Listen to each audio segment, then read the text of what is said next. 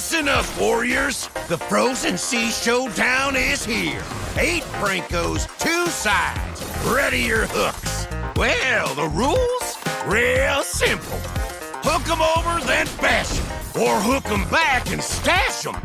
Remember, kills will make you stronger.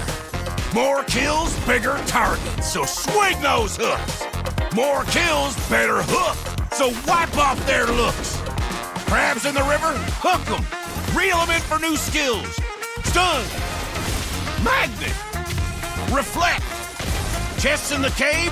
Hook 'em. Reel 'em in for new skills. Team heal.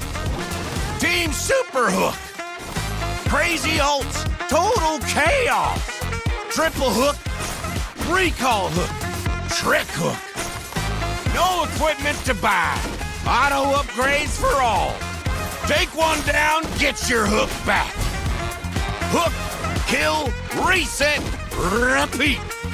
Hook till you can't hook no more. Remember these words. Hook, kill, reset, repeat. Hook till you can't hook no more. Hooks ready? Let's go!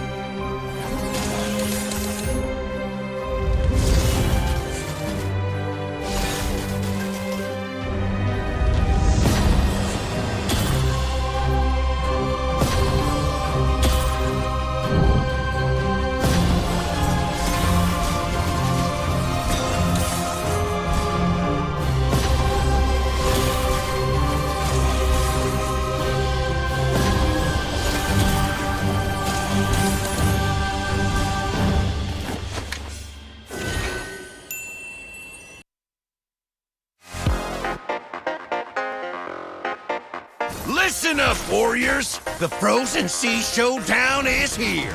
8 Brancos, 2 sides. Ready your hooks. Well, the rules? Real simple.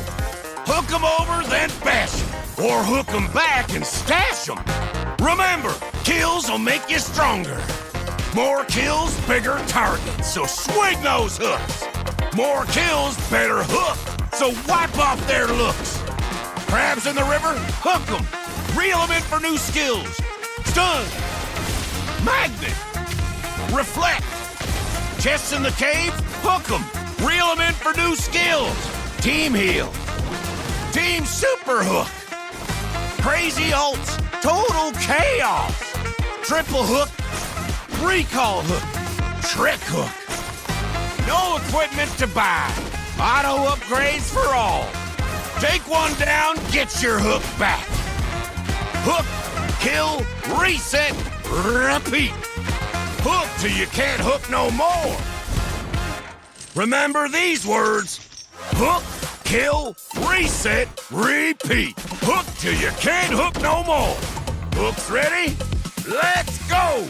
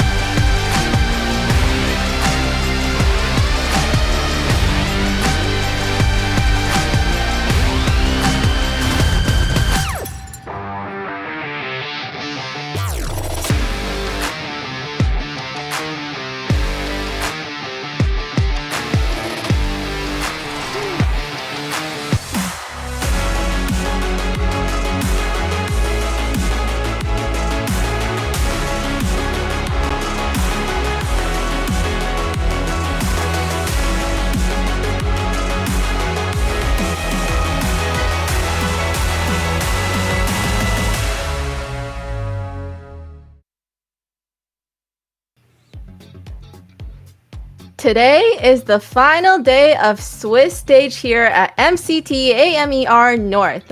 This is where everything gets decided. The final seeding for playoffs is on the line, and there is no room to climb or to recover. So for seeds 3 through 6, it all comes down to today. We've got Stamina taking on Vendetta, and then Influence Rage Origins facing Leon. Two series that will determine how these teams head into the playoffs. Welcome everyone to MCT AMER North.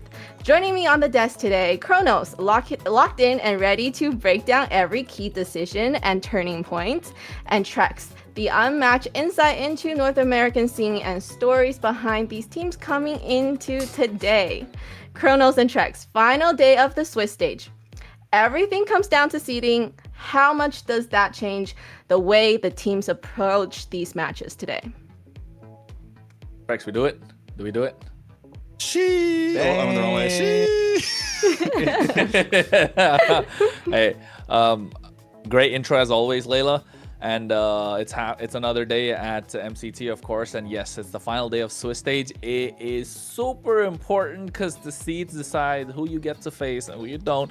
And some of them, and at the same time, you want to finish on the top, right? You want to finish. Yes, there's different seeding. There's the different playoff kind of standing, but regular season standing matters a lot as well. So yes, in that perspective, in that note, I would say it is super important. Very important indeed. And what's also very important is for today, understanding the Swiss format, right? Because it matters more than ever today. And because every result now directly shapes the final playoff seeding. So let's take a quick look at the Swiss stage work, how it works. Welcome to AMER 2026, the official league for Mobile Legends Bang Bang in the Americas. In this video, we'll walk you through the format of the competition. The league is divided into two regions, North America and South America. Each region features 8 teams, for a total of 16 teams competing in the ecosystem. The regions compete separately during the season before meeting in the Americas finals. Each region begins with the Swiss stage. All 8 teams compete across multiple rounds.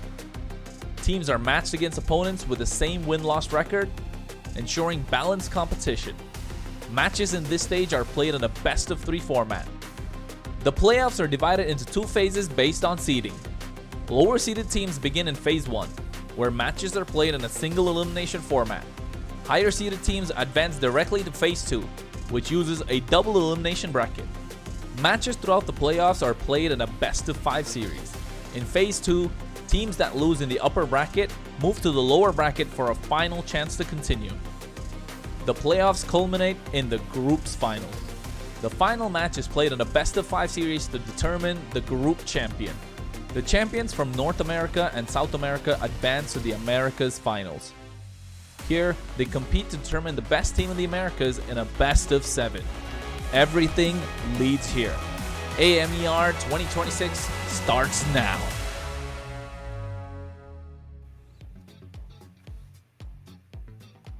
And that's the path these teams have taken to get here. And now it all comes down to today. Trex, with the format now, we're not gonna talk about the format, we're gonna go straight actually to the global ban. Beyond the format, we have the global ban system, and that's another key factor that could make all the difference in today's matches. So let's take a closer look at the global ban system. We'll have the global ban in MCT Americas to bring more dynamism and special strategies. Under global ban rules, each hero can only be selected once by each team. After every match, the 5 heroes used are banned for the remainder of the series. The pick ban applies only to the team that used the hero. The opponent may pick it next game. In best-of-7 matches, the global ban resets for both teams if it reaches the final game. Expect new strategies, fresh picks, and much more.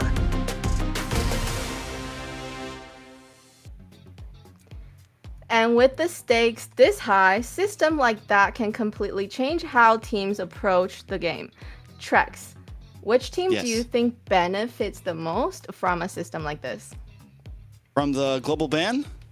Yeah. I think a lot of people could benefit from it, but or a lot of teams benefit from it, but I think the viewers could benefit if they follow our social media. So before I answer that question, I'm gonna let everybody know, MLBB Esports, be a part of our community. There's also MLBB Esports for the Espanol family, for the Brazilians. There's something for everyone, but if you're on this channel, you're listening to the English broadcast, it's MLBB Esports. That's Kick, Twitch, X, Facebook, YouTube, TikTok, Instagram. While you're at it, feel free to follow the 3 of us as well. We put in a lot of work here, and Cronus is trying to get that international slot, so he needs more followers, so make sure you pump the guy up. The love. Yes, sir. This definitely trying to get there. Back to the question, though, right? Back to the question.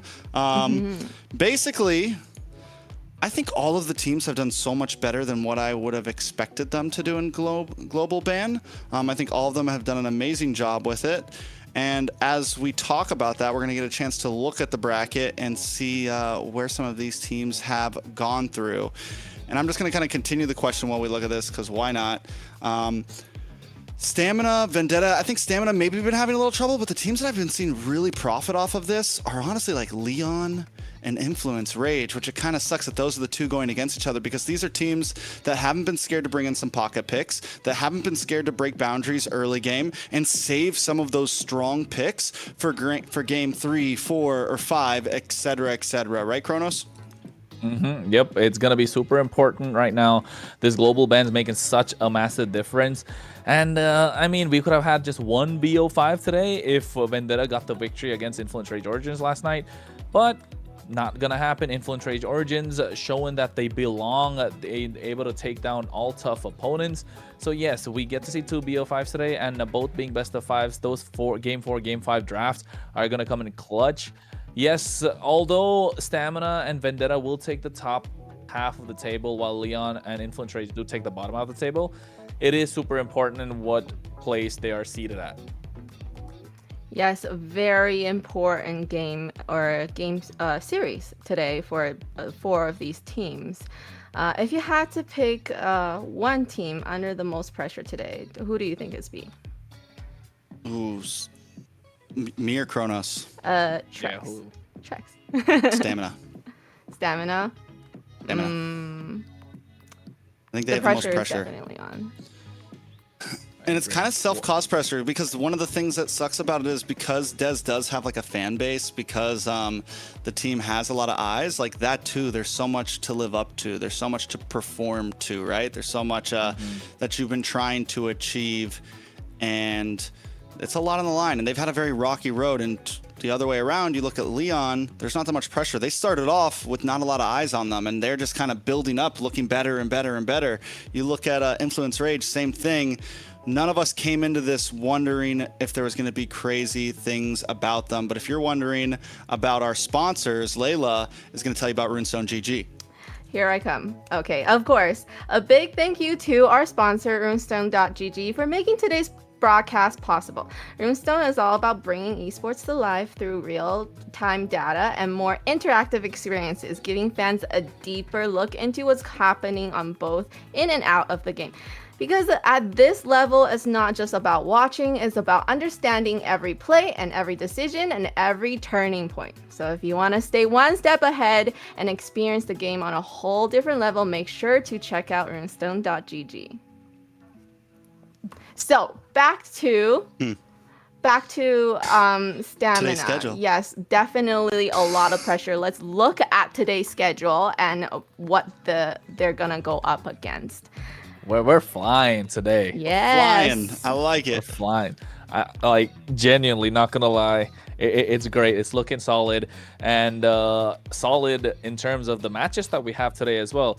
Stamina Esports vs Vendetta, the first BO5 that we'll be covering, and then later on we'll be looking at Leon versus Influence Rage Origins. And if you ask me, these are probably the 2 BO5s that would be really tough fought for each team, right? They got to fight tooth and nail to get even a single game out of them. And in terms of who has the pressure on them, Layla, you asked that question to Trex. I will double down on it with what he said. Stamina Esports, I think they have a chip on their shoulder. They have a lot to prove. And yes, Dez having a lot of fans, expectations are high, and when expectations are not met, the pressure is high. So you need to find a way to try and alleviate that pressure if you're Stamina Esports, and it's gotta come through with this best of 5. And the worst part being for them was with their performance last night, it being a 3-0 sweep did not help their case whatsoever. But on the other hand, Vendetta did lose out yesterday, so we want to see if they made those changes again. Did the Bambros come back? That's going to be an important part to take a look at. But for the next BO5 as well, with Leon and Influence Rage Origins, they want to show that they belong. They don't want to be moving on to the next stage of the tournament. They want to have some sort of bragging rights, right? That's going to be important for both these teams. So yes. Another important thing I want to interject here for Stamina is if they lose this and they go to the 6-5 slot where they have to play against the 7th-8 slot with no life, if you lose, you're out. They're going to both play. They haven't played Leviathan and they haven't played U2, so they're going into those games blind against teams that have a little bit more of a break, that have gotten to watch them play a bit more. And whether you want to count U2 or Leviathan out, they are still two. Like, we saw good things from U2, very good things. Yes, they had some bad days, but we've seen some good moments from Leviathan, even though we've seen some horrible moments as well. Stamina Esports goes into it's a tough lose. All the other teams in this group, I'm pretty sure Leon have faced U2, Influence Rage have faced a bunch of Stamina's the only team going in here blind if they get thrown into that 6 and 7, into that 7-8 group. And if Stamina Esports end up going against U2 with the playstyle that they've been bringing in, where Bless has kind of been the main initiator, kind of peeling for the team, if they're not able to get that going, U2 Esports could pull through with Zultra.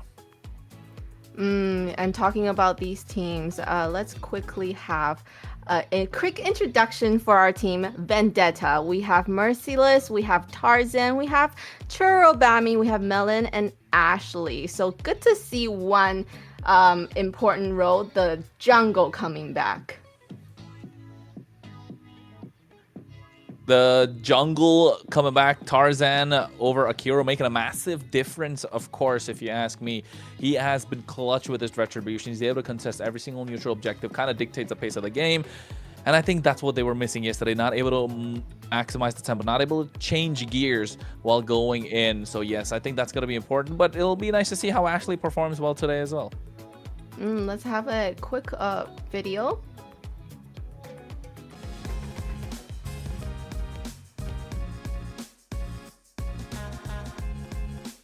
Churro, and we're doing rapid fire questions.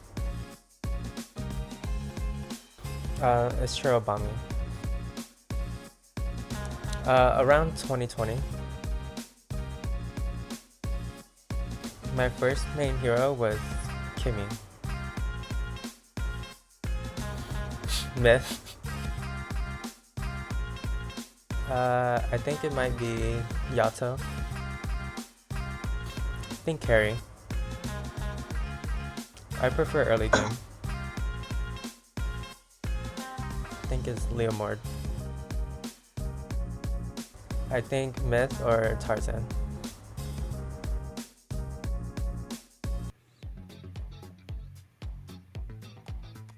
And coming up for the Stamina Esports team, we have Instinct, Dez, Yomel, Diamond, and Little Rosa. That's a little bit different as well. Yeah, we have a small swap here coming in with Little Rosa. I'm guessing Rosa's going to pick up the EXP lane or roam position, and Diamond's going to stay gold. I guess we'll see exactly how this goes down. Definitely going to be interesting. Either way, this is a team that has had a long, hard fight. They're going the distance. They're going to have to play a total of 5 games in the Swiss rounds along with these other teams. And they've had good moments. They've had bad moments. The fact that they got here not from the lower sides means that they came in through the 2-1, correct? So, I mean, they had opportunity to make it out a little bit earlier, unlike some of the other teams in this group. But a lot's still on the line, and I think we can still see a lot more from this team. We'll see if they're able to pull it off, though. Yes, they have to pull it off, right? We're going into the playoffs, and Stamina with Dez, I feel like if they went in with another lose, they might not have the confidence to kind of recuperate from that. Kronos, what do you think? That's gonna be that's an important factor in terms of how they're gonna be able to recuperate from what happened. They kind of need momentum. We spoke about this yesterday as well. The one other thing I wanted to see is where, like you mentioned, Trix, where's Rosa gonna go? I mean, not Rosa, Lil Rosa. You know, Lil Rosa. I don't know what Lil, right? Put a little respect on the name, probably, just with the Lil being there. But still, you know, I'm not sure how this change right now will make a difference, because you're taking off Bless, who was such an important factor. He was just starting to show. He was just starting to get integrated into the team. So now you get Lil Rosa into the mix. I don't know. I think Stamina Esports have counted their blessings. it's not working out. Yeah. I don't know. It's a tough spot to have a swap this far in the game. I'm even worried about the Ashley swap. Like the Bam Bam duo. Yeah, I'm not saying Ashley's bad, but the cohesion between Churobami and Mythbommy was on point. They played very well together. You could tell they always played very well together. So it's still just a big play style change. Luckily, both teams are making a swap, so maybe it'll balance out. But we talked about pressure earlier, Layla, and I think maybe the teams are taking this a little too lightly. Like, oh, we're not knocked out if we lose this. Like, we'll just make a quick roster change now. We're not knocked out. But that extra life going into playoffs, having the chance to be knocked out in your first match is huge. We've seen some of the best championships won in the world through lower brackets. And if you're unable to get to the lower bracket through a loss, you're out. Sometimes teams in playoffs take a loss early on. You need the opportunity to recuperate from that. And that's where the pressure really comes in. That's why even though all 8 teams are going to playoffs, it's not the same as getting in that top 4. Right, great point, because going into it, there's a single elimination round for, is it seed? The bottom 4, 6, 7, 5, 6, 7, and 8. Tough spots. So out of all 4 teams today, somebody is not gonna be in that awkward spot. And hopefully, 2. What do you? Yeah. 2?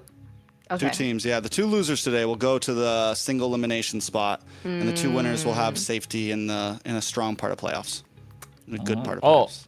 Although I think if Stamina Esports win and Leon win, if Stamina Esports lose, and no, yeah, you're right.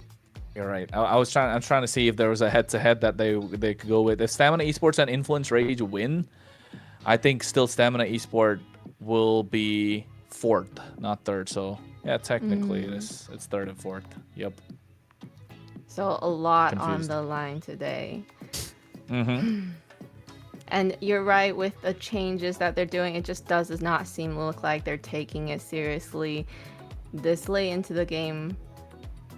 But and then also when you mentioned the synergy, for me as a roam, I do rotate with Mage so much, so I can see why Churobami loves his Myth Bami, right?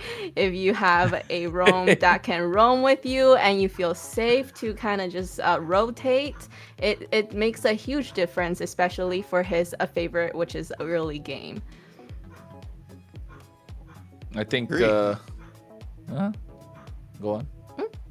I was just agreeing. I agree completely. I think at this point, maybe Lil Rose is a secret weapon. Maybe they've been biding time. Maybe this is something that's been missing. I do also like to think that, these teams have the bench players for a reason. They have an extended roster for a reason. We've seen some great teams, not just in NA, but across the world, have a bench player come in and completely stomp, have something help out that just works for that day. And it's very possible, but let's see. I think we're going to be jumping into the pick and ban in just a moment here. Yeah, to look at like the changes, that's made in Stamina Esports. Yeah, I was gonna say this makes a little more sense to me because Lil Rosa is a gold laner, while Ricky is the one that was playing the roam position. So I think we probably had might have made this last minute switch where bringing in Ricky instead of Lil Rosa because they want to add a little more roam potential to their team, a little bit more of that roam instinct that you would say, because Bless naturally is not a roam player from what I know, but at the same time, like, it was a last minute addition. It didn't work out. They tried. Now Ricky comes back in. Ricky's been playing for scrims with them ever since Stamina Esports got their roster together until 1 week before it started. So yes, I think going back there, maybe that could be the opening that they need. Maybe a more different hero pool, a different play style. I'm intrigued. I'm intrigued to see what they'll bring in store. So just to be clear, Little Rose is not playing. It's Ricky who's subbing in, and they are jumping into the roam position. A player that's been a part of the roster for a long time, used to scrim with them, correct? All right. Until 1 week, until a week or 10 days before MCT started. Okay, so this isn't crazy. This is a pretty. This could be a very simple swap. Yeah, this is. Might be This is the. Yeah, this hopefully is a good thing for Stamina Esports if you're a fan, but for Vendetta, Tarzan coming back into the mix looks super solid. And I want to see how Ashley and Tarzan can link up together, because Ashley's been super patient with her sets, right? Not giving up river control. So that's an important point to take note of as well. So Mature Bami didn't look so good when compared to when playing with Mitbami, but yes, I think with Ashley, with yesterday's games, they found even ground, and now today's game they should come swinging. They should come and swing it. For these teams, after like the tournament or after the game, do they go off and just kind of like meet up and say, hey, what happened there, and then they practice a little bit more to see what works? So I do want to see if that shows for today, right? I think there's definitely, most of these teams have a strict training regimen, whether it's watching the games they just played, whether it's watching other teams play, whether it's studying other matches, and then also playing and reviewing scrims. These teams are definitely doing that. I'm sure how long they stay after the game, like tonight's game, how long these teams are going to stay and talk, probably depends on whether they win or lose. I'm sure the teams that lose probably stick around a bit longer to figure out, wait, what went wrong? What can we fix? The teams that win, maybe it's like, okay, we did good. Let's do it again tomorrow. Or it's Friday night. They probably go for a party downtown. You never know. Exactly. First Friday, guys. Let's get some 3-0s in here. Harley left open is crazy. Give it in the hands of Dez. A lot of kill pressure comes in from Dez when he has these assassin picks. He likes to play the assassins. Now, how do they reply to this? Kalea is a solid choice. I'm not sure if they want to go for the pickoff. We saw Ashley prioritizing bigger set kind of potential roamers. She's told us that she prefers those as well. So maybe if you're a VTA, I don't know, Kaja. I would ideally say Kaja plus carry, or Yesterday Kalea we plus saw carry that straight founder.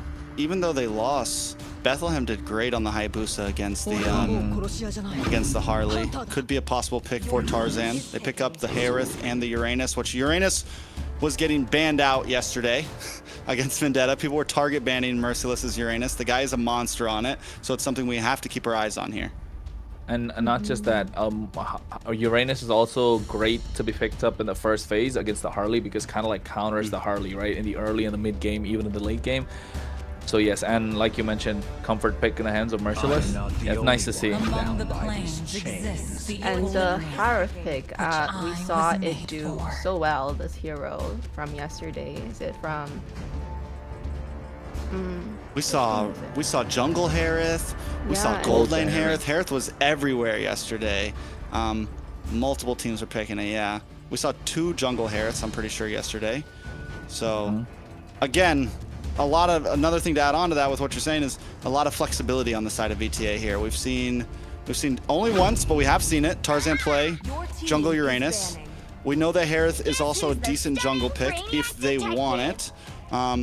Seeing that they don't have any physical damage just yet, it's me.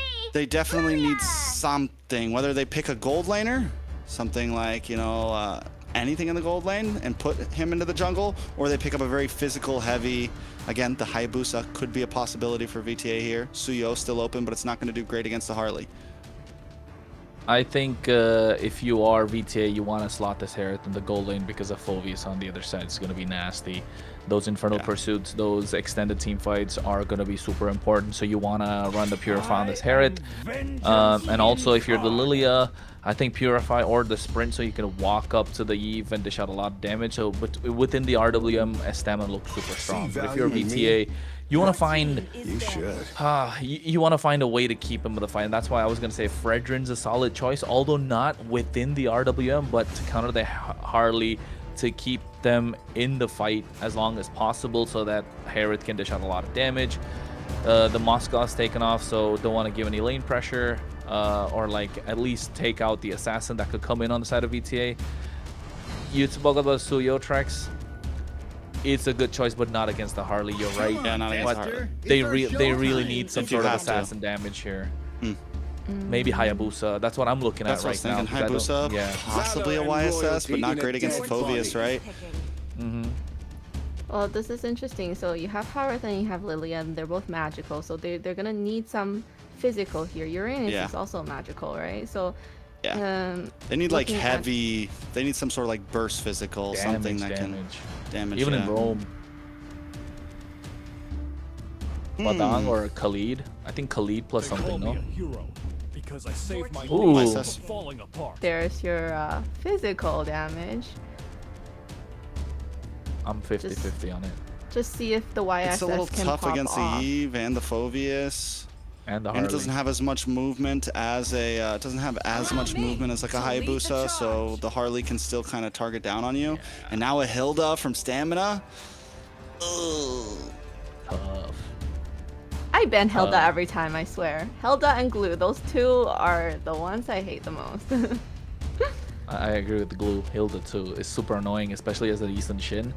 Yeah, like if I see a Hilda on the other side, I never pick up Eastern Shin. It's so hard.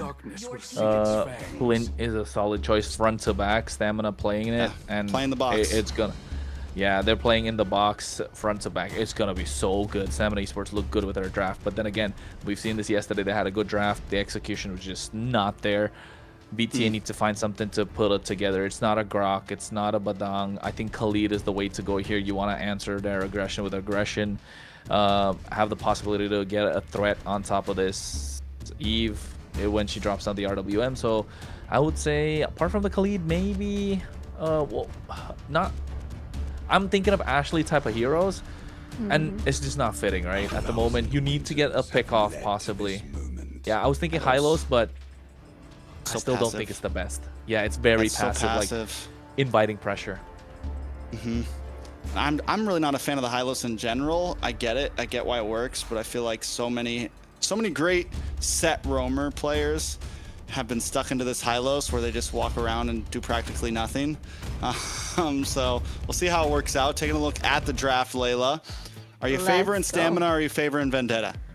Oh, yeah, Vendetta, I don't like how the Hylos, that's like probably the only CC you got there.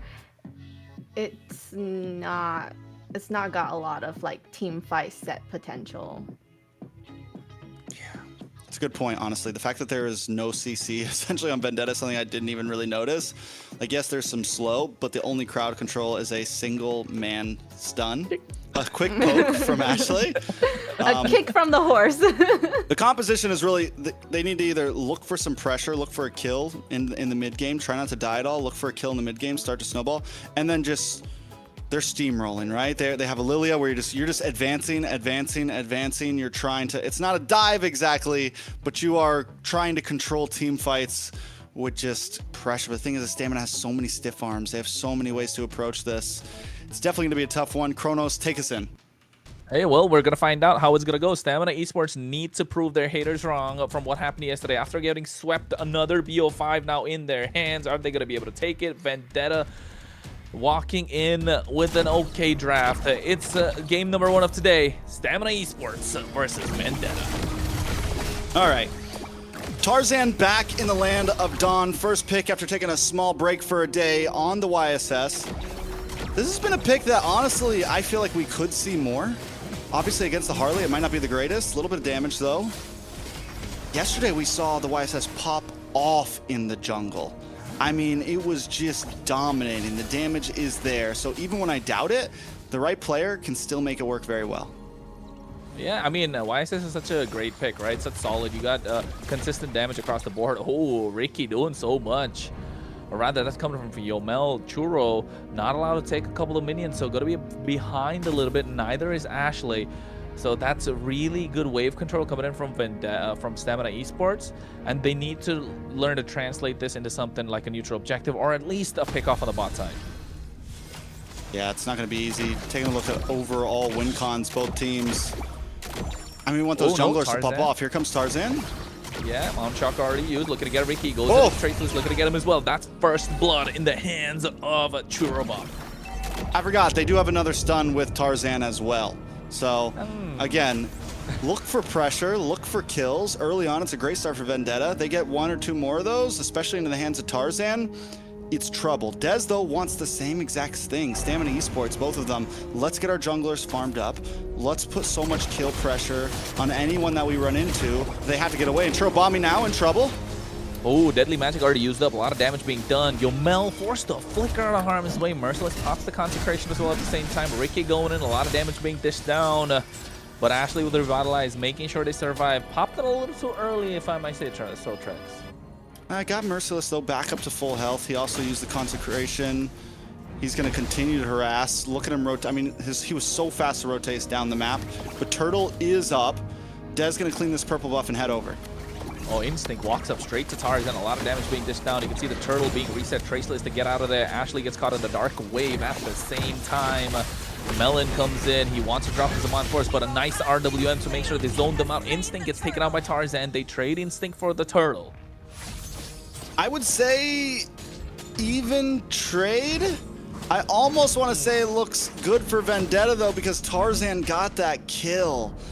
And I'm telling you, one thing you don't want is a YSS to just be farming like this early. He is even leveled with Dez. I can't wait to see the gold. It's a dangerous spot, right? It's definitely a dangerous spot. Merciless just walking through towers, doesn't care. He's going to become... I mean, he's only level 6, and he's already looking like trouble. Yeah, Merciless forced it to flicker as well, and you can already tell why against Harleys he gets picked up a lot, right? Overseas, especially in PH, we get to see a lot of Uranus getting picked up in the first phase against the Harley while it's left open. That's essentially one of the answers, one of the possible only answers you got if you don't want to go showing your roam picks too early with a pick off like a Khalil or a Kaja. This works. Kind of not exactly a hard counter, but a soft counter. And it's working well. You're already putting Stamina Esports behind. And this is what we didn't want to see if you're a Stamina Esports fan, or if you're looking to see how Stamina Esports can hang. Because Vendetta are taking the fight to them, and Stamina Esports have nothing to say about it yet. Yeah, Stamina Esports. And this is, they're not even giving pressure in a sense of we can crowd control. It's just, like I said, overall presence. Ashley holding down the opposite side of the river. Chirobami never too far. And if those two get onto you, the Glooms start to attack. Let's take a look at the items, though, real fast. And I really want to focus on the junglers. Tarzan, with about almost a 500 gold lead, has gotten in the Hunter Strike. That's going to make him faster. That's going to make him deadlier. That's going to start to be a problem. Just locks in boots as well. Dez should be looking at his first item probably around the next 30 seconds or so. Has already cleared all of his camps, and there's no minions. So maybe actually a little longer, because he's got no way to get gold right now. He might not have first item before this turtle. Oh, well, that's not going to be good for them. They need to find a way to get it. RWM already dropped down. Ashley taken down. Not even allowed to pop the Glorious Pathway. She just pressed the Revitalize. Not looking good if you're Vendetta. Giving away a free kill like that. And not able to get a lot of control in the turtle pit. Look at Ricky trying to come in from behind. What a Dark Wave, catching 3 members at the same time. Ricky going on top of Chirobami as well, trying to force out the Black Shoes. A lot of damage being done. Turtle being reset. Black Shoes being popped as well right now. Tarzan is zoned out of the turtle pit, and Dez got control. Merciless goes in, tries to get it. He's able to get the steal.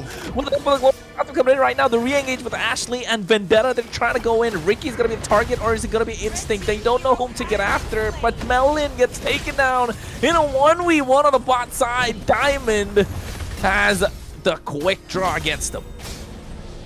Yeah, Melon goes down. A lot happened there. We got to unpack it all real fast. They get the kill onto Ashley. I was worried Dez wasn't going to be able to get his Genius Wand. Merciless, though. The guy is merciless. Ricky. He's on right. Ooh, he almost survived. Went into the bush, got the shield, but came back out, and then he wanted to go back in, just wasn't allowed. Gave him the Ricky treatment. Ricky's so as we were saying, Tarzan gets forced away. Ashley goes down. With that, Dez gets enough gold to get his Genius Wand. Now he can re-engage even more. Tarzan looks for a re-engage. Unable to pull off, but Merciless, you know how he does. He doesn't care about being in between 5 people. He's able to steal the turtle, which, in all that chaos, Vendetta still comes out on top, even losing Melon. Merciless just took a tower on bot side. They're still dominating on the map and in gold. Are we saying Dez is not him? No more demon time? What did we call it a little premature on Dez? We'll see. We'll see. It's game 1, you know? It's 6 minutes in. Stamina Esports does have a composition that can pull through. Diamond is playing great. Maybe Diamond is the one we should be looking at here. Maybe Diamond is the one that can really pop off. He just 1v1 Melon, Rookie of the Year. Oh, the kid. He 1v1 Melon. Melon's been taking on people like Zia. He's been going toe-to-toe with some of the best. So Diamond is holding his own right now, and maybe that's the real win con that they need. Remember, we talked about their composition being, they're a box. And Dez isn't really going to play the box, like Dez is meant for objectives. Dez is maybe meant for pickoffs. Diamond's the one who's really going to thrive around this Phoveus and everyone else on this team, and Merciless is just merciless. Oh, he's bullying Dez. He's bullying Dez. Dez not able to do anything at this point. And speaking of farm and Easton that you mentioned earlier, Tarzan as well, getting that turtle. Oh, they've given away 2. And now Stamina are struggling. Look at Merciless. He's just chasing down Harley. Oh, no. I think it's really back to top of a lot of damage as well. Consecration popped. He's still able to survive half HP. Infernal Pursuit, Dark Wave, everything. But look at the HP. He's regenerating 161 HP back every second. They're not able to put out more damage to counteract that. Yeah, because you know who else doesn't have any hard crowd control? Stamina Esports. If anything, they might have less. Both teams really took a light path in this. You go for the Hilda, which doesn't really give, it gives you a little slow. It doesn't really give you any hard crowd control. You get the Dark Wave from Instinct, but still nothing major. Overall, it's just quick little stuns, and Merciless is unfazed by that. Again, he's level 10. He shouldn't be able to do what he's doing right now this early on. Well, take a look at his items. He gets the Radiant and he gets the Oracle, and that's exactly why he is untouchable right now. Dez is the big one who's supposed to be able to put kill pressure. Magic damage is not phasing him, and that's a good thing about the Uranus when you're going up against a magic jungler like a Harley. One of your core items is the Oracle, which Ashley, what was she doing there? That's a lot of damage. Oh, no answer. This is the second time she kind of overextended and got caught at the edge of the RWM. Yomel's been good with his RWMs, but then again, Vendetta don't mind giving away Ashley. Tarzan's just bullying Dez right now, boss side. And it's true. Ashley's no longer the roam, Kronos. Ashley's not the roam, Merciless is. True. I mean, but Ashley's just a body bag at this point, right? Yeah. Just there to absorb a lot of damage, just a wall. Create space. The glorious pathway is the one skill that it really counts, and then maybe that Law and Order if she's able to poke Dez when he comes in with a hat trick. That's gonna be the clutch play we'll be looking at if you are Vendetta. And just opening up the map so good. Merciless is just, like you said, completely merciless, and Ricky can't do anything about it. Churubami, Black Shoes baited out, Glorious Pathway, slowing them down, creating separation. Instinct gets caught now, goes in with Infernal Pursuit, Lord at 16,000 HP, trying to be reset, but an Instinct taking a lot of damage, goes in, Traceless coming out from Tarzan, but walks into Ricky, so Instinct's able to survive, but Melon takes him down. Look at Merciless in the process, takes so much damage, flickers out of harm's way after a deadly magic nonetheless. Oh, Vendetta, they've got the number of stamina. Diamond wanted that so bad, and he even he dashes forward, flickers forward, and then his passive goes towards the jungle camp. His passive goes towards the jungle camp. I don't know if he wasn't in complete range what happened there, but that was sad. Very sad. No, Merciless flickered out with the skill too, so he wasn't able to reach him. That's why. Otherwise, the passive would have hit. Diamond, he was desperate for it, wasn't he? He's like, he needed to take that out. The moment Merciless falls, Stamina Esports are gonna go gung-ho onto Vendetta. Because the whole back line just has so much freedom at that point. And like I said, there was nothing to keep Merciless at bay. He just walks right past Ricky. He just walks right past Instinct. He doesn't got any dashes. He doesn't have to really worry about Instinct at all. He just, and then if they do happen to actually get some big damage onto him, Consecration pops and I'm all good. Lord getting brought down. Nothing Stamina Esports can do. Oh, Instinct. When was the last time you saw Phoveus just getting taken out so easily? Look at the Black Shoes coming out right on time from Churro. Dez just completely neutralized this game by Merciless, who's just chasing him down. Yomel's gonna be the next target. RWM is dropped. Ashley goes down first, but Merciless there in the back line of flank. Tarzan could come in at any point. It's over the Traces. Finally, they pop Merciless, but they trade 2, 3. The Lord for that pick too. 3 and a Lord for Merciless and Ashley. It's a very good trade for Vendetta. That's a jackpot right there. And towers are dropping before the Lord even makes it halfway down the map. Stamina Esports, you said it perfectly. Dez has been neutralized. The guy's been neutered right now. There's nothing anyone can do. He can't get any kills. He can't. You've got a Lilia with black shoes. You've got Melon who can just dash around. You've got Tarzan, even the jungle. You dash, move to left to right, Merciless, Consecration. No, the only killable hero right now for Dez is Ashley, and that's gonna end soon because she's gonna be too tanky. It is. The Lord's already charged on the bot side. Tier 2 is taken out. Stamina Esports needs to find a win.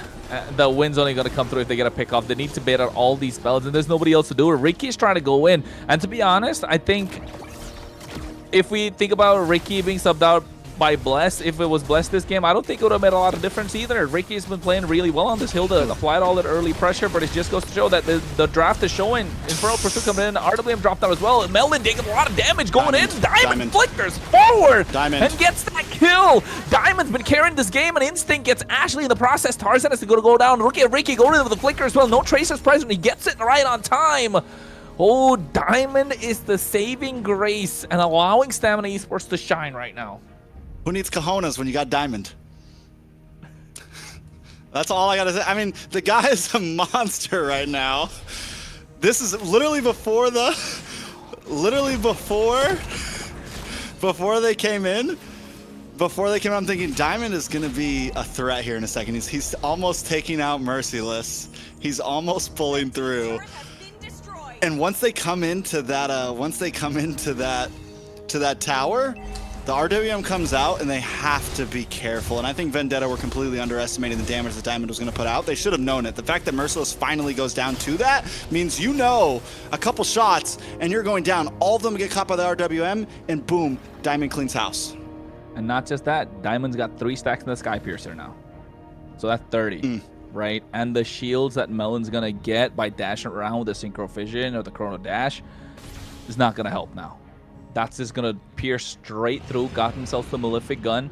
So yes, it's going to be a big problem for them to deal with it, right?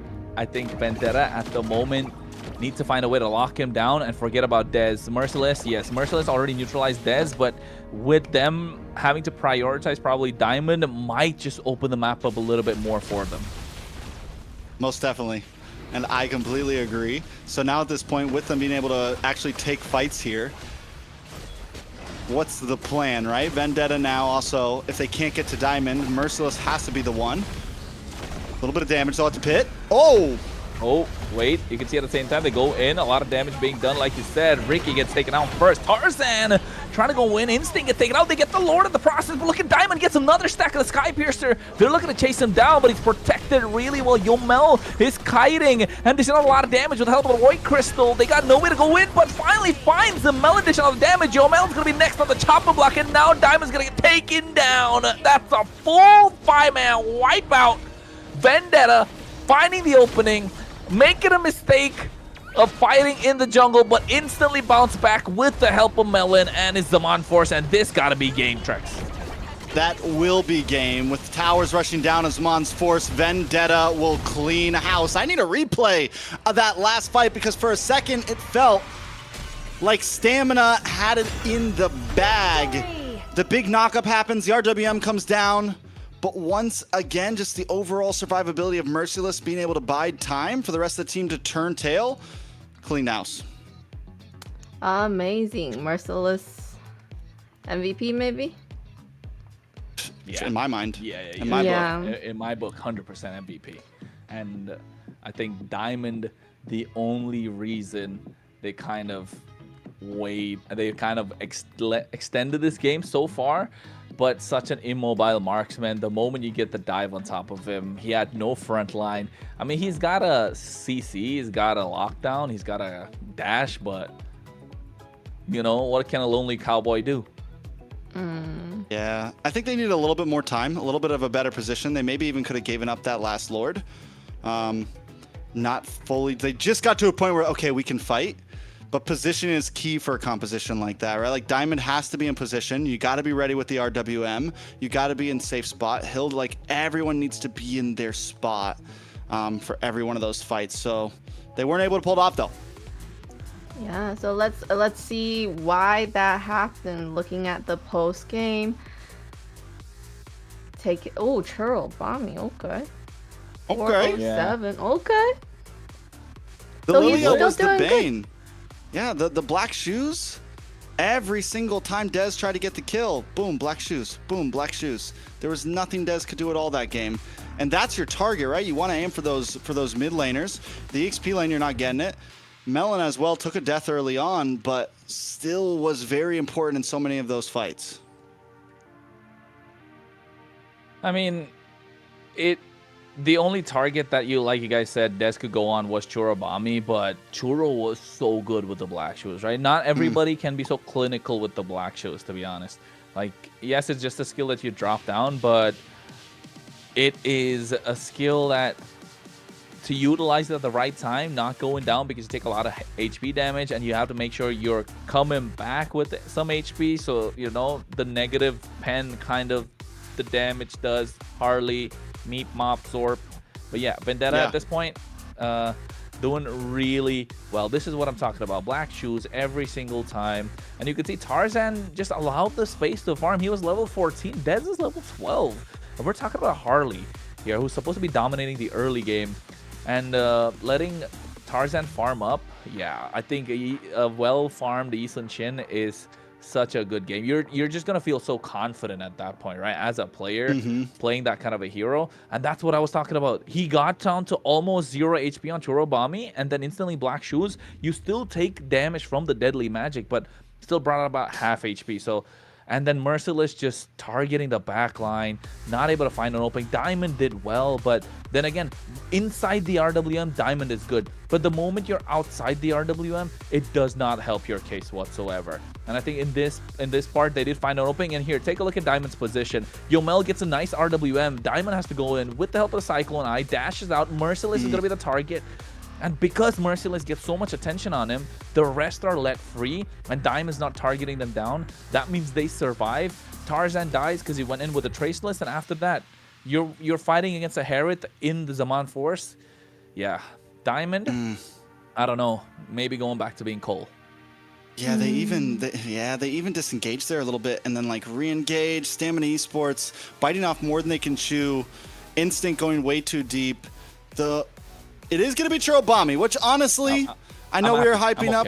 I'm not against that, because the thing about the Lilia too, it's a type of mage where you don't exactly, it's hard to track what exactly Lilia is doing. Like, you really have to watch for every gloom. It's not a flashy hero that you're like, oh my god, look at how they're doing this. It just, the damage just kind of happens, and it happens under the fight, you know, when everything else is going on. You can't tell, but this guy is outputting 47,000 damage, 625 gold per minute, and not taking a single death, and that's the most important thing to happen when you're going up against a Harley.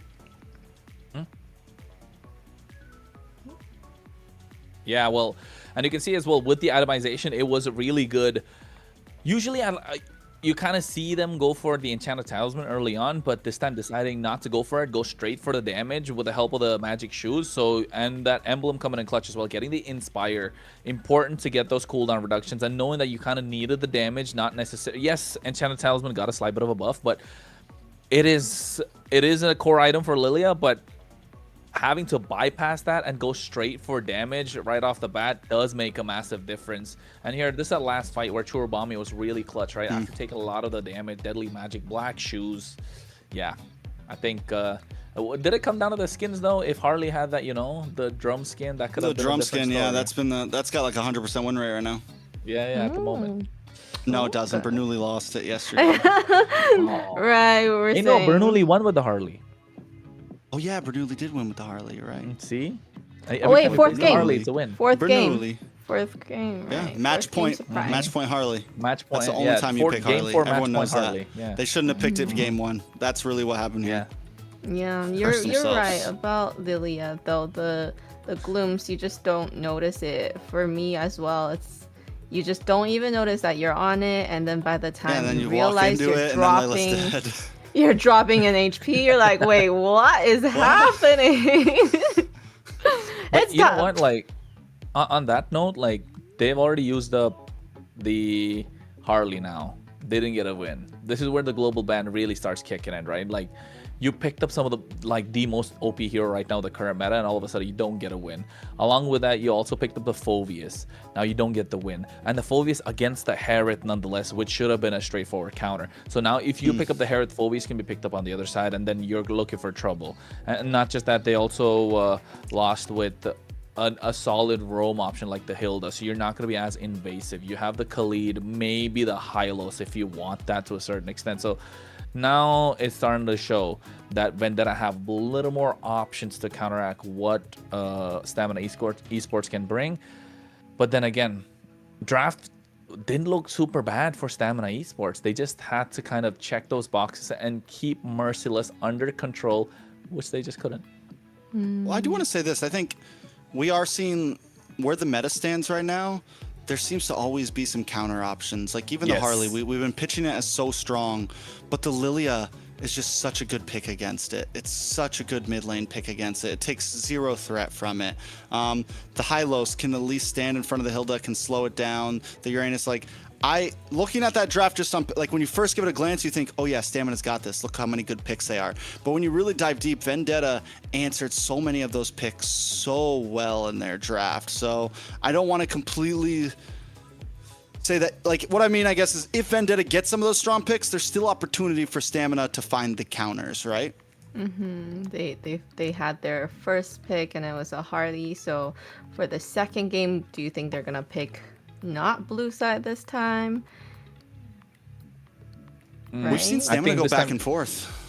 I think Stamina's red and Vendetta's blue. They switched up the thingy on the bottom on the screen. We'll so see. yeah, I think because it's been consistent, at least I could say. Vendetta is on the blue side, Stamina Esports on the red. 45 seconds to the draft, and with them not picking up the Harley, yeah, it's not looking good. So I would say, and not just picking up the Harley, but Ashley's not picked up like a crazy hero as well, right? Ashley went with the Hylos. So She got her Grok banned. yeah, she got the respect Grok, eh? The respect Grok band, yeah. Respect them. Ooh. Some spec on that name. I know. So- But then again, with the change though, Trex, with the change coming in from Ricky, I found Ricky. it more. I found that they were more proactive and they weren't giving away river control so easily with Ricky. Although with Bless, it was like, I'm looking for a trade. I get traded back for something. Are you liking Bless you? Are you liking Ricky, or are you liking Bless? Or you want to see a little more from Ricky? We'll see. I mean, we've only seen sad reality, guys. I'm gonna hit you guys with a sad reality. Actually, no. Stamina has won some games. Never mind. No sad reality. No sad reality at all. I was gonna say that we haven't seen Bless. I'm wondering like how much we've really seen him pop off. They've had some good games. They've had some bad games. Stamina Esports right now is in a place for me where it's like, I don't care who you put in there. Just, pull it together. Just make it work, right? We haven't really... When a team is like so kind of on and off, it's hard to really even decide like what is this team's overall goal and strategy? Like how do they really play? Things like that. They do end up taking red side here, which we saw yesterday when they faced against Night Horde. They started with blue, they took a loss, stayed with blue, and then at match point they finally switched to red side. They still took a loss, but this time they seem a little more willing to bounce around on the draft. Game 2 so this gives them a chance to kind of answer to Vendetta's to picks, which could put them in a better position this time. But talking about, we gotta try to sync that every time now. But talking about the just picks alone, how are they doing in terms of the team fights? Because from what I saw, their front lines are jumping their back lines, but then the enemies doing the same. So what kind of backline are you gonna pick? I feel is a very, very important here, or something that can kind I think knowing the way the Merciless likes to play, Stamina definitely needs some crowd control. Something to stop Merciless from getting to the back line. Something to stop Merciless. Like, He was on the Uranus last time. Still, I promise you, whatever he gets, he's going to be proactive. Probably one of the most proactive EXP laners in NA right now. If you wanted to give my honest opinion, like in terms of like playing long lane, playing map, playing all over the place, Merciless has showed up consistently. He's almost less of a I want to be in the group of all 5 of us, and more of a I'm either going to be in another lane or I'm going to be focusing down onto one of your players. We don't see him very often in the midst of a huge fight, just sitting there like, you know, trying to absorb damage and things like that. He wants to do something with his role, something with his job. So Stamina needs to find a way to answer that right now. He's leaving all the damage absorption up to Ashley, you know? You got a tanky girl right here. Ashley's the bait. The tank bait that they fall for, and all of a sudden, yeah, the bait and swap, the bait and switch. But yes, I think in this case, you guys are right. Merciless has been a standout EXP laner throughout MCT, AMER, North, and the only one that comes to my mind if you're talking about EXP is probably Nats. But apart from Nats, yes, Merciless is probably the next one. But even Nats, in my mind, he's like more of an aggressive, like, you know, he's like, yes, he's like, I'm gonna jump in the fight and get some kills, like, you know, he's like, he's a fighter, you know, exactly. The Yuzong, like, it's different styles. Yep, that is true. And I think now with Marcel, Freya, Jushin gone, Harley's left open, but they don't have to prioritize the Harley. Maybe the carry is a solid choice. Never mind Guinevere being picked up in the hands of VTA as a first pick. It's still flexible, you know, jungle, roam. So yeah. Very flexible. I could see Ashley definitely rocking the Gwenny. I wouldn't put it out of the map at all. And this is another thing that VTA has done great for in their drafts. They always, in this first phase, they almost always pick up a flex pick. Like first 3, they have at least 1 flex pick in there to be able to give them some movement into the second phase. Very good strategy. Is that for a Fredrin though? Because Fredrin's not banned. But the chance of Des picking up Fredrin is pretty low, right? No, but it's a nice preemptive. I think it's just a solid. It's nothing crazy. It's simple. It works. And honestly, a good Gwenny can hit knockups on anybody. But if Ashley now wants to go for the Grok, it's a nice pair. Anything that's going to give big knockup will work well with this Guinevere. So we'll see what happens. Kalea, man, lock it down. Kalea carry. It's okay. The Gatot Kacha is there. Get a Purify for yourself. I like to see the Guinevere plus Kalea combo. You know, it just works so well. Kalea just picks somebody up, and then all of a sudden Guinevere's just using the Violet Requiem, and the guy just gets picked up. Like, God bless, you're just stuck in the air for like 5 seconds. One after another. Can't really do much about it. And by then, there's a lot of burst damage that could come in, a lot of DPS that could come to melt them down. But at the same time, there is still... Yeah, I was gonna say... Oh, this... Forgot about that. You know what? I So like the Boxia. Gwenny? I like the Boxia. I like the Guinevere. I like the Claude. But that's too many eggs in one game for a global ban. Because you know Boxia was not going to get picked up on the other side. So is this really the route you're wanting to go down? Yeah, it is. They're trying to 3-0. Yeah, I think they are. They're trying to blitz Like, this. listen, we're trying to blitz. We're putting everything in. We're going all in. They still have a carry possibility. They still have, like, you know, for next game, they still have options, I feel like. So we'll see exactly how it goes. Last pick for Stamina. They are going to bring in the Yuzong. We actually haven't been seeing as much as the Yuzong, I feel like, in the second half of Swiss as we saw in the first. I feel like we saw a lot of him in the beginning, and he's slowly become a little less popular. Will be good against the Claude here. One big Petrify, and could be the game changer. He can also just fly past the Gwenny. Doesn't have to worry as much about the Basha. So I think it's a solid EXP lane pick. Layla? You're right, Trex. What? No, Layla's thinking. Layla's I'm deep and thinking. I'm processing. But Processing? I like She's I downloading. like you saying that they're, you know, bringing out all these heroes already. Looking for a 3-0. What do you think? Game 2? They're. Oh, you're still processing that part. Yeah, I agree. Yeah. Like, it's definitely. It's definitely. Yeah, I didn't mean anything bad by it, Tricks. Come on. But like, it's definitely.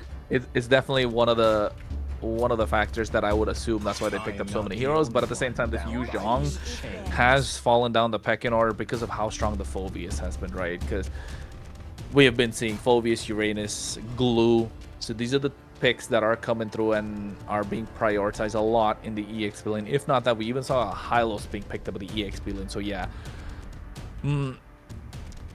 I could see the Yu Zhang is only prioritized when there's when all three of them are used up, and the choice is between a Yu Zhang and a Lapu Lapu. Even then, some teams prioritize the Lapu Lapu because it's a comfort pick. So yeah, a lot of mid lane bans in this part of the game. You can see, I think what's left open, Barza. the Valentina, Kadita maybe, Valentina? Lunox. Lunox honestly Lunox wouldn't is be good horrible here for VT. I mean, for stamina. You have the brilliance to get away from the Violent Requiem. You have a lot of safety, but you also have good damage for tanky Basha and a possible tanky Guinevere. So Lunox could definitely be the lock-in. And they don't need to pick a gold lane here, but also it's like, for Mage, do you want to wait and maybe look for the possible counterplay? They go for the Valentina instead. You get a Violent Requiem in your hands and whatever else VTA want to bring here. So EXP laner. Phoveus is gone. You think they go for like a CC or something? Blue's gone. CC's still solid. Some damage and just go full dive. Whoa. What is going on? Hold on now. Is this mid lane? This is mid lane? This is mid lane. This could be mid or jungle Selena, right? It's gold lane Claude. Could be Roam or jungle Baxia. Could be Roam or jungle Guinevere. But it could also be EXP lane Guinevere. This is the one that ties it up. I love this, you know, it just adds kill pressure, right? Kill pressure along with the Guinevere. So solid. The Lapu. Yeah, so they look solid. The Selena just adds so much early pressure from Vendetta to stamina, and Gatotkacha is not gonna be allowed to just walk freely, especially with Guinevere around. That chain stun could be for such a long time with the Abyssal Arrow plus the Brave Spatial Spider, Migration Abyssal and then Arrow, into Spatial the Migration. Violet Requiem. Oh yeah, that's looking good. Moskov, meh, but at least give them the opportunity to split push and lock down one when it's a 1v1. I like it. VTA's draft definitely a little more complicated, I would say. There's a lot of possibilities with it. The boxes are a little harder to check, but I do like the draft. Stamina Esports, on the other hand, straightforward, simple, strong. I will say this though, Yomel and Churobami, these two right here, I think it's going to be huge in the face-off. And I like the answer of the Selena because you're not giving a Feathered Airstrike. You're not giving any big thing for Yomel to steal here, honestly. And you have the range. And the Valentina isn't a long-range hero. You're right in target for all of these arrows. Beautiful. I do see a great sets coming from Vendetta, and I'm excited to see that. Clippers, get ready for that. They got to get ready because right now I think you're right, Trex.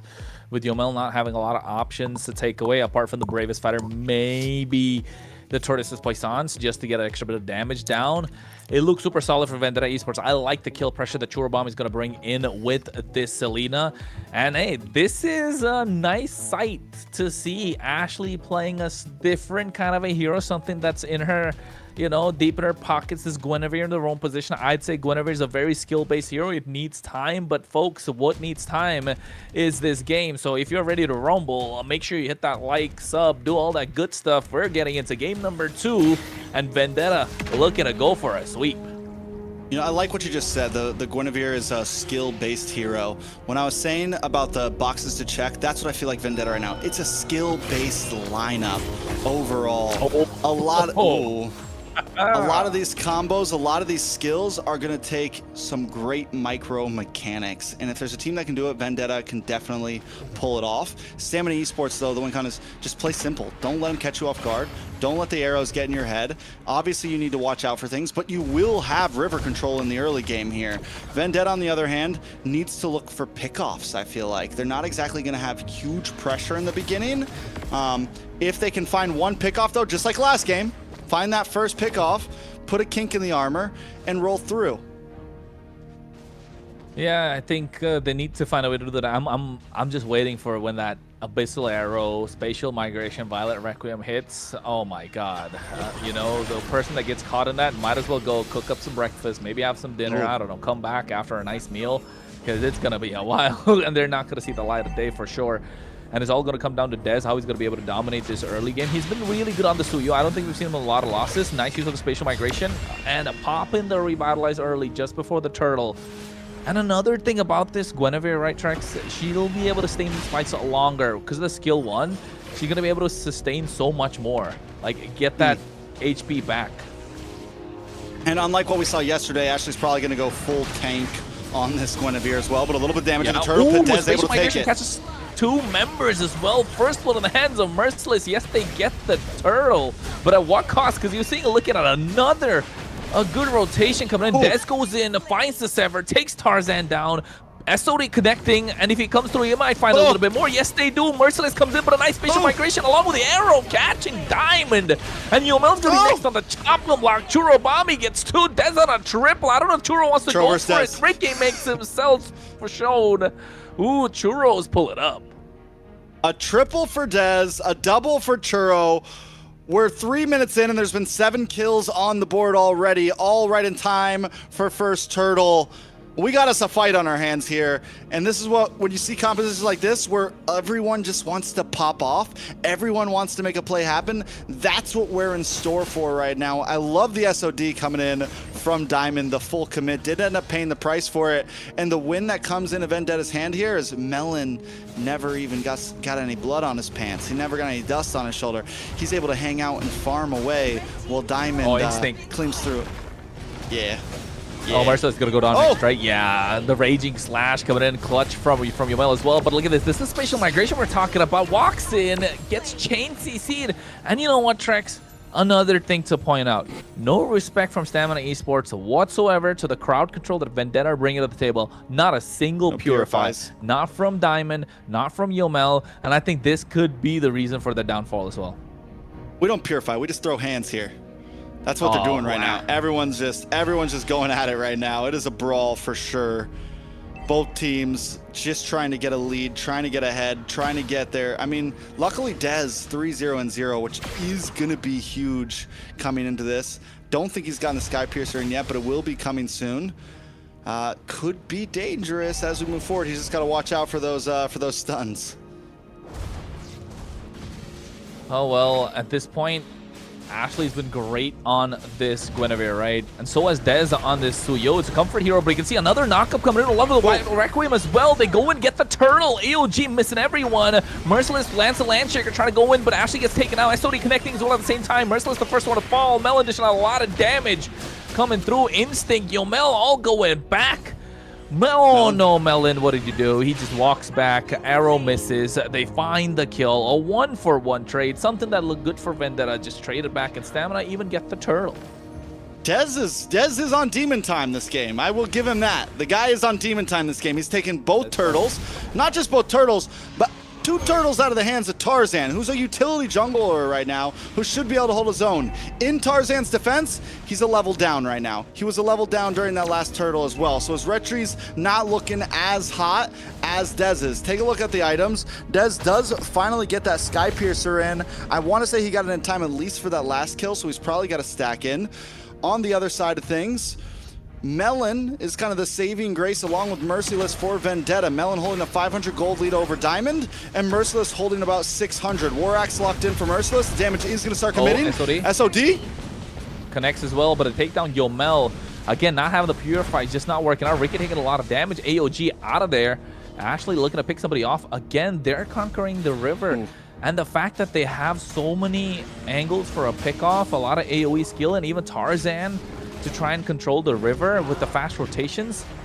Yeah, Vendetta are slowly starting to take the game away, and Stamina losing grip. Dez does get the purple buff in his hand, or does he not? Did he get that? What's that, the turtle buff? Ooh, so much stun. No AOG. Dez. Ricky. Oh, risky business. And Ashley finds a nice use of the spatial migration once more, and Yomel had to use the Bravest Fighter to get out of there. 5 seconds to the turtle. Yomel's stealing bravest fighters at this point. That's what you got on the table right now at this point, which I'm not saying it's not bad, but it just goes to show you're not taking that much. Vendetta maybe finally secured their first turtle, but they have hold a decent lead in gold. And you can just see the pressure they have when they're all grouped up like this. You said it, so much crowd control and combos. Oh no. Oh, No, this is not looking good. Melon, this is the second mistake is made in this game. What, less than 2 minutes? Went back with a BMI, gets caught in the Furious Dive, popped the Purify, lucky to escape. Or that could have been another kill in their pocket. I think he would have got away if he didn't go back. Could have got a clear. Oh, I think Melon needs to lock in a little bit more. Rookie of the year, starting to look like a rookie again at this point. But Stamina Esports finding angles. Tarzan gets another pick on Ricky. Ricky is just not having a good time right now. Dez doing well, and he has been on the Suyo. It's been a comfort pick, right, Trex? He has been locked in every time on the Suyo. And I think all the wins probably for Stamina Esports have come mostly off of the Suyo. all right, so at this point, Vendetta want to jump in, nice. Yes.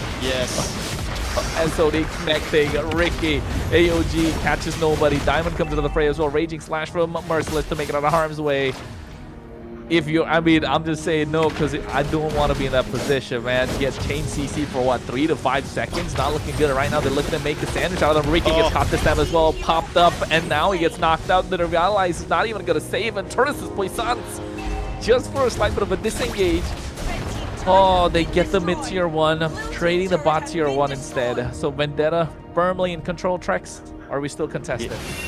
Firmly in control at this point. I'm trying to think of what Stamina Esports can even really do, honestly. Their last saving grace is Dez needs to pop off, right? Dez has to pop off at some point, which means they have to kind of extend a fight. They need to not look for fights here. Another knockup. Oh, Diamond out. Nobody can be split up. Stamina needs to let some towers drop. They need to group together. And they need to look for a long haul fight where everyone can get down to about half health, and then Dez can come in with that Sky Piercer stack and start collecting. He's got to start taking heads. He can't be the one to just be the first in. Another stun lands onto the dragon. That's it. Oh, AOG goes in as well. Look at the cat. One Instinct's gonna take him down low. Merciless gets that kill. Ricky's gonna be next on the chop and block, and he gets taken out indeed. Blazing Door comes in from Melon at the same time. Oh, the Land Shaker, Merciless. Triple with a flicker to follow. Oh my goodness, 7-2-4. If he was an MVP in the previous game, he might as well be right now. Vendetta is a different team than yesterday. You know, no hate to Akiro, but having Tarzan back in here, I don't know if he's a big shot caller for the team, but something just feels different overall. The whole team is playing as a unit so cleanly. Merciless, all of them. It seems like the comms are just on point right now. Yeah, I think the fact that Tarzan probably not just shot calls, but you can see the confidence of the team is a little bit different, right? They're moving differently. There's trust. Yeah, the Merciless is allowed to play the game that he wants to play. Ashley's allowed to move a little more freely. Churobami knows his role and what he's got to do. I mean, no shade to Akiro, like you mentioned, but Tarzan just brings the it factor right now to Vendetta. And AOG, premature, blocked straight into spatial migration. Violent Requiem revitalized. He couldn't even move. This is what I'm talking about. He got taken down, petrified from Instinct, but gets nothing in return. Yeah, Merciless is unfazed by Petra. Your Black Dragon can beat it at this point. They land everything onto him, and he's still just standing there, absorbing it all. They're going to take another tower here. This could be a quick 2-0. Oh my god, it's looking like it. The only saving grace they have is Diamond again. This time he locks in the Trinity, just got the DHS. But for a Moskov, you know you still need the Malefic gun to get that extra bit of range. You can see the Trinity's all you locked in, Trex. Dez is still doing good. 4-0-1, probably what, 2 or 3 stacks on the Sky Piercer. But it's not enough, is it? I don't know. And Merciless went extra aggressive. He picked up Hunter Strike as well. So he went War Axe. A lot of times you'll see the Lapus just go like full tank after the War Axe. My guy picked up the Hunter Strike. Like, nah, we're playing today. We're going. We're swinging. The guy's 7-2-5 right now. He had a great game last time. He's got a great one this time. Churobami 2-0-12. Not exactly the killer, but 12 assists on Churobami. Those arrows we saw it a second ago. Ricky AOG's in, everyone dashes back, catch an arrow to the face. That's GG's. So, SOD connecting. No. Ashley even uses the spatial migration just to, you know, double check, making sure they don't give anything away. But the question here now, Trex, is what does Stamina Esports got to do, right? How do they lock in? Dez is having a good game. The map's just not in their control. Yomel's getting diffed on a Valentina right here. 1-4-5, 2-0-12. The kill pressure from Vendetta is a lot. 8K goal lead. It's bad. It's bad. It's a wrap, I think, because how did you even get past the Pokachurro? How do you even get past the knockup of Ashley? How do you get past, like, it's, yeah. Yeah, indeed. I mean, what can we say at this point, right? Like, Ricky's not having a good game. 0-6-1. I mean, That's a horrible game.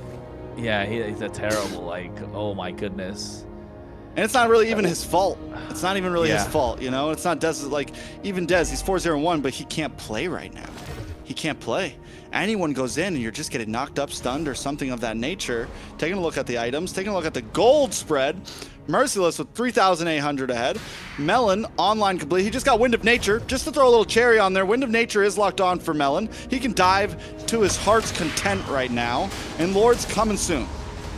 Well, Black Dragon used in just to zone them away as well, but you can see on the bot side, Melon just hacking away at the tower, able to get that 6,000 HP on the Lord. They're looking to take down Tarzan, trying to go with Shield Unity. Merciless comes in, nice land check with the Flicker as well, catching 3 members, but at the same time, they have to go back to the base Crystal. Diamond, but get the clear on the wave.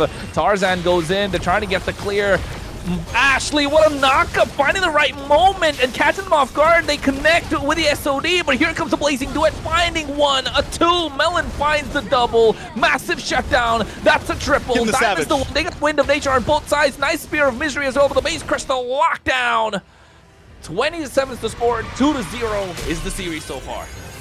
I thought for sure they were going to let the Crystal survive just so Melon could collect a Savage there. We haven't got to see a Savage yet so far in MCT North. I'm still waiting for it. Maybe we'll catch it in playoffs because this series might just end early.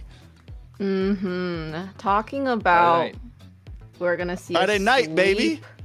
A sweep is most likely going to happen from the way we're seeing how this is playing out. And definitely when Trex said they're no respect, okay? Where is the Purify?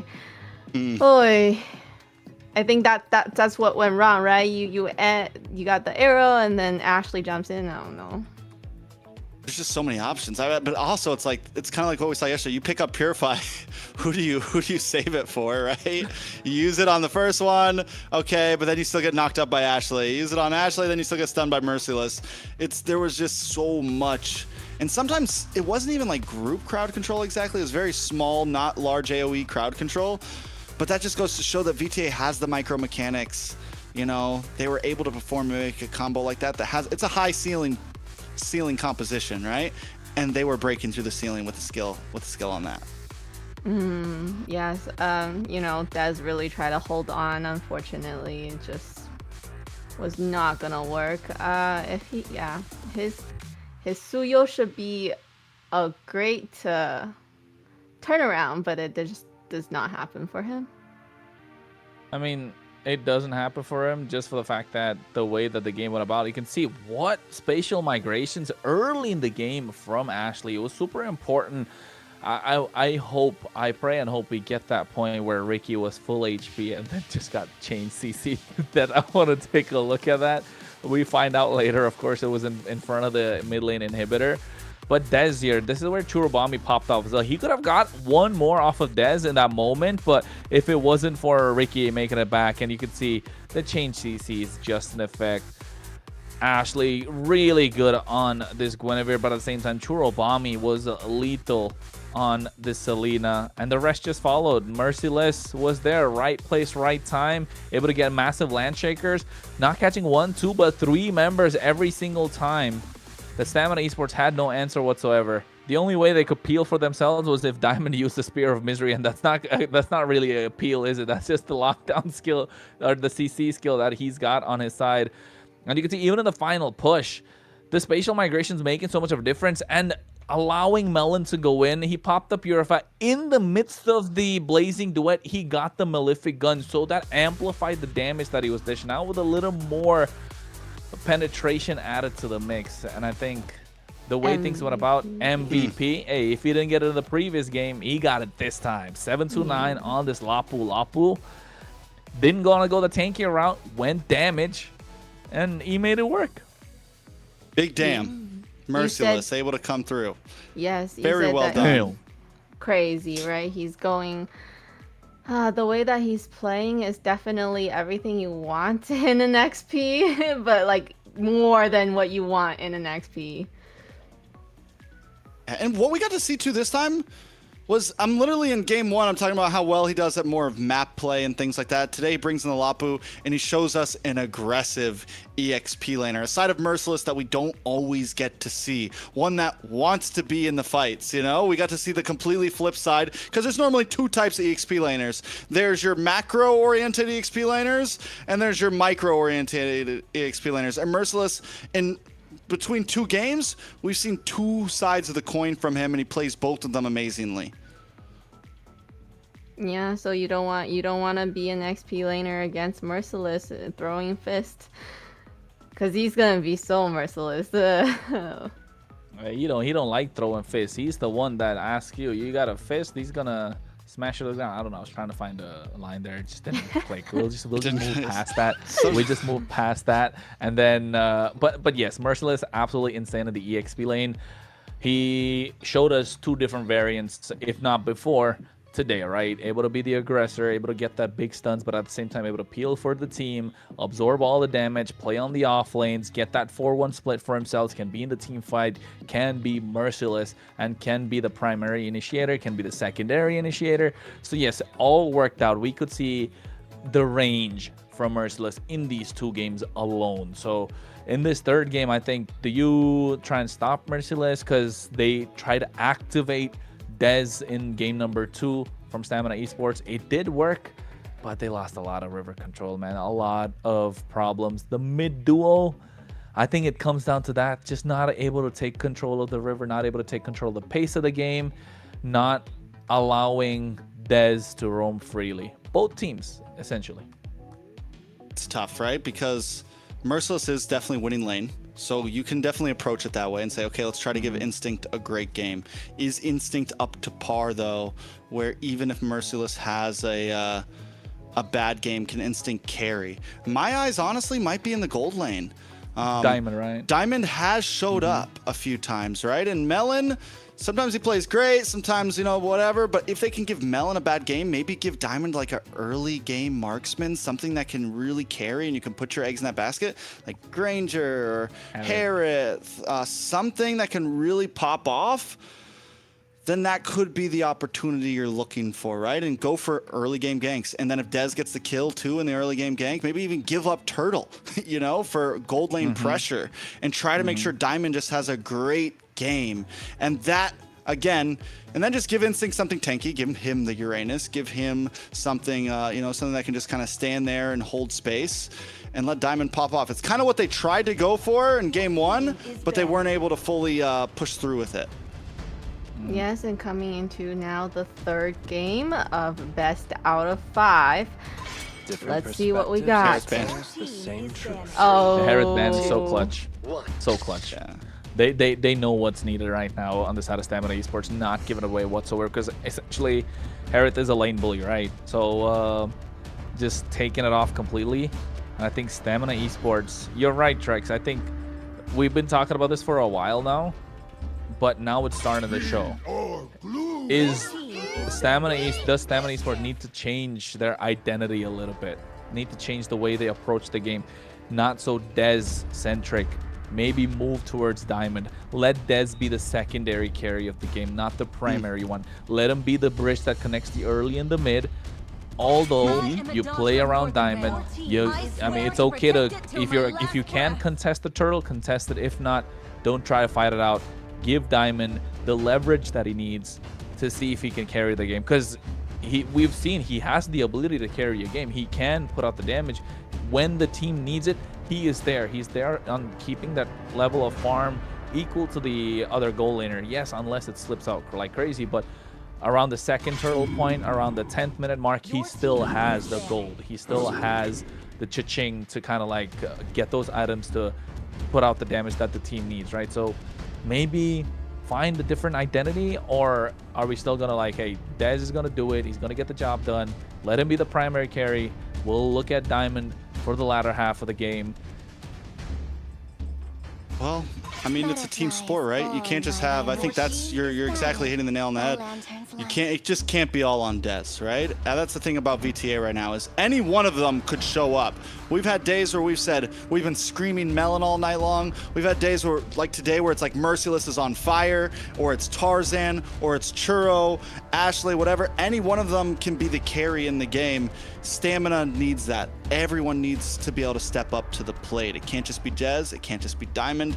Every player on that team has to be able to win their lane, has to be able to make plays happen, and that's maybe the piece that's missing, right? For Stamina, it's like everyone needs to step up right now. It's a team sport, and we got to see something, because this is match point, and VTA is going to lock in the Yve up front. What got traded for this? Basha over to Stamina. Sora's open.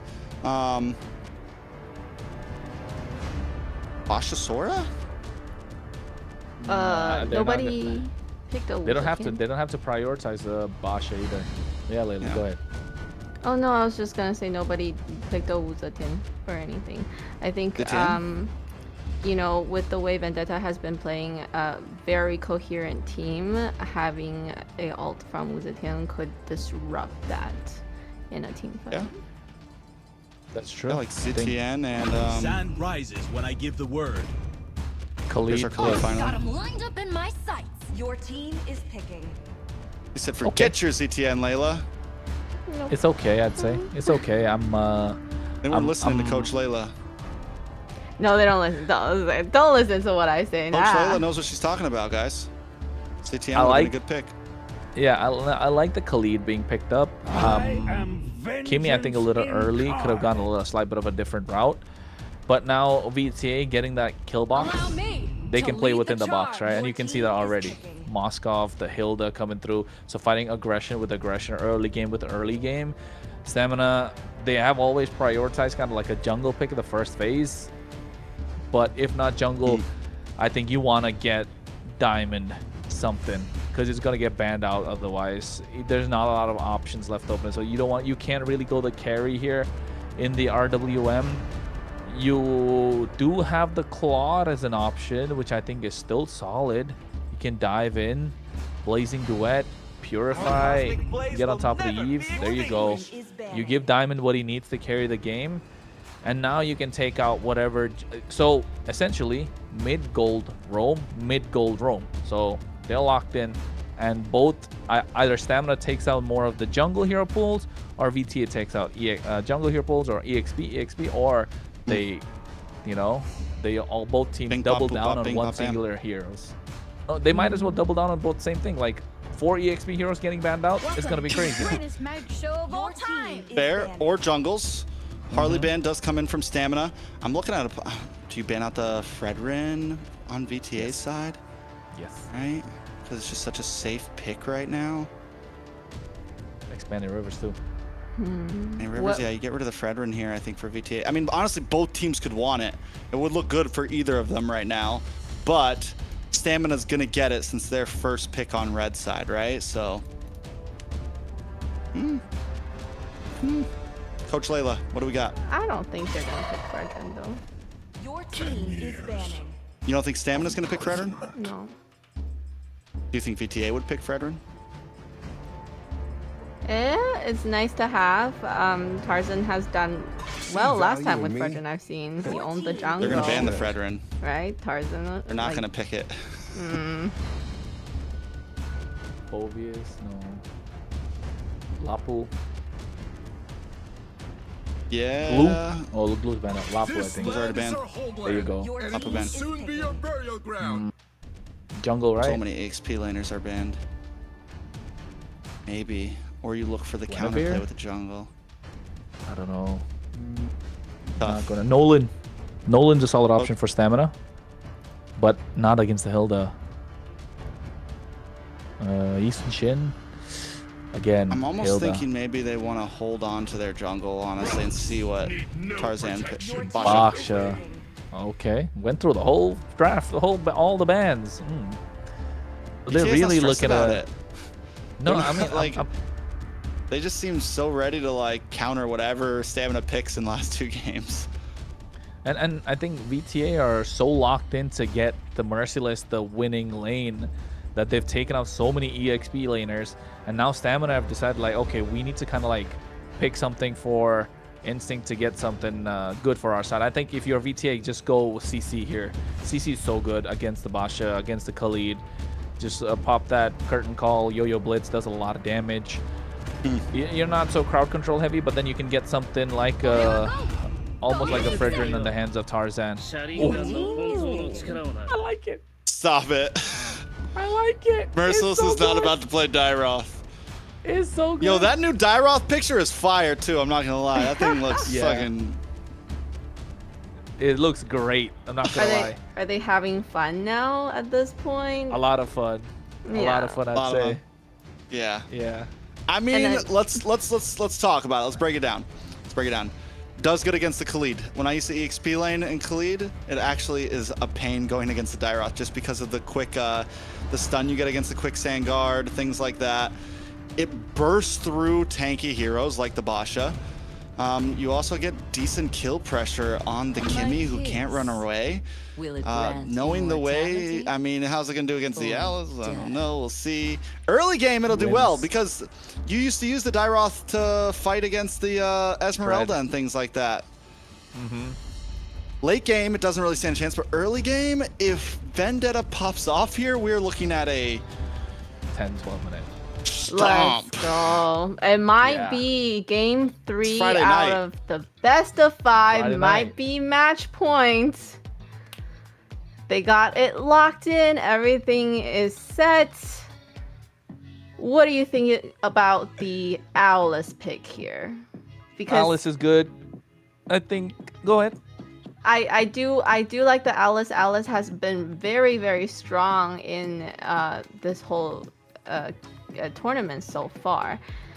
How does Alice go against the Dyroth? Who wins on top when you going these two heroes? I mean, laning phase, Dyroth pretty much beats almost every single EX player in the game. Too much damage. Way too much damage. That Spectre step basically breaks your physical defense, and then all of a sudden takes a lot of damage. So I think the penetration is going to be a lot coming in, but Merciless, what he needs to look out for is diving in a little too deep. If he dives in a little too deep, it's going to take a lot of problems, a lot of damage from Stamina Esports, especially because they have a lot of crowd control. So don't forget about that. Yomel does have that stun that can be locked in. Ricky's there. He can provide the Desert Tornado with the Raging Sandstorm. And also at the same time, Alice can pop in the Throne of Ruin. So yes, I think Dez has a Shield Unity. So a lot can happen that could go terribly wrong for Vendetta, but Merciless needs to stay focused. A one single misstep with that skill tool or being caught off position or diving in a little too deep could just be problematic if you are Vendetta, and that could start to be the downfall of Vendetta in this game. But one good thing that they have on their side is a lot of damage, a frick ton of damage if you ask me. So if he goes with the Spectre step, he is going to be able to break armor, and that's going to add more damage from Tarzan and Ashley to the other side. So I'm pretty excited to see this D-Rod come in, especially with that what's it called? Abyssum Strike? Abyssum Strike. Yeah, Abyssum Strike. Better Yes, figure it's out. You're Abyssum doing Strike. play-by-play. It's Abyssum Strike, yes. I was like, Abyssum what? I was confused between the arrow and the strike, but yeah, it's the Abyssum Strike.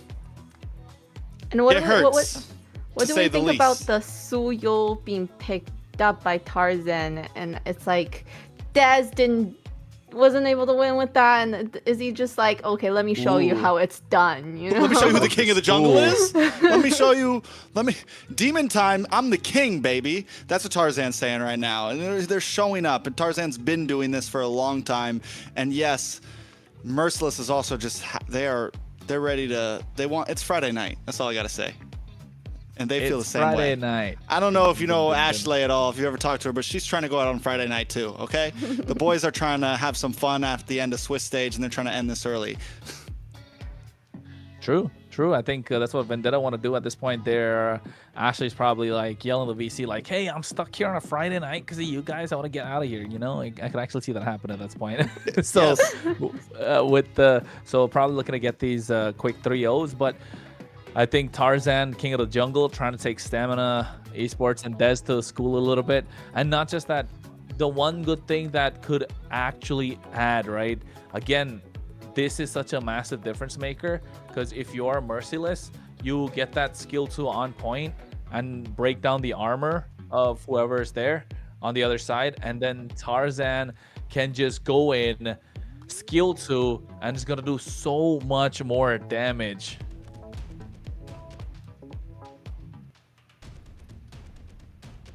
Well, on that note, ladies and gentlemen, we're gonna find out if it's gonna be a sweep, if it's gonna be a 3-0 or not. We're going straight into the game. It's game number 3 in this best of 5. Vendetta looking to get the broom, while Stamina Esports needs to stop this from happening. Tarzan, he's the topic right now. A player that has tried to be, we talk about how best player went under the shadow of other big junglers in NA for a long time. Well, Tarzan has gone under both those shadows for an even longer time. Tarzan has a chip on his shoulder. He's got something to prove here. Oh my God. This is what we're talking about. This is what we're talking about. The Step D-Rock's away. gonna be so nasty in the early game. The 1v1s are not something that you want to pick. My guy flickered. He flickered for that. He's like, you're not getting away, fam. This is not happening. And this is what... It eventually, yes, it might not have that type of pressure, but no tank... Look at him. Look at him right now. He wants to fight. Look at him. Spell map. Look at the the heal. He's got so much. He goes to the Spectre Step again. This is what I'm talking about. You take and break down that physical armor that's there on the side of Stamina Esports, and Tarzan can just clean up shop. Oh, you're a vampire girl? I'm a Dyroth. I have more lifesteal right now. There was not... Stop it. Stop it. No, too much. Merciless, take it on low, but there it is. In the midst of 4 members, taking down that Abyssum Strike. Oh, so much. Reality damage. has returned. Reality has returned to the Land of Dawn for a second. If Merciless was able to get out of that, we would have had real problems. We would have had to been talking after this match whether Dyroth is currently meta. We will see how this works out, though. Tarzan at the turtle.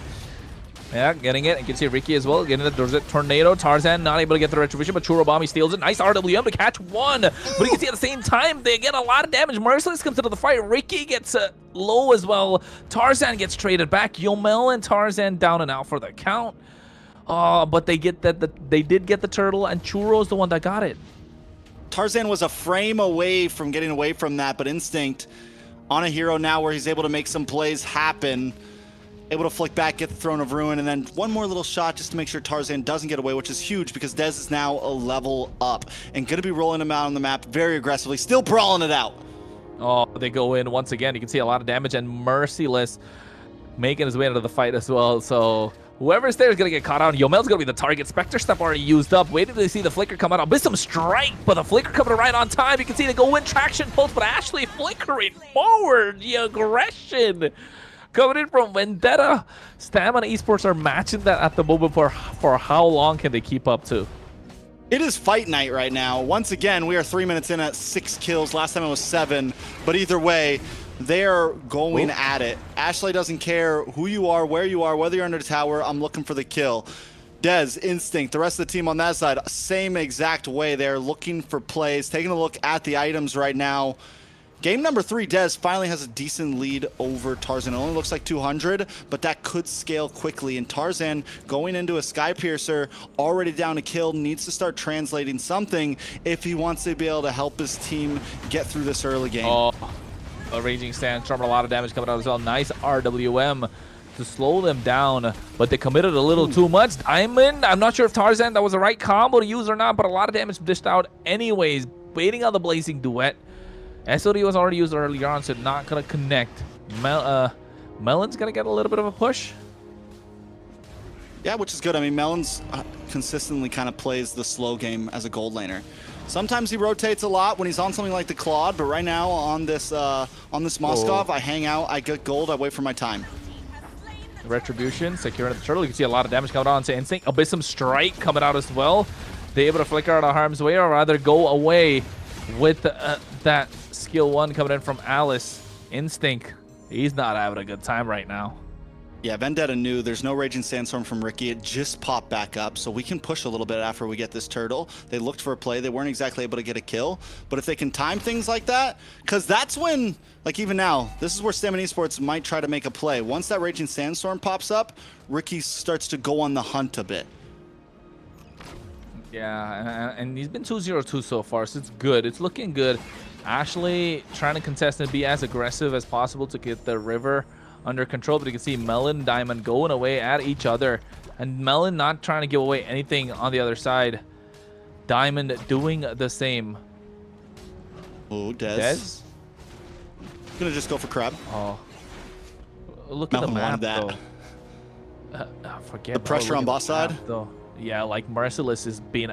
he's not letting Instinct do anything at this point. He's deep in an enemy jungle going in with a skill 2. Instinct had to get out at the same time, but top side looks like there'll be a nasty gang coming in. Diamond's gonna be the target, gets caught at the Spear of Misery. Actually looking to go in. Dez makes his way as well. Merciless, fast rotations, distraction balls coming in, a lot of damage being dished out. You can see RWM coming in, they flicker out, Abyssum Strike missing out, but they get the kill onto Dez in the hands of Churro. Ricky taking out low, Quicksand Guard gets the HP back up. On the bot side, they get a clear and trying to push through a little bit more.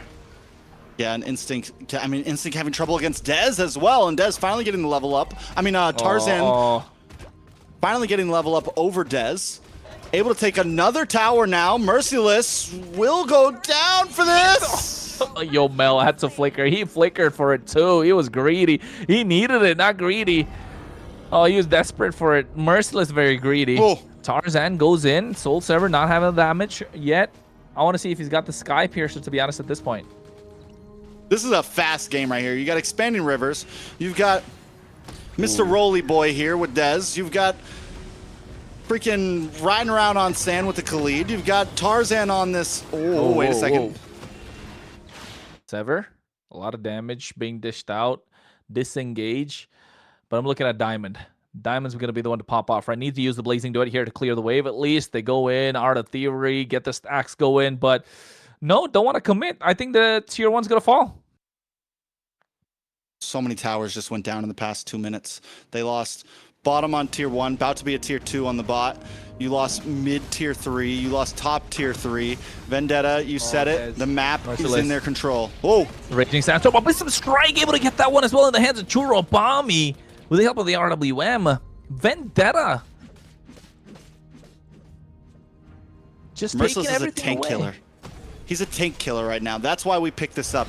He's not even going for backline. He's looking for Dez. He's looking for Instinct. He's looking for all of those targets. Nice thrown. Blazing Duet coming out as well, and they caught him off guard with the help of the traction pulse, layering the skills perfectly, and then getting Merciless. But then again, he's the only one that went down.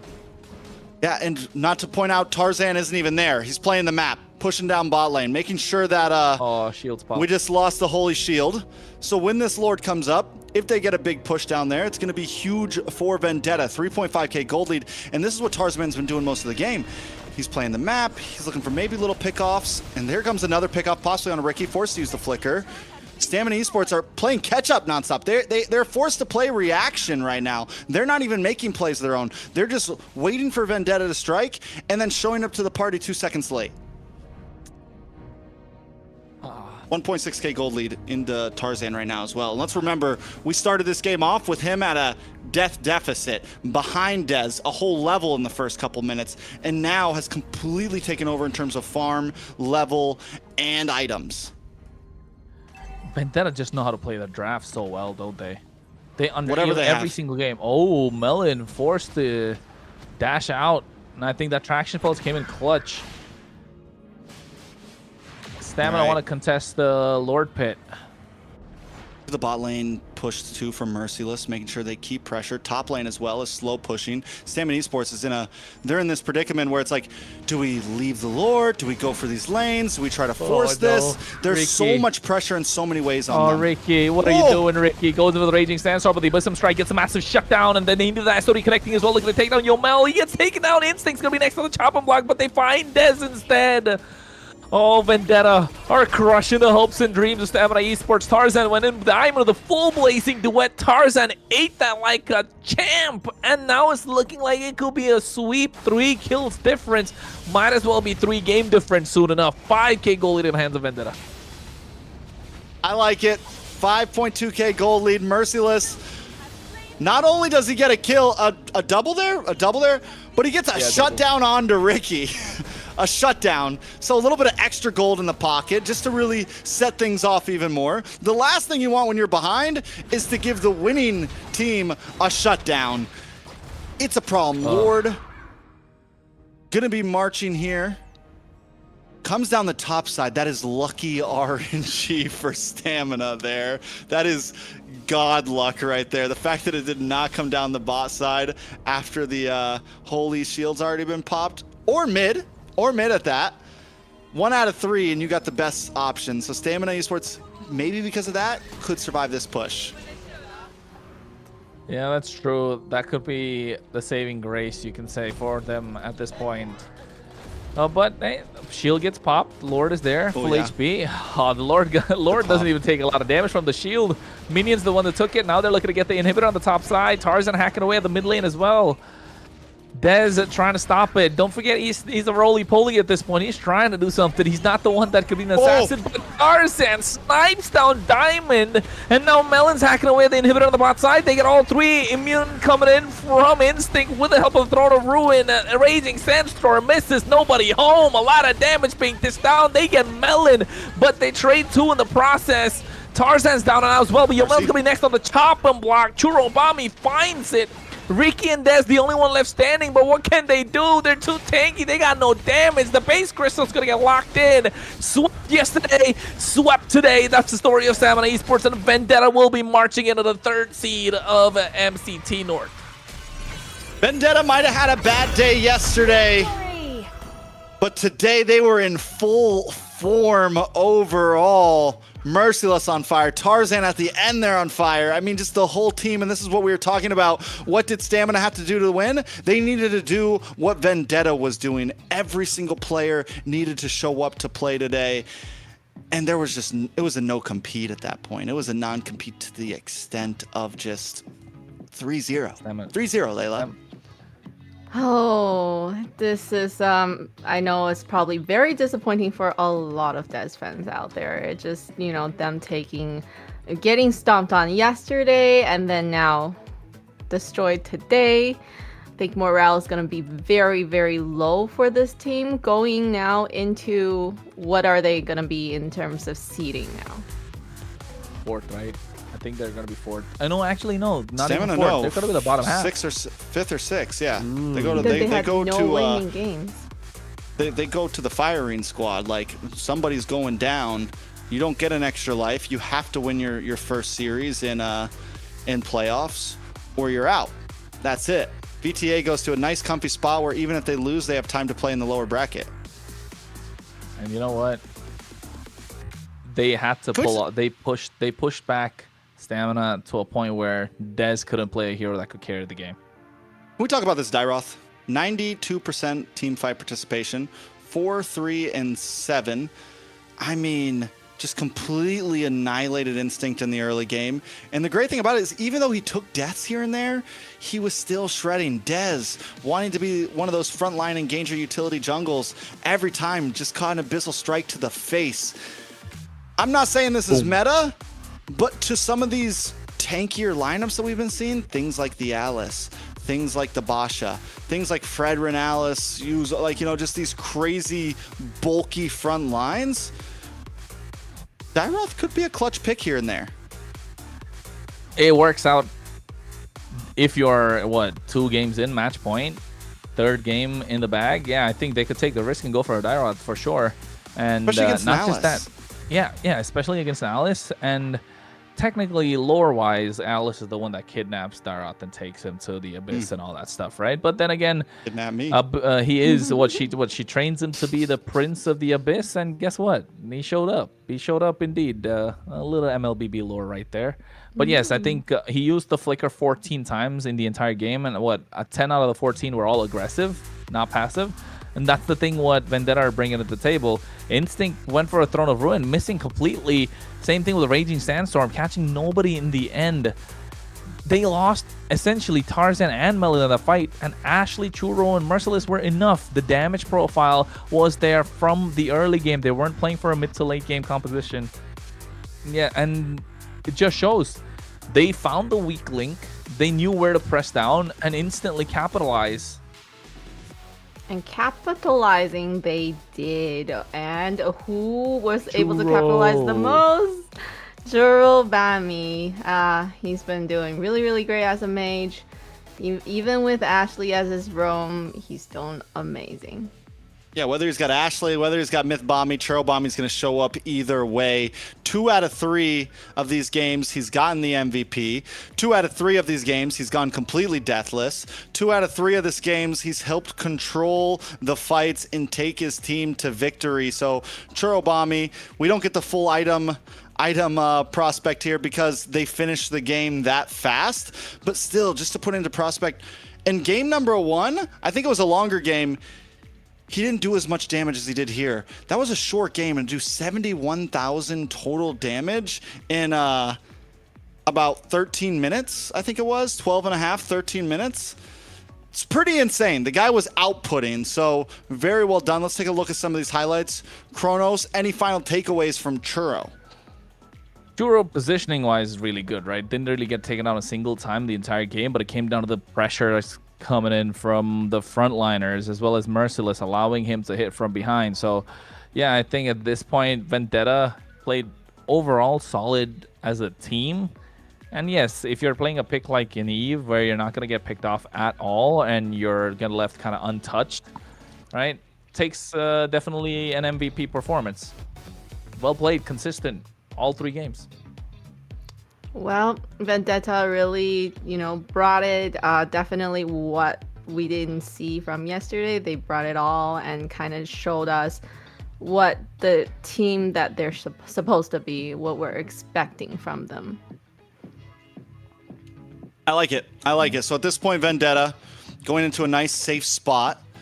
They're the number 3 or the number 4. We don't know that yet. How does the 3 and 4 get decided? I think on how well head-to-head. they play in these matches, or they're head to head. Head to head. I think, yeah, because but also the points. If they've right? beaten, if they've beaten Influence, we'll see. Yesterday we didn't get that many interviews. No, we didn't. And I think today we're gonna get a couple, which is exciting about. I wonder who we're gonna get to interview. I know, right? I wonder who indeed. I mean, type in the chat who definitely... you think it's gonna be. I know if it's Ashley, I'm gonna have some words to say. If Ashley's in the interview, I'm gonna have some things to talk about. Some games yesterday.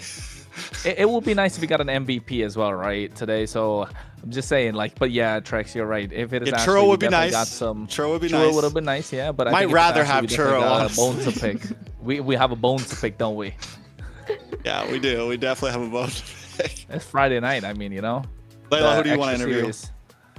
So, we're gonna now jump into the interview, and drum roll, we have Ashley. Woo! Hello. Hi. Did you guys miss me? Yes, we did. I know chat has been saying, where is Ashley? Thank you for stepping in for me for the first week. You did amazing, and also amazing you did in the games. So thank you. Talk us through it. So what happened? Why was there a sub in for you yesterday? Permanent. I mean, you gotta tune in and watch the future games, right? She's good. Hey, I was at the desk for a couple days. I know how this works.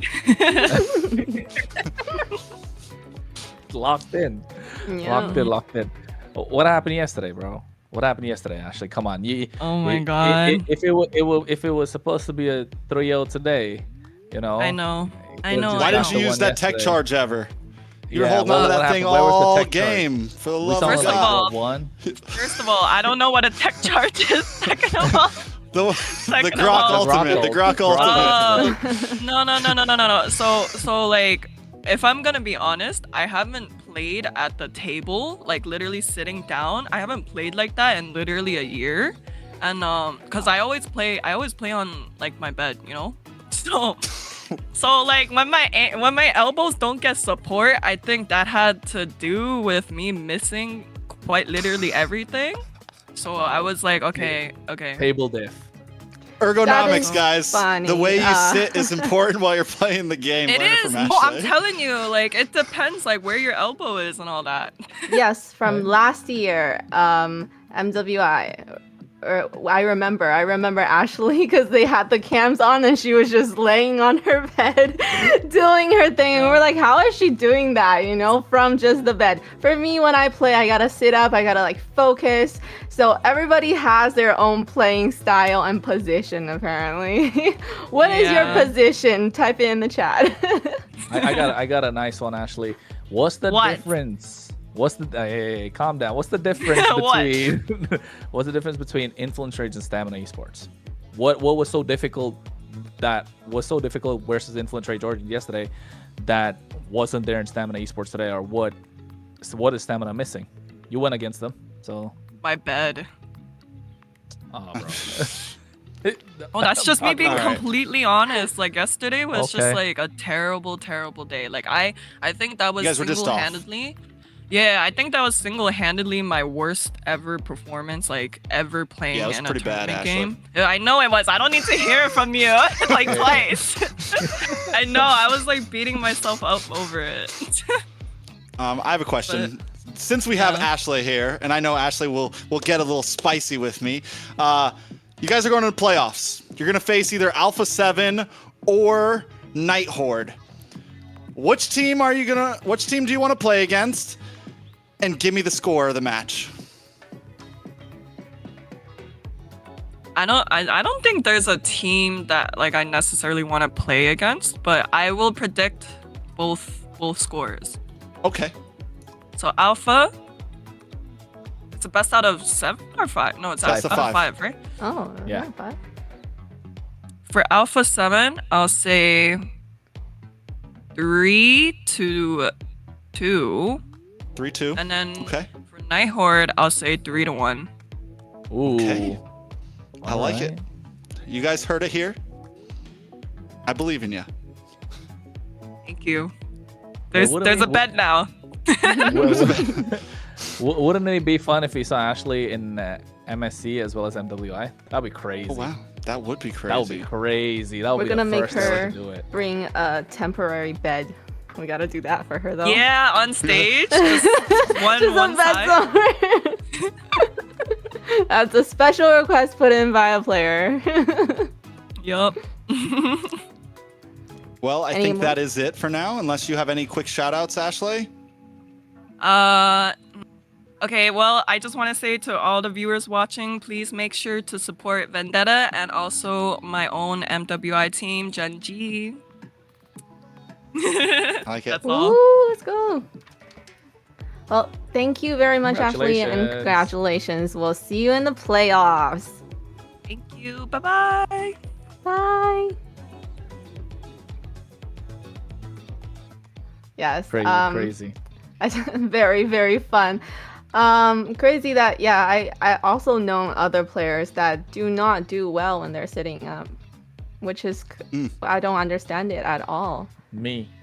I You can't play while I'm sitting. I can't play while sitting in a chair. It's difficult. Really? I can't Yeah, play like, laying I down. find My hands fall asleep. I guess. Yeah. I've tried on like playing on the bed, and my elbow gets numb after a while of like resting on the mattress, so that's not it for me. Yeah, very interesting. All right. Well, All right. So what do we have after this? short break. Short break, going right? 3 minutes. Short We're going break? in. We'll be back See you after in a while. 3.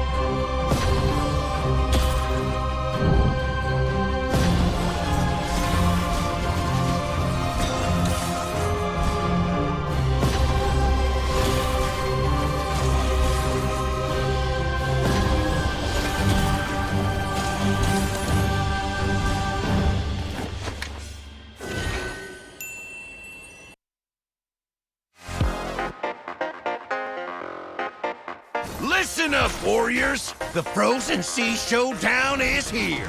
8 Brancos, 2 sides. Ready your hooks. Well, the rules? Real simple. Hook 'em over, then bash 'em. Or hook 'em back and stash 'em. Remember, kills will make you stronger. More kills, bigger targets, so swing those hooks. More kills, better hook, so wipe off their looks. Crabs in the river? Hook 'em. Reel 'em in for new skills. Stun. Magnet. Reflect. Chests in the cave? Hook 'em. Reel 'em in for new skills. Team heal. Team super.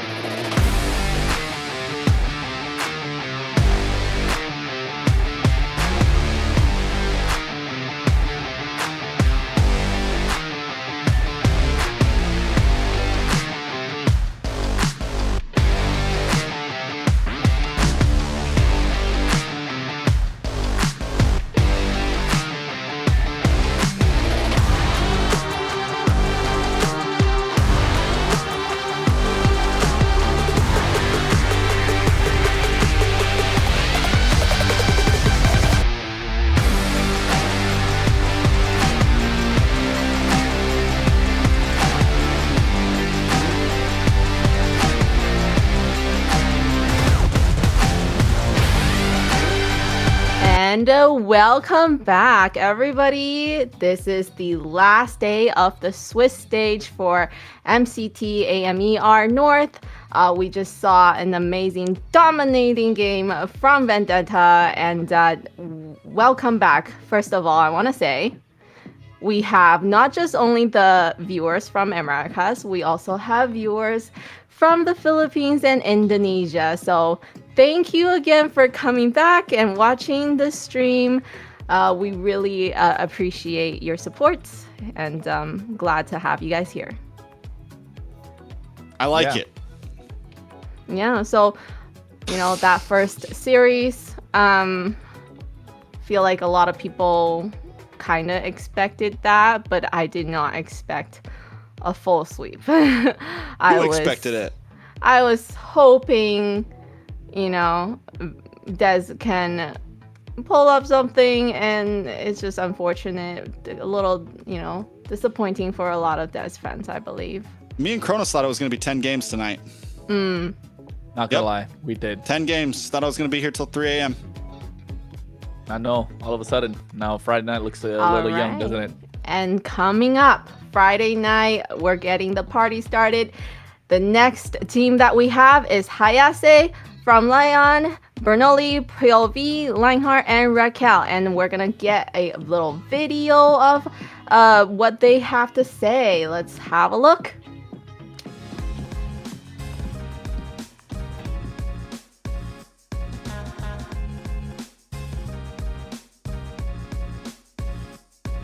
Raquel.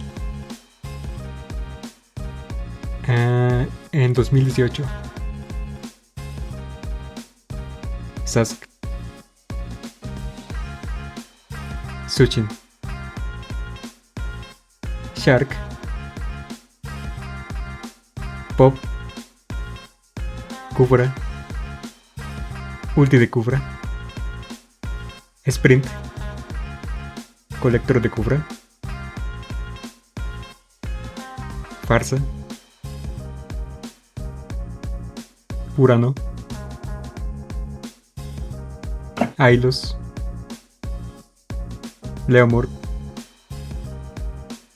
Leinhardt.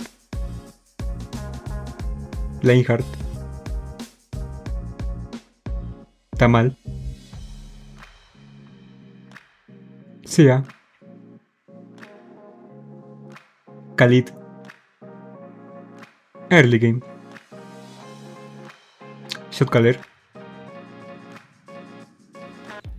Perfect little information coming from Raquel. And now the team that they're going to go up against today, Influence Rage Origins. We have Dalika, we have Maracucho, we have Nox, Replex, and Astro. Maracucho. You got to remember that. And this I guy can't is a roll my monster Rs. along with the whole team. And we are going to be having another video coming up from one of these players. I've been really enjoying these videos. I think the fans have too.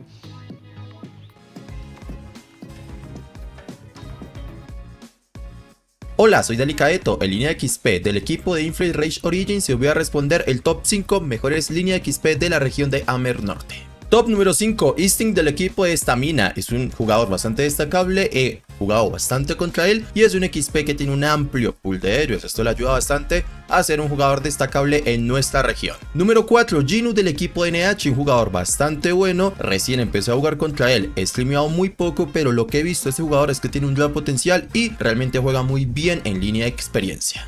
Número 3, Siggy del equipo de U2 Esports. Es un jugador con el que llevo jugando años, he jugado torneos contra él, streams y es un jugador que tiene un nivel altísimo. Realmente lo respeto mucho y me parece que es muy buen línea XP. Número 2, el XP del equipo de Vendetta. Este es un jugador con el que no he tenido el placer de jugar, pero lo que he visto en la qualifier de la AMER es que tiene un potencial gigante y juega muy pero que muy bien en línea XP. Realmente me gustaría enfrentarlo muy pronto. Número 1, Nats del equipo de Alfa Norte. Es un jugador bastante completo, genera bastante presión en esta línea, sabe rotar, amplio pool de héroes y esto lo hace uno de los mejores XPs que tenemos en la región de Norteamérica. Great video, and let's just get back right into the action. We have that first game of the best of 5 between Lion and Influence Rage. Why do I always want to say infinite? Influenza? Infinite Rage, no. Influenza's Rage. Influence Rage. I want to point out a couple things while we have time on those videos. First of all, they were totally ready to throw Leinhardt out for Zia. He's like, if you could steal any player, we'll take Zia. Leinhardt's gone. Zia's coming into the gold lane. Secondly, the shout out in the EXP lanes, the number 2. He ranks the number 2 EXP laner, Dalika, as a Merciless from Vendetta. And to say that as a player coming through the qualifiers once again, to say that as someone like Merciless, he's been in the topic for EXP laners, but he's never been like him, you know, to put him over Yureshi, to put him over so many different people. Merciless has really earned his spot over the past several years, and I know he's not playing right now, but we never really get to talk about those videos much, and I just think it's interesting. Now, we are going to jump into the draft. Kronos, Leon versus Influence. Yeah, I like that you pointed out about that message as well from Dalika, right? I've been watching that video for a while. I'm just waiting for it to pop up at the right time. And yes, Dalika spoke about Merciless, but you know what? to his own credit, he has been popping off quite a lot. So Delicato has been the cornerstone for Influence Rage Origins. We saw that yesterday against Vendetta, and he was able to hold his own against Merciless. So yeah, speaks volumes for his style of EXP. He can play both the kind of the 4-1 split kind of EX planer. He can play the one that can dish out the damage, the big crowd control. So yes, he's got it all in the bag as well. Just goes to see how we'll approach this game. Standard bans so far: Freya, Guinevere, Baxia, Jushin, Marcel still left. That's one pick that we want to see taken out, at least if you're blue side maybe. Sora's taken off the table, so I think Valentina, even though it's going to be contested, might not be the hot pick that Leon wants to go for. And don't forget Bernoulli, that Harley. Bernoulli. I don't know if he's going to pick it up game number 1, man. He's got to get to match point first. He's got to get to match point before he's even allowed to pick it up. That's the rules, remember? The win conditions, you know? You know what? Leon team with Raquel's video, something that stood out to me and that I think we should really do look out for is his Kufra. His play on Kufra yesterday was amazing. You know that he was in his very comfortable main hero pick. And it works as, like, it's not meta exactly right now, but it does work against a lot of picks. We're not even going to talk about this, Marcel. It's not a big deal. What's important about the Kufra is it can, like, on paper, it works against so many dash heroes that are so popular right now. It's not the greatest roam, but if you're good at it, like Raquel is, then yes, it is huge in this match, in matches. Yeah, and then the Marcel pick. I want to say something though, because we have not seen a win for a Marcel game, but we've seen that in the South, right? So both of these teams, they're still kind of South teams. So maybe the way that they play Marcel, the way that South teams play are just different, and they can actually really use that Marcel properly.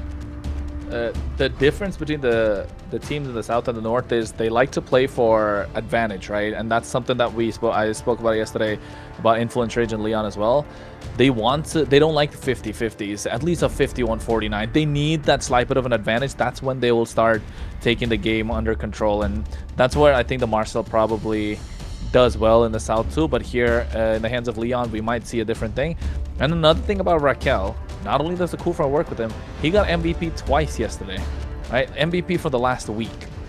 And he has been putting on stellar performance after stellar performance. So if he gets another MVP here somewhere down the line, he might as well be MVP for week number 3 too. I mean, week number 4. So yeah, I think he's been super good on the way that he's been playing for Leon. This Marcel, I want to see how he will change the pace of the game, but the aggression with the Hilda on the other side might not allow the Marcel to be as aggressive as he'd like. I want to point out a fact as well, just a quick out-of-region fact. Marcel has been getting picked up in some other regions. MPLPH, it's gotten picked up 20 times. It has gotten picked and banned a total of 34, I think. But even that, its win rate is only 55%. It's not the most detrimental hero. Obviously, it can be dealt with. Am I saying, obviously, I don't think it's like bad. I don't think it's bad, but I think in especially in something like this where we're in a global ban, it's maybe not worth the bans nonstop. It's maybe not worth stressing about it that much. And so many teams have proved that. Lapu gets locked influence Rage though. With this Suyo and the Hilda, solid upfront capabilities from Influence Rage already. I don't like having a support roam going against Hilda. Just no. How do you even deal with her? It's so hard to do that. Yeah. She's so animated. So how do you deal with her? Like, get off my back. That's what I'm saying when I'm playing. I was like, get off my back, leave me alone, Hilda. Yes. I mean, that's a good question, Layla. Do you play the Marcel? I've tried him. Unfortunately, I do think that he's only good when you have a 5-man team that can work together with him, or it's just so hard. Your alts are pretty much. Marcel. You're being blamed for alting because your teammates are like, "What are you doing? Get out of here." Yeah, I think Marcel definitely a hero that Niche. It needs to find the right ways for it to be played. I think, I don't know, need a lot of AoE skills. How's it going to work? We're going to find out. But I like the front three that's there for the side of Influence Rage Origins. Not just for the fact that it's solid, it's divey, and you save your other 2 picks for the end, which could add more dive factor, or you can decide to play front to back. You can play inside a box. You know, it looks solid right now. Influence Rage, they can go high ground. They got a lot of options at the moment. Influence Rage Origins. This is the one thing we can't take away from Influence Rage Origins. It's really nice to kind of decipher their draft, right? To break it down. It feels really good looking at their draft. But on the other hand, Leon, they're looking solid too. They're looking to play a front to back already. You can tell that. Harriet as well as Claude taken off, so not many dive from Influence Rage.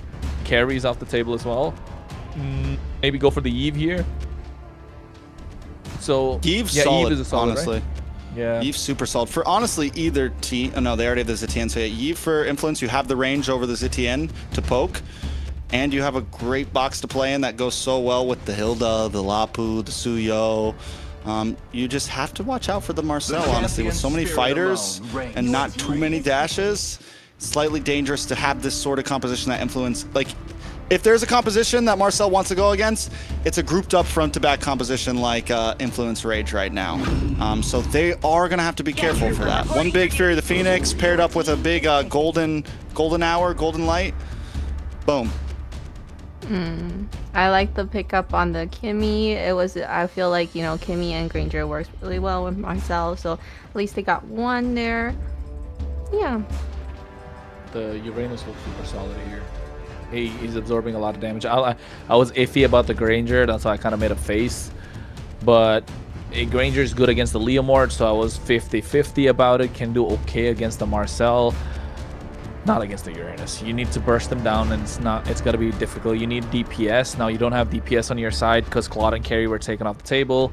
You're looking at a mid laner. I think they want to go for Eve still. Yeah. But against the Uranus, against the Marcel's Golden Hour, it's not going to do super well.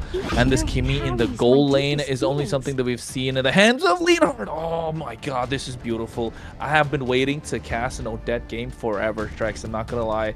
And it's perfectly set up here for Influence Rage Origins just because of the fact that there is no knock-up from Leon to cancel that Swan Song. We'll see exactly what happens. A solid lineup from both. I still do like Leon's draft here, even with my doubts of Marcel. I think it's clean. Rage Origins, on the other hand, Odette. The crowd control is going to be like landing these skills is going to be key. Are you a Odette simp? From that, I feel like you are. No. Whatever, Layla. Swan's just smiling shots at me today. About to say, Odette's really good in competitive games if the draft is right, because the amount of AOE that you have with the damage that you can do with the Swan Song and the passive, you don't even know how much damage it does after a while.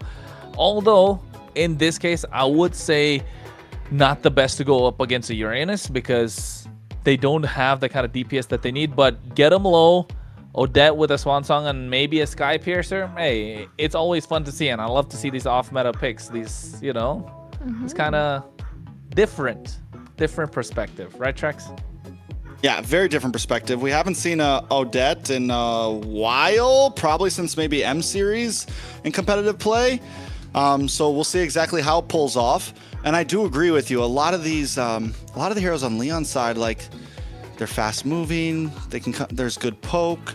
There's a lot of ways to do this right now, and it's not going to be easy targets for Rage Origins. Hayase, how do they deal with Hayase, honestly? How do they deal with Uranus? It's exactly what we saw from Merciless last time. There was no way to lock him down. Well, what's that face for, Kronos? About to say, Layla, you're taking shots today. I'm just kidding. Well, I feel like if I was Leomord, I would definitely be a little bit, I would guess myself a little bit when Odette's there with an ult. Yeah. I mean, definitely prevents, right? But at the same time, you're right, Trex. How do you stop Hayase? That's the big question. Are they going to be able to there's no possible stiff arm as well to kind of stop him at this point, because Hayase on this Uranus is going to be a monster. Well, speaking of monsters, both these teams are monsters in their own right. As we jump into a best of 5, it's game number 1, the last series of Swiss stage before playoffs. This is Leon going up against Influence Rage. Well, and we start off right off the bat. You can see they're trying to get what? Orange, purple, so not really mirroring each other, but probably gonna go sort of opposite lanes at this point. And I think it's gonna get to how they're gonna make this Odette shine. Kind of like a counter to Marcel, if you ask me, Trex, because such a massive AoE skill. It's bigger than the Golden Hour, that Swan Song, so it's gonna be crucial. And you can see already the passive getting onto Pav. Raquel needs to play aggressive, but Astra's going to do the same. Celestial Armament, was that already getting popped, or no, it's not? Man, Raquel's going to try to run in, and that's the Hilda as well against it, because it just stops you. Boom, boom, boom. And then you pair that up with the quick stun from the Odette, and we're already seeing the possibilities with this combo. Pav, positioning is going to be key, right? Trying to get this poke off at a distance, making sure you land all these skills, but also the Odette doesn't have bad range either with its ability to poke with the stun and everything. So this is a hero we don't see all the time, but once again on paper, it looks like it can hold its own in the mid lane. Rage Origins actually clearing waves faster right now than Leon. Down on the boss side, a little bit of action. This is a Kimmy gold as well that I didn't really think about that much. How do we think that's going to fare up? I mean, that's what I kind of, breezed through it in the draft a little bit. Leonard's been the only one that kind of played this Kimmy in the gold lane so far in MCT North. So I'd say they've been able to do well, but in this case, it's going to go well. Oh, wait. A little bit of action, and comes the Swan Song, and you're right, the range on that is insane right now. Completely zoning them away, but Maracucho able to take that turtle. Has the Swan Song always been that? That's been that big, yeah. That's what I'm saying. I love to I see feel like it used to Swan be a Song. bit smaller, because that thing is huge. Like, it takes up the whole river. Yeah. Takes up the whole river. Like, takes up the whole river, which is insane. The amount of zonage, and against something like a Marcel, it's going to have a lot of, because Marcel wants to run in, right? Marcel wants to get up close and personal, get a couple of those little quick stuns off, and then maybe combo it with the Golden Hour. So it's going to be tough, and Nox doesn't even have to exactly land those to kill, but it can be used as a zoner. It can be used in so many ways. And not just that, right? You can get them low once you have all the magic damage items, and then you have Replic in the fight. Essentially kind of like a Crimson Beacon to protect your marksman, but so much bigger. But at the same time, if they're low and Replic able to get a couple of Dead Sonatas, that's like stack after stack on the Sky Piercer. And Maracucho is probably going to... I mean, at the end of the day, I don't think they're going to build 3 Sky Piercers on their team. I'm assuming there's going to be 1. That's why you can see Maracucho's going for the War Axe, or rather the Hunter Strike first. I think Replic's going to be the one that's going to be rocking that Sky Piercer, because that's where you can maximize what it can bring in. And the range of this Swan Song, it's going to be outside the Golden Hour or within. I want to kind of see the interaction a little bit, because you're stopping the Odette in place, but at the same time, the Swan Song's so huge, right? So how is that going to work? You're right. If part of the Swan Song is already popped and it's outside of the Golden Hour, does that part still do damage? I think so. A lot of interactions to think about here for sure. I mean, the way I'm thinking of that might be the largest area skill in the game. AOG's, but even AOG, it's not that wide, I don't think. It's insane. Like, look, it might just be the skin right now that makes it looks a bit wider, but let's see. Fear of the Phoenix does come down. A lot of damage. Lands down. Swan Song connects as well. The flicker in. Hayase able to go down. Able to just still going, but was the damage happening? I don't know. We got to test this. Someone in the chat, let us know. Someone that's like gone into practice mode and tested all the nerdy stuff like that. We'll figure out soon, I'm sure. Bernoulli goes down, though. Another turtle in the hands of Rage Origins. For a team that likes to play slow, they are stomping on a steamroll right now. A lot of damage on Hayase. Hayase finally falls. Astro able to flick through and get away. Walk right past Pav. Delika brings out the bravest fighter as a just in case they try to re-engage. No, I think it does damage, Trex. It does damage outside the golden hour.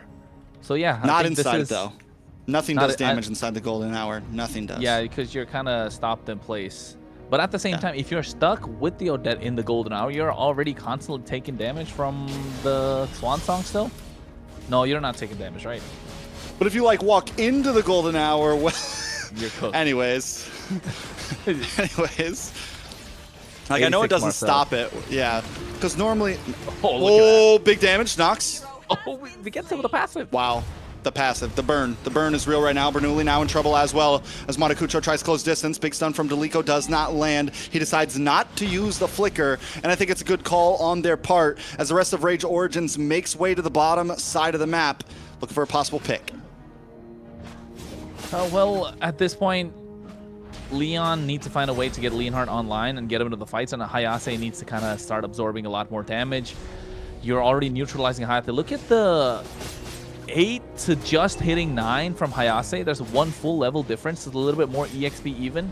And now you're allowing Replic to move around, able to get him killed. He's probably got the Sky Piercer, Radiant Armor in the hands of Astro. So you know Pavel as Leonhardt not going to do a lot of damage onto Astro. He's going to be able to walk up quite easily. But here, Maracucho. Matakucho, nice golden hour to multiple members. A lot of damage is going to stack. Fear the Phoenix comes down, but Replic still able to dash back, and Nox takes out Leonhardt. Hayase now forced to back away as Bernoulli is the next to drop. Replic picking up a kill.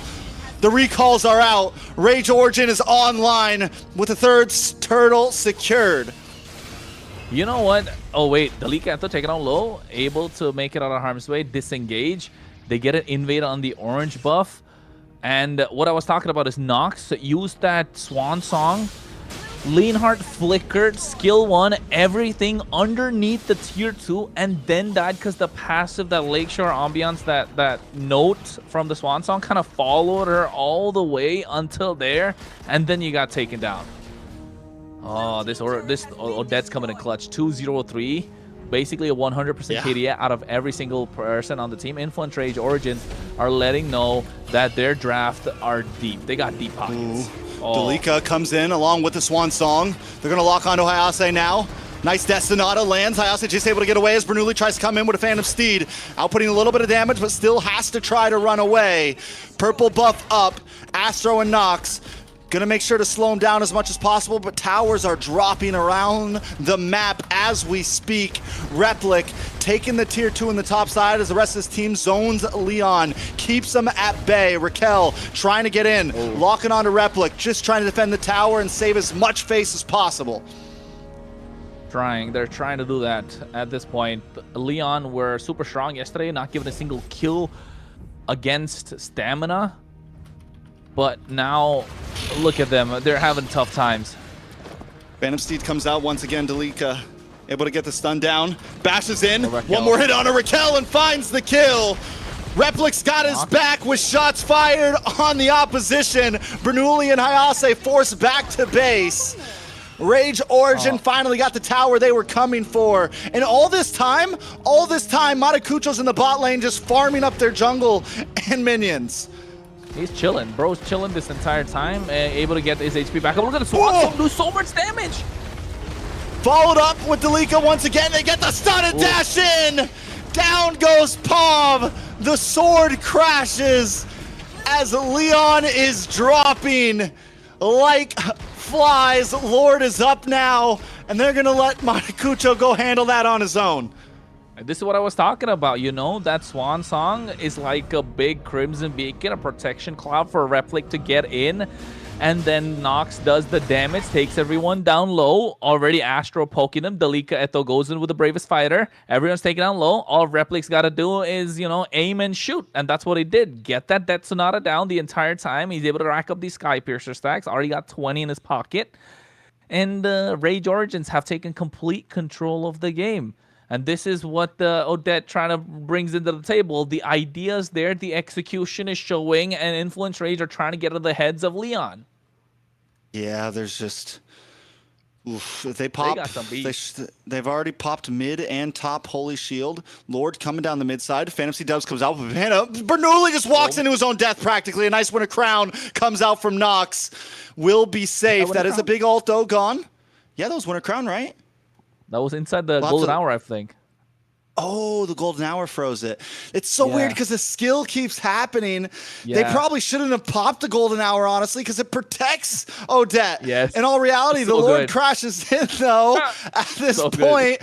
Fury of the Phoenix comes down, a nice stun on multiple members, helps slow down Rage Origins.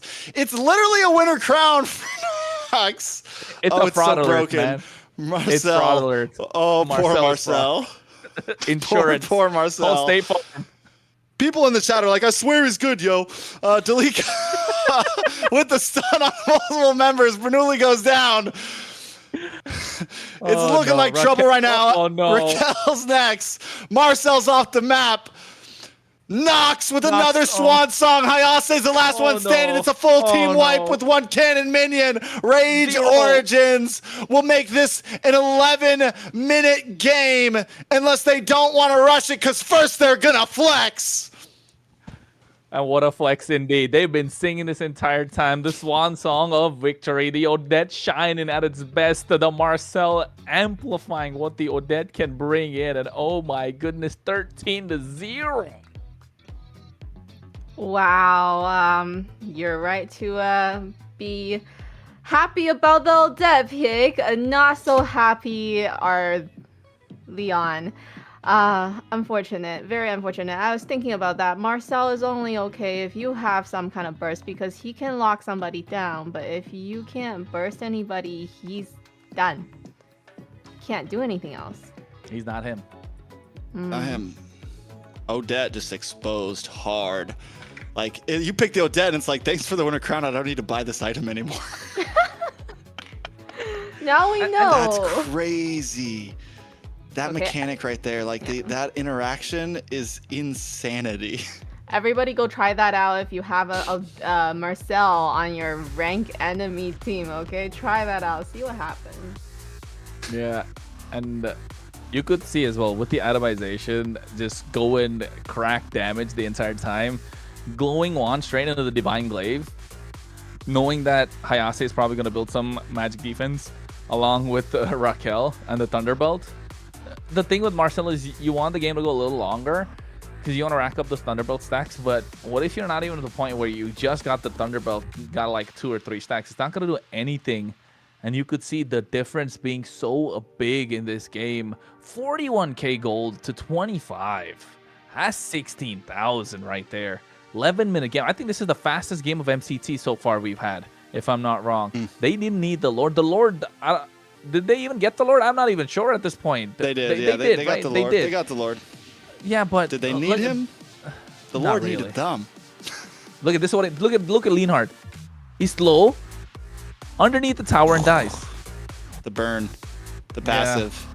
Passive, and Lethal then glowing ignition, wand burn too. Glowing wand, the whole freaking kit right now. It's just the whole it's shebang. Trouble. The whole shebang. This too. Delika. I mean, everyone on the map. I mean, at that point, it's a 9k gold lead. You're gonna see some crazy flexes like that. You know, that's a wrap.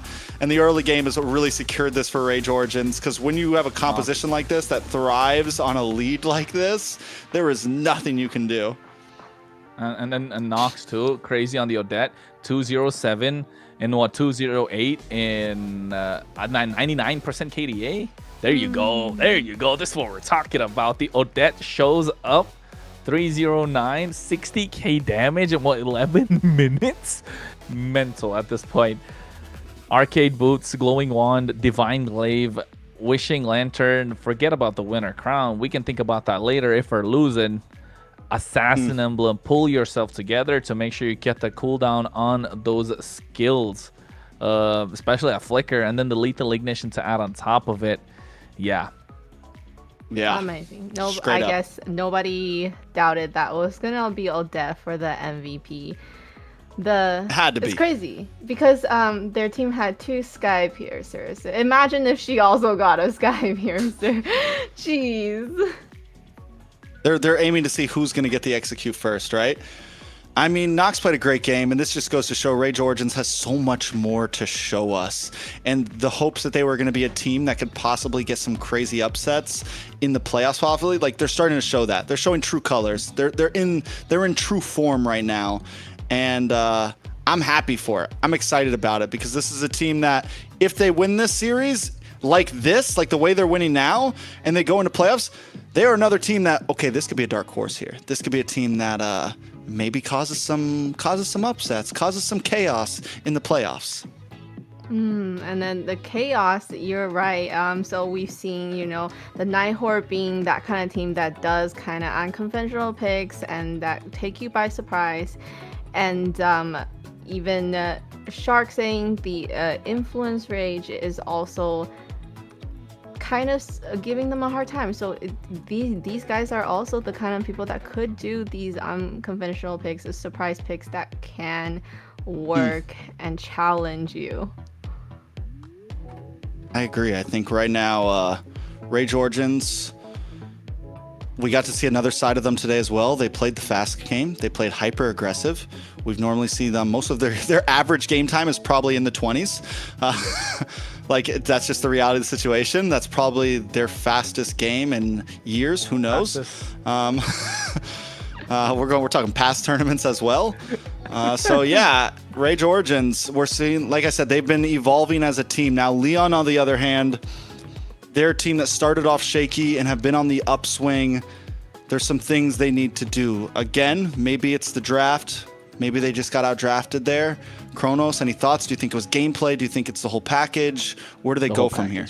The whole package. I think from yesterday's games, we could see Influence Rage have found a good rhythm. They've found their footing. They're not nervous anymore. It's not day one jitters. It's not day two jitters, you know? It's not like, oh my God, we're going up against some of the players we've idolized, some of the players we've seen a lot of. Now they're past that. They're like, okay, we're locked in. It's a tournament. No one's really watching us, to be honest. I mean, yeah, if the camera is on to get a little bit of a glimpse of ourselves, it's fine. No problem. We got a job to do. We got to get the game in the hand. We got to get to the top 4 seeds, and you don't want to give anything away. And I think if they get the game, if they get a 2-0 here against Leon, does that mean they get number 3 seed over Vendetta? Because they beat Vendetta 2-1 last time, but also Vendetta did beat them 2-0 on the first day. So how does that interaction work? That's another thing I kind of want to take a look at. I'll page the officials. We'll see if we get an answer soon. Julie, where are you at? We need this info. Julie, give us some info, please. And we know that who was the one that was doing the interview? I forgot from Influence Rage, but they did say that they want to go up against, you know, they want Alpha 7 North teams, you know, they want to be able to play against them. And so far, Influence Rage has not played against Alpha 7, right? At all. So They have not. Only They have not played against Alpha 7 officially. They have not played against they haven't played against U2 officially. There's a few I think that's it, just those two, because they played 1, 2, 3, 5 games. And the Nighthawk, I see, from what I can see. And the Nighthawk, yeah, they haven't played against Nighthawk either. Neither did they play Leviathan. So no matter what, if they win this, they go in blind in playoffs, because they're either playing Nighthawk or Alpha 7. Ooh. Hey, on the other side of the coin, the other teams that are going to face them are blind too. Expose the same. You think they're going to ban out Odette if they pick up Marcel? It's such a waste of a ban, to be honest. And now look at Leon. They're too scared. They don't think they can pull off that Odette. They just ban out the Marcel. Yeah. Yeah, I think what it is too, it's always blue side that gets the Marcel. Again, I'm not completely doubting him. There are regions where he's doing well right now, but blue side Marcel, you give red side so much opportunity to counter, and I feel like a lot of times what red side's doing is they're leaving the Marcel plus something else open as well, and they're getting so much power in response. Then you pick up the Odette or whatever it is, you know, like Harley this, whatever it is to deal with it, and it's a problem. Harley's gone here, right? It's not match point yet. Bernoulli doesn't want Harley. Yeah, they might give it over though. They might give it to Leon. You know, Rhea's not open. Leon could be like, okay, we're not gonna pick the Harley still. You can get it. We're only gonna pick it up when it's 4-1. Well, has Bernoulli beaten the Harley? Has Influence Rage beaten the Harley yet? Let's see. Doesn't matter. We'll figure out. But yeah, I feel like Fight for the Leon, you need to kind of for the second game, you know, you do need to try to win this one, because if it goes to a 2-0 for them. Your team is Nice. Harry pick up front. Harley Do we plus, see the Bernoulli? Yeah, Harley plus. Harley plus Kalea, I think, because if you're Leon, you want to get the Kalea too on the other side, so you want to deny that at the same time. Or it could be Leon with the Kaja. So Harley is still too expensive to let go of. You can't just let it walk out alive. Or maybe go for Valentina. Harley Valentina still solid. Yeah, or like a glue here maybe. Something simple, flexible. When I give the word. Go for the Khalid. Never mind. Not a bad pick against the carry for team fights. Goes great against short range marksmans. Anything that's like a quick target. Forces maybe Hayase to go Purify instead of Flicker, but now we do get the Fredrin locked in. Jan, you mentioned Kaja. Wouldn't be horrible. It's good. Or they can still use the Eve. Could be solid for them as well. Really good if they pick up the Eve right now. But then there's a Valentina that could come on the other side, right? That's kind of... You risk it still? What maybe. about a Kalea? Just because it works so well with the Fredrin and the carry. Kalea? Yeah. That's what I think Kalea is going to be good because it prevents the Harley from walking in. You already have one counter, but then again, they need to... There you go, Kaja. Because it's kind of a safer option. Zetian is a solid choice as well. Kind of like countering what the Kaja can do with the help of Celestial Armament. Yeah, Yeep has to get banned here, no matter what. Otherwise, you're just walking into like a composition that Leon wants you to play, and they don't have answers to it whatsoever. Zetian's gonna be left out in no man's land almost 90% of the time. So yeah, maybe if you are Valentina ban from influence. Yeah, E Valentina, and on the other side you take out the Claude plus something. Claude Harith. It's time to go to the RD show. No, not Harith, because there's so much magic damage. But yeah, I still think the Lilia, Harith because it's so good against the Harley. I always forget about it. Unkillable. The unkillable Lilia. The unkillable little girl. Yeah, we saw that earlier today. Cool. Amazing. Yeah, but I feel like I would prefer Kalea just because she does the same thing as Kaja. You can zone the Harley, you can try to catch him, but then she also has a heal, which is great for a Fredrin.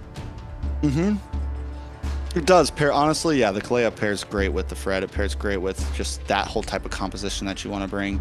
Kaja might just be a bit more comfort. It is maybe a little bit of an easier skill to land on a Harley because you just kind of click the button. You don't really need to like aim or get too close. I think it's got a slightly longer range than the Tsunami Slam, maybe. I think equal. No, I mean they're both pretty small. Is it? Yeah. Oh no, the grab and bring back? No, I felt like you had to be like right next to them. Yeah, the grab. Yes, it doesn't matter. We're talking like frames. We're talking like freaking micro frames. There goes the Phobius ban from Influence Rage. Leon now with final ban. They decide not to get rid of the Claude or the Harley so far. Claude, you lock in the Claude here from Influence. Oh, they're doubling down on the EXP laners. So what? It's Dalika Eto versus Hayase here. Feels like a showdown. It was same thing in game number 1 too. Dalika's got a point to prove. He didn't put himself on that top 5 list. He wants to show that, yeah, I put Merciless up there, but I'm better. He wants to show that I put NASA number 1, but I'm coming for it. And Dalika has been playing insane today and yesterday. Influence Rage. With the Kaja, you still pick up the Claude and just go... You still pick up the Claude? Harith? Harith, you need Shred though to deal with the Fredrin. I think Claude. I think you need the Claude here if you're Influence Rage Origins. Can't be a Harith. That's too much magic damage. Yeah, you're right. Never mind. Isun Shin's still solid. You get a lot of vision control. You're able to play a little bit of front to back. You have the ability to dive. And at the same time, you do beat the carry in the laning phase too. So it's good. They're looking to dominate on all fronts. The relentless flow of times continuing. I am the constant. Is that over though? Is that too much? A little too much. The R-Lot just the R-Lot's too much. The Kadita's great, right? The Kadita is great because while the Harley's trying to assassinate someone, you're trying to assassinate the Harley. Same thing with the Eastern Shin. Yes, you got the Zetian, But I think the Arlot's just pushing it a little bit because there's not a lot of options left. It's the Arlot or the Alice. They didn't want to go for the Alice because they're not really playing a dive composition. They want to play to kite and also bring enemies towards them. So yes, kind of like the Final Slash does that to a certain extent. But I'm not a fan of the Arlot. I would have gone maybe CC instead. And there you have it. We have our lineup for game 2. Kronos don't seem so happy about the Hayase's Arla pick. What about you, Trex? How confident are you with that lineup for Leon? I mean, I'm not completely against it. It gives you a little bit of a stiff arm with the Arlot. You have some possibilities to deal with the Khalid, maybe. I don't know. We'll see exactly how it plays out. It's still a hero that hasn't been like tried and true proven in MCT North right now. A hero that has been tried and true proven as something solid, no matter who's got their hands on it, is this Alice. And against something like a Fredrin, where you can just jump in. Fredrin's a pretty immobile hero. He wants to hang out, and there's enough crowd control on the side of Rage Origins to really help them in terms of these turtle pits, in terms of these neutral objectives. The only thing they need to watch out for is Raquel and Pav. When I take a look at that lineup, I think they need not to be, a lot of times we say, even though they have a utility jungle, don't be the ones to first engage. They have a lineup that wants to pull, they have a lineup that wants to kind of sneak attack, and even though you have a Fredrin, you don't need to be the initial engagers on these big neutral objectives. Wait, so take your time. What do we have for the roam for Leon? It is Kaja, right. What I can see is Arlo. Imagine Arlo just trying to swipe and then swiping away a set from a Kadita. Oh, just I don't know how they work well together. But he could swipe and then surprise coming. And then what happened? I think we got a surprise coming. We haven't done this in a while. We got some diamonds. Some I think some some Bonox, some Bonox drops. Okay, so this is a little surprise and a little treat for all of us. So thanks to Bonox, they are doing a diamond drop for us. So how are you going to be able to participate and win these diamonds? Make sure you are active in the chats, okay? So whichever platform you are watching from, make sure you're active in the chats. Our mods will be asking you questions, and make sure you answer those questions, and that way you're gonna be seen by those mods and they will decide who will get these diamonds. Yeah, so I mean that's a great thing. I need diamonds. I'm a little low right now. Sadly, I can't do it. You know, Bonox drops. We've only done a few of those, I feel like. I would like us to do more. I mean, yeah, I think they definitely, but they do happen in the chat, right, quite often. So make sure you're watching, make sure you're following MLBB Esports, but at the same time, MLBB Esports channel as well. That's where some of it happens. But also, if you're watching the Portuguese stream, the Spanish stream, there's MLBB ES Esports, there's also MLBB Esports. So it happens on all 3 platforms. So, hey, make sure you grab some of it. And if you're not watching on those channels, you might as well just want to shift, you know? You could get some of these free diamonds in your pockets. Yeah. Now, we wait for this game. Any final thoughts on the draft, Layla? Who do you got? I don't want to say much, but I think, Harley's going to have a hard time, definitely, with that Kaja. So if, that might be the way for them to win if Harley is not having a great time. Not only that, Arlot could do good against that. I mean, just again, like the stiff arm. For me, like the Arlot is nice, but if it's not performed well, if the pilot on that thing is not making it happen, it's a useless EXP laner. Like at least if you have like a tanky EXP laner, a super tanky one, then you can still be a body to absorb damage. But if you're not going to perform well in this Arlot, it's a risk. It's a high risk hero, I feel like. But it's game number 2. Influence Rage. Completely bring the boot down in game number 1. Can they do it again, or will Leon even the score, Kronos? Well, the way that it's looking, I think Leon definitely looking to invite a lot of pressure onto them. Maracucho on this Oh, wait a second. What? Maracucho Harley? is on the Harley. Yeah, Maracucho's on the Harley. About to say, I think all of a sudden, the last pick Harley. Okay, yeah. But I think in this case, Maracucho on the Harley, looking to get the win, wants to play that card right now. It's gonna come down to how it's gonna work out.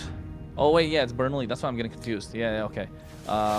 But yes, and in this case, Rage Origins looking to get pickoffs early on the board. Replic looking to dominate the lane, and you can see that's already happening. But it comes down to Burnley's rotation speed. It is Flying Cloud, not Expanding Rivers, but still at the same time, I'm excited to see what Pav can do on this Kavita. Yeah, it's what we've seen a lot tonight is teams that have a lot of damage on Raquel already. A lot of teams that have these kind of high skill compositions, and that's what we're seeing from Leon. Vendetta was able to pull it off earlier today.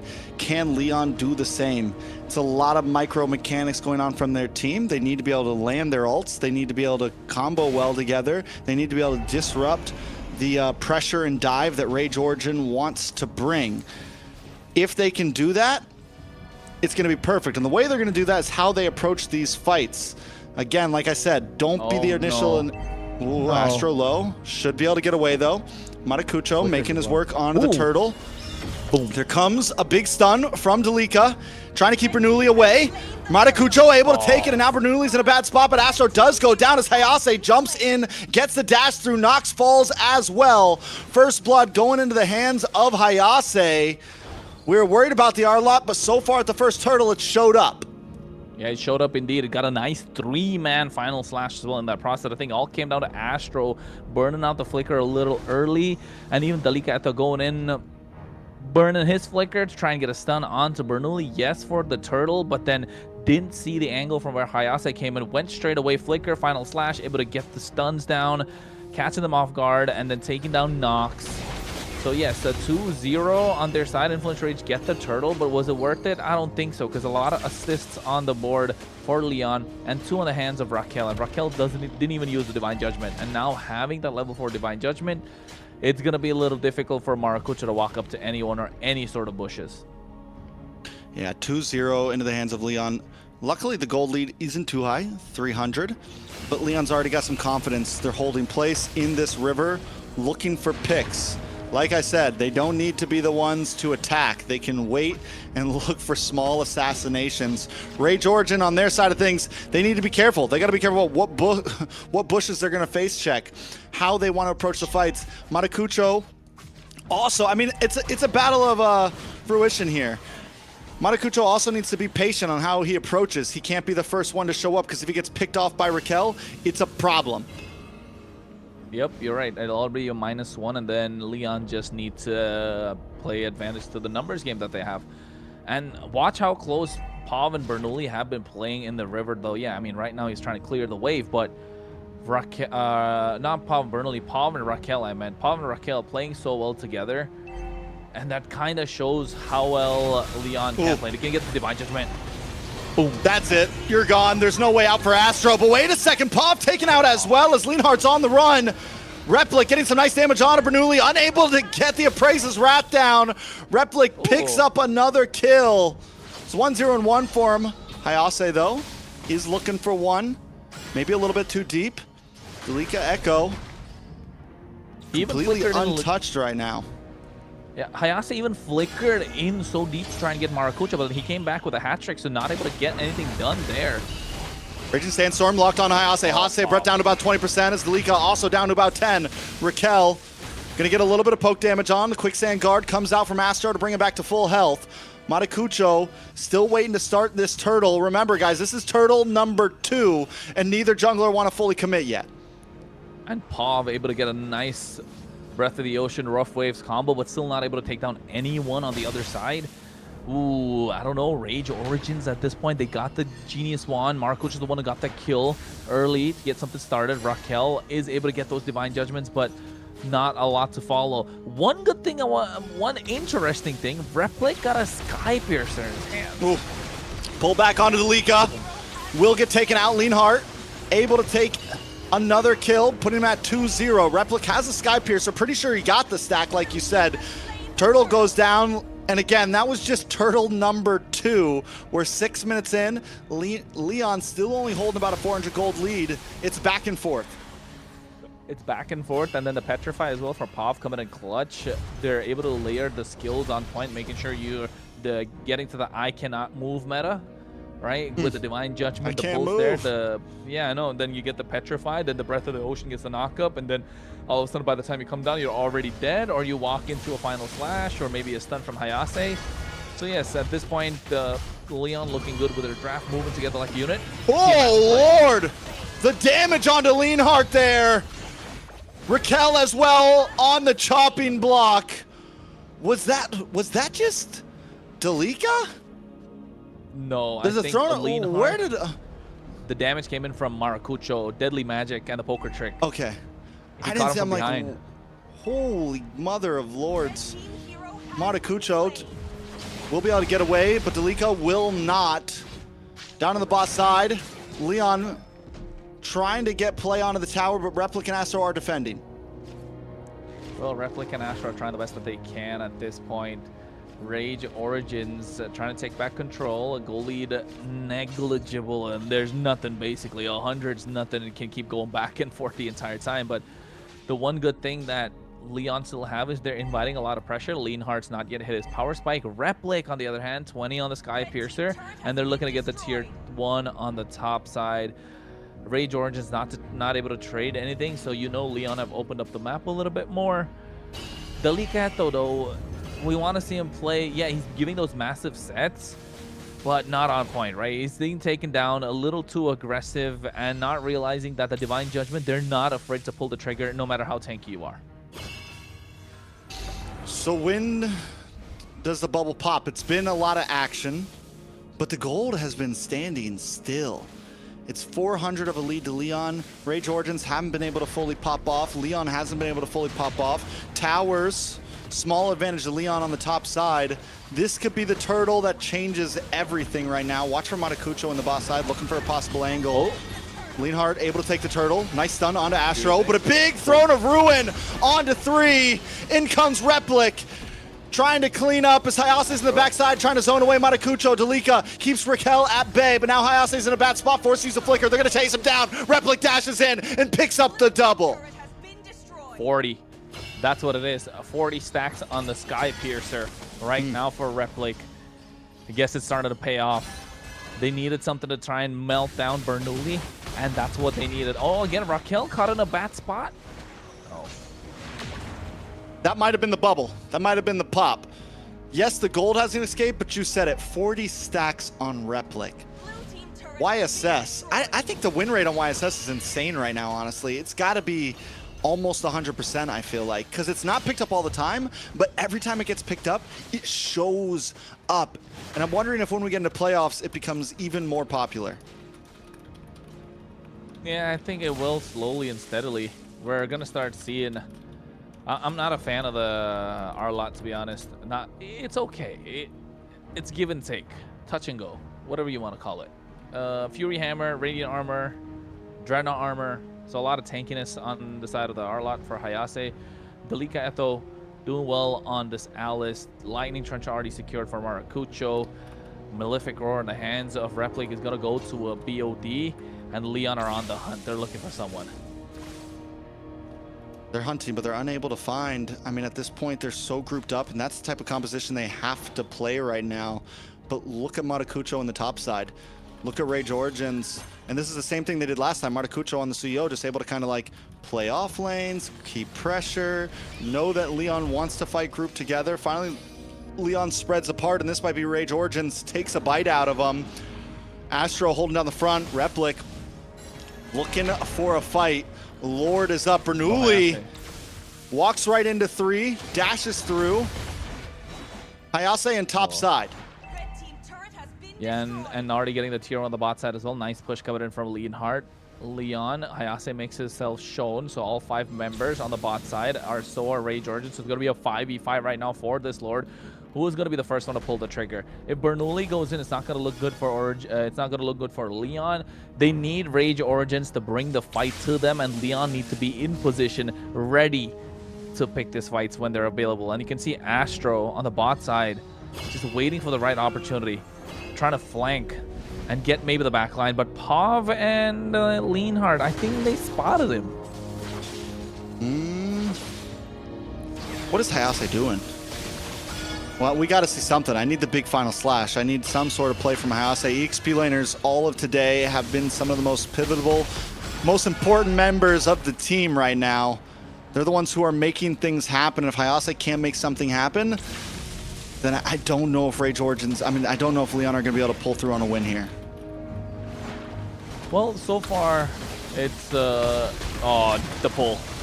Nice stun. Astro goes down. Delika decides not to flick in. They're going to wait. They're going to play it patient.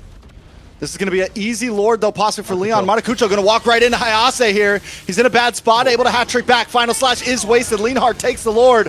Replic, though, trying to close the distance. Rage Origin plays it safe and backs off. And Leon able to get the Lord at the same time. Hayase, good flicker, right on time, too. If he got the damage from Replic, it got taken down, even from Maracucho. 1-0 for Harley, it's all right. BOD is going to come in for Replic soon. He's going to be the one to watch out for. 800 gold difference between them, but he can see another pull. Ooh, Throne of Ruin with the Raging Sandstorm. Raquel goes down. A nice pick, but 2 ults used for it. But since it's coming right before the Lord pushes, they should be able to defend a lot easier. Yeah, they should be able to defend a lot easier. Not just that, the fact that the kill pressure is kind of taken off. Delika Eto will be able to get the clear. Astras, there's a tornado. They'll be happy if they get the tier 1 of the mid lane, and I think Leon got a job well done here. All right, shred it down. Lord's already gone. They see no damage from this Lord. If anything, they gain space out of it. Minions are coming down on top side. I feel like Leon need to start playing the map a bit more. Yeah, they should, but can they don't have the mobility there. That's yeah. the thing. They don't have the mobility, do they? If they do, it's going to be Pav, right? He's the one looking to snipe somebody down, but then they have Eastern Chin. They just got Replic, Mountain Shocker, and all of a sudden your positions revealed. Not just the Mountain Shocker, but also the Fury of the Phoenix. So yes, global ultimates present on the side of Rage Origins just adds a lot to their factor. I think Astro's been the target for Leon the entire time, with Raquel getting the Divine Judgment.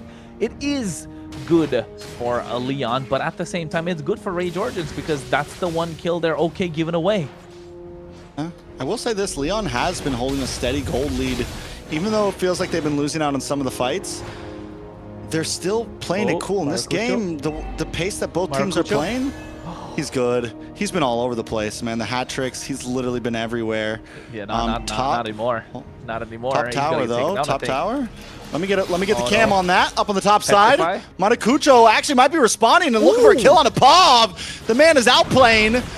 Why can I see it? Bernoulli goes down. Replic shows up in the nick of time. A Throne of Ruin. And the team's in ruins. Leonhardt goes down next. Rage Origins giving him the ropey dope right now. Matakucho bouncing off the walls and still buys enough time for Rage Origins to come in and find 2. Paul was looking to get the Petrify, right? Paul was really wanting to get the Petrify, just not able to get it so close. And a Replic comes in to save the day. Couple more stacks out of the Sky Piercer. And now it's looking grim. And look at Hayase. Caught in no man's land. Wants to dash. Nice final slash. Oh, not enough. It's too late for that. It's too late for that. Maracucho's already on. He's on fleek right now. Maracucho, you gotta say it. Maracucho. Yeah, he is on fleek. He's got his arms extended out, you know, got the other finger pointed towards the elbow, going sheesh the entire time. 300 goal lead on the side of Influence Rage Origins. Look at Astro's position, looking to catch somebody from behind once again. All right, Astro. Oh, my God. Able to bait a little bit out. Fear the Phoenix comes in. Look at the damage on the Pav. Replic dashes in the backside. He does have to back off. Oh, the shutdown from Leonhardt. Will it be enough for the Appraiser's Wrath that slams onto the Rage? Bernoulli looking for another one. It's him, Raquel, and Hayase trying to pick up the pieces. Oh, that was so clutch. He even flickered out the Traceless to get away, but then the speedy light wheel still follow, taking him down. Hayase's trying.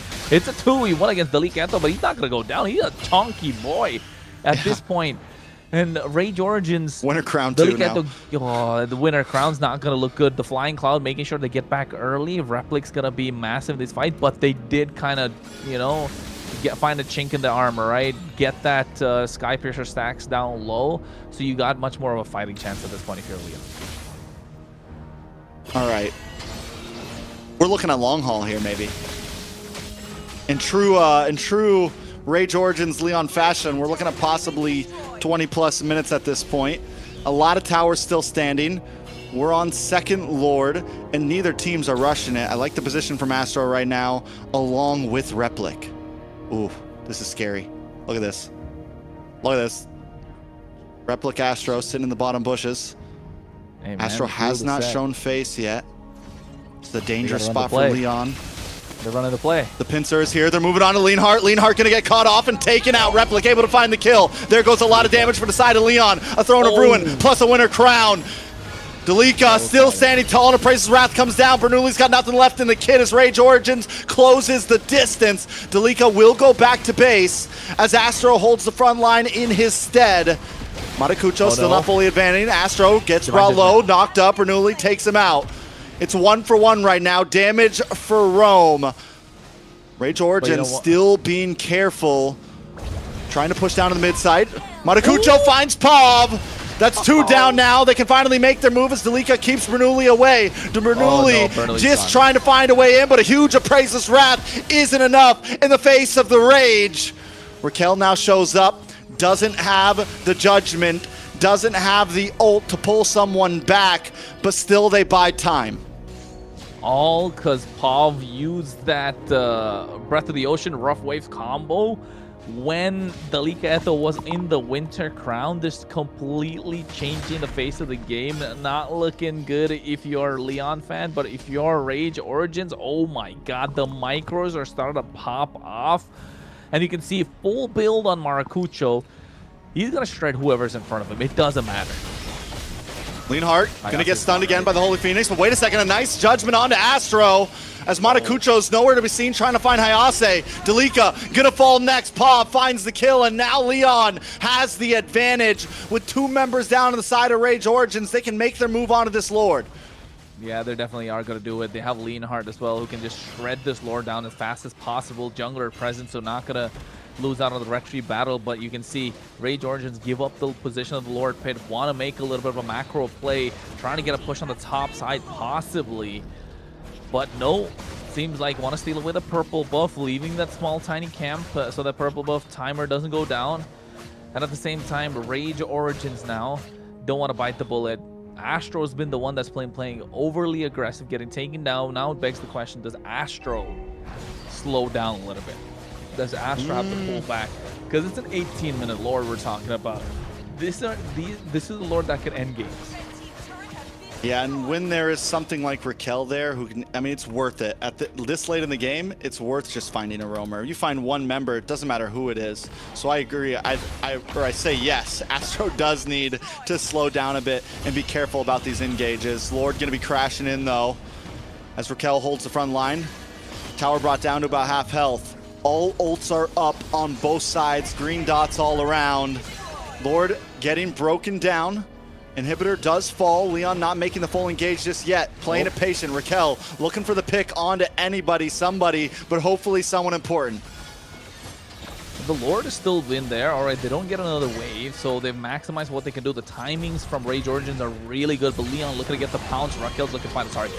Ooh, Astro goes in, and the big combo. Delica finds 3, paired up with the Fury of the Phoenix. Rage Origins looking for targets, but Bernoulli still standing. Replic wants to get involved now. He's going to move on to the next as Rage Origins tries to make their way out of the base. It's 1-for-1. Matakucho for Leonhart. Was it a good trade? I mean, I think if you are Rage Origins, you're fine taking that one because you take away the main source of damage coming in from Leon, right? Yes, Maracucho's down and out, but at the same time, Replic is there. He's got the Sky Piercer. You want him to be the one to stack up at this point. He's the one that dishes the damage out to Bernoulli. Leonhardt is the one that's kind of untouchable. It's difficult to get to him. He's got the Malefic Gun. He's got the Immortality. You want to pop that as soon as possible. Maracucho, not just going down, but it was a massive shutdown. So still a push and pull, 60k goal on both sides. The goalie doesn't really make much of a difference. So you're okay if Maracucho went down, but you want to be able to translate that one kill into something else. And knowing that Immortality is going to be up soon for Leonhardt before this Lord, I don't think that kind of a position is going to replicate itself. Yeah, it's definitely tough.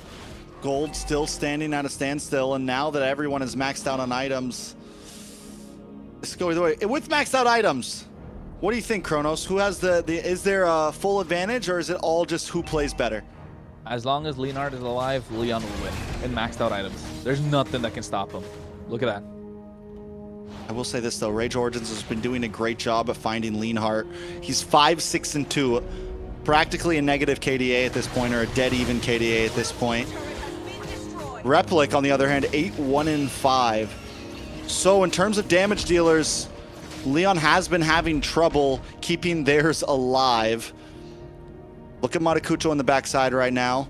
This is something Rage Origins has done a great job spreading across the map. Even the quick transfer to Delika to the tri-bush there, looking at the mini-map. But Leon, what they do best is looking for small picks-offs.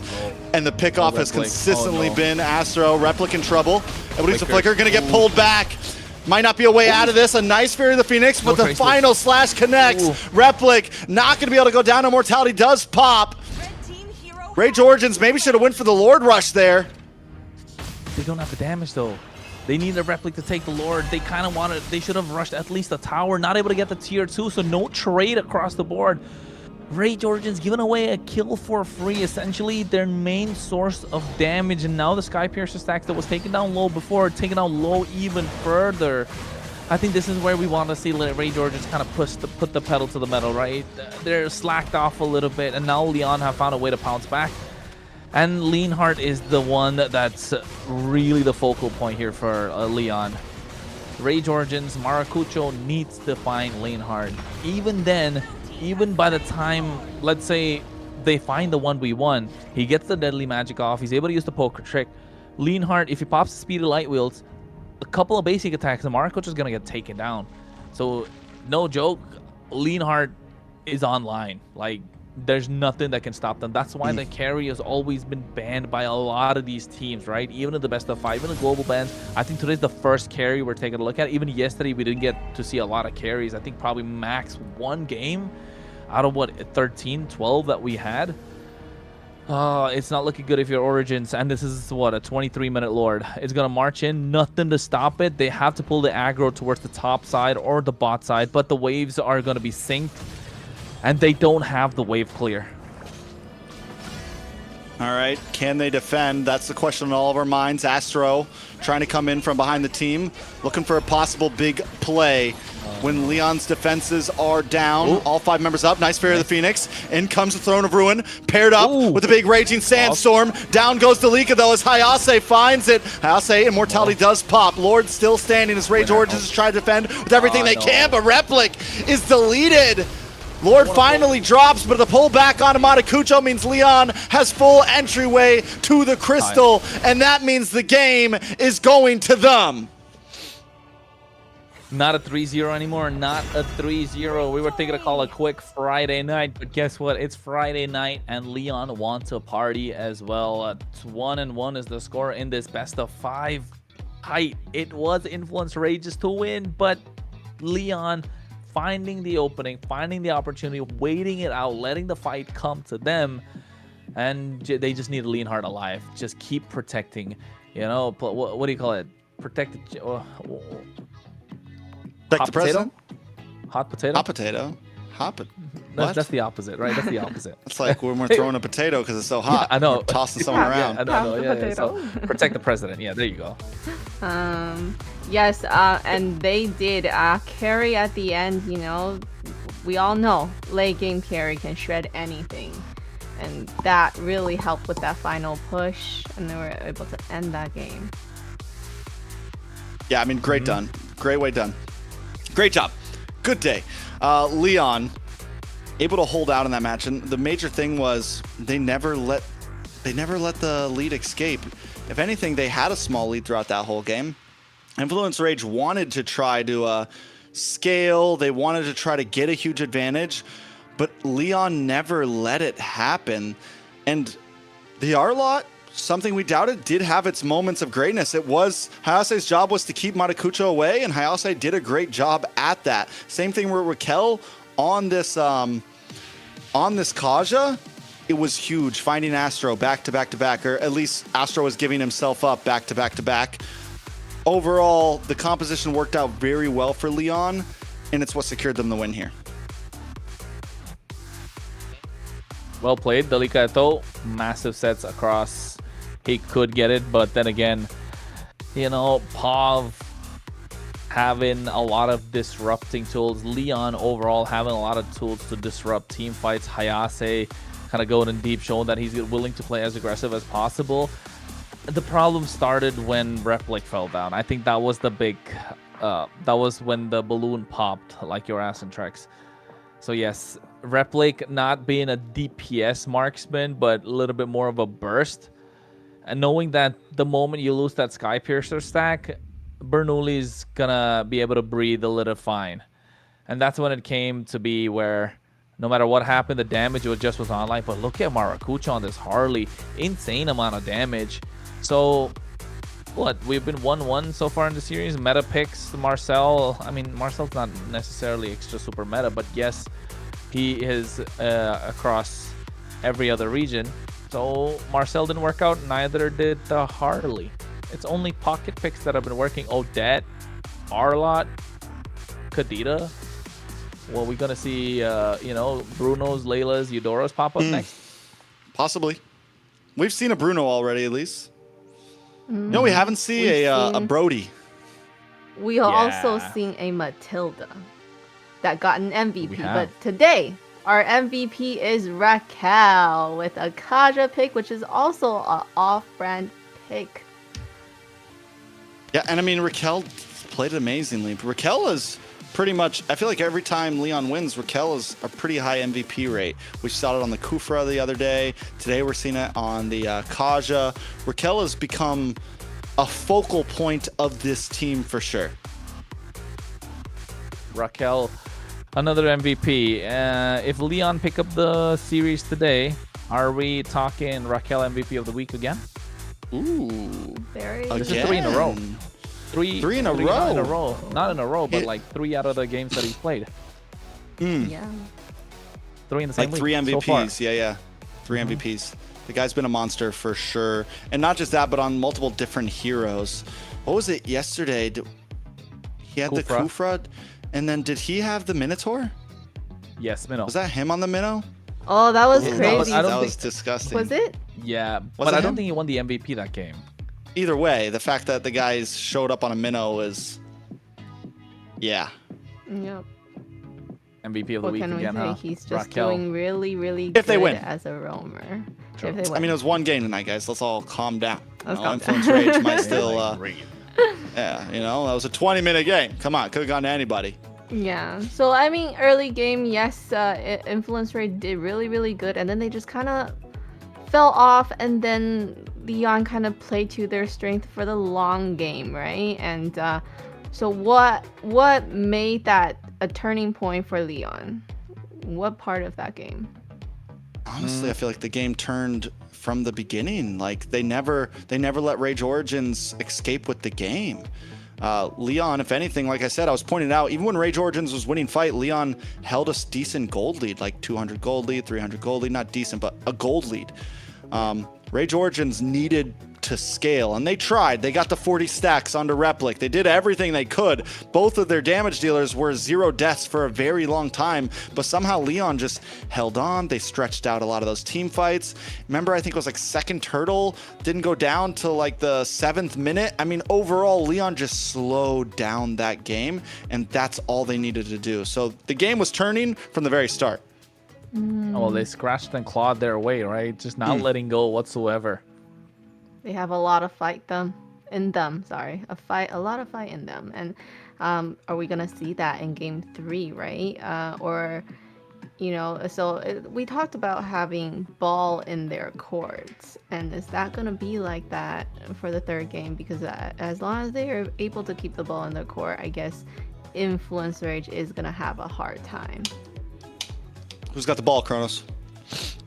At the moment, we're gonna find out in the draft. I think Influence Rage still kind of have the ball in their court. It's in mid-court now? No, I still think like we're going back to the toss-up?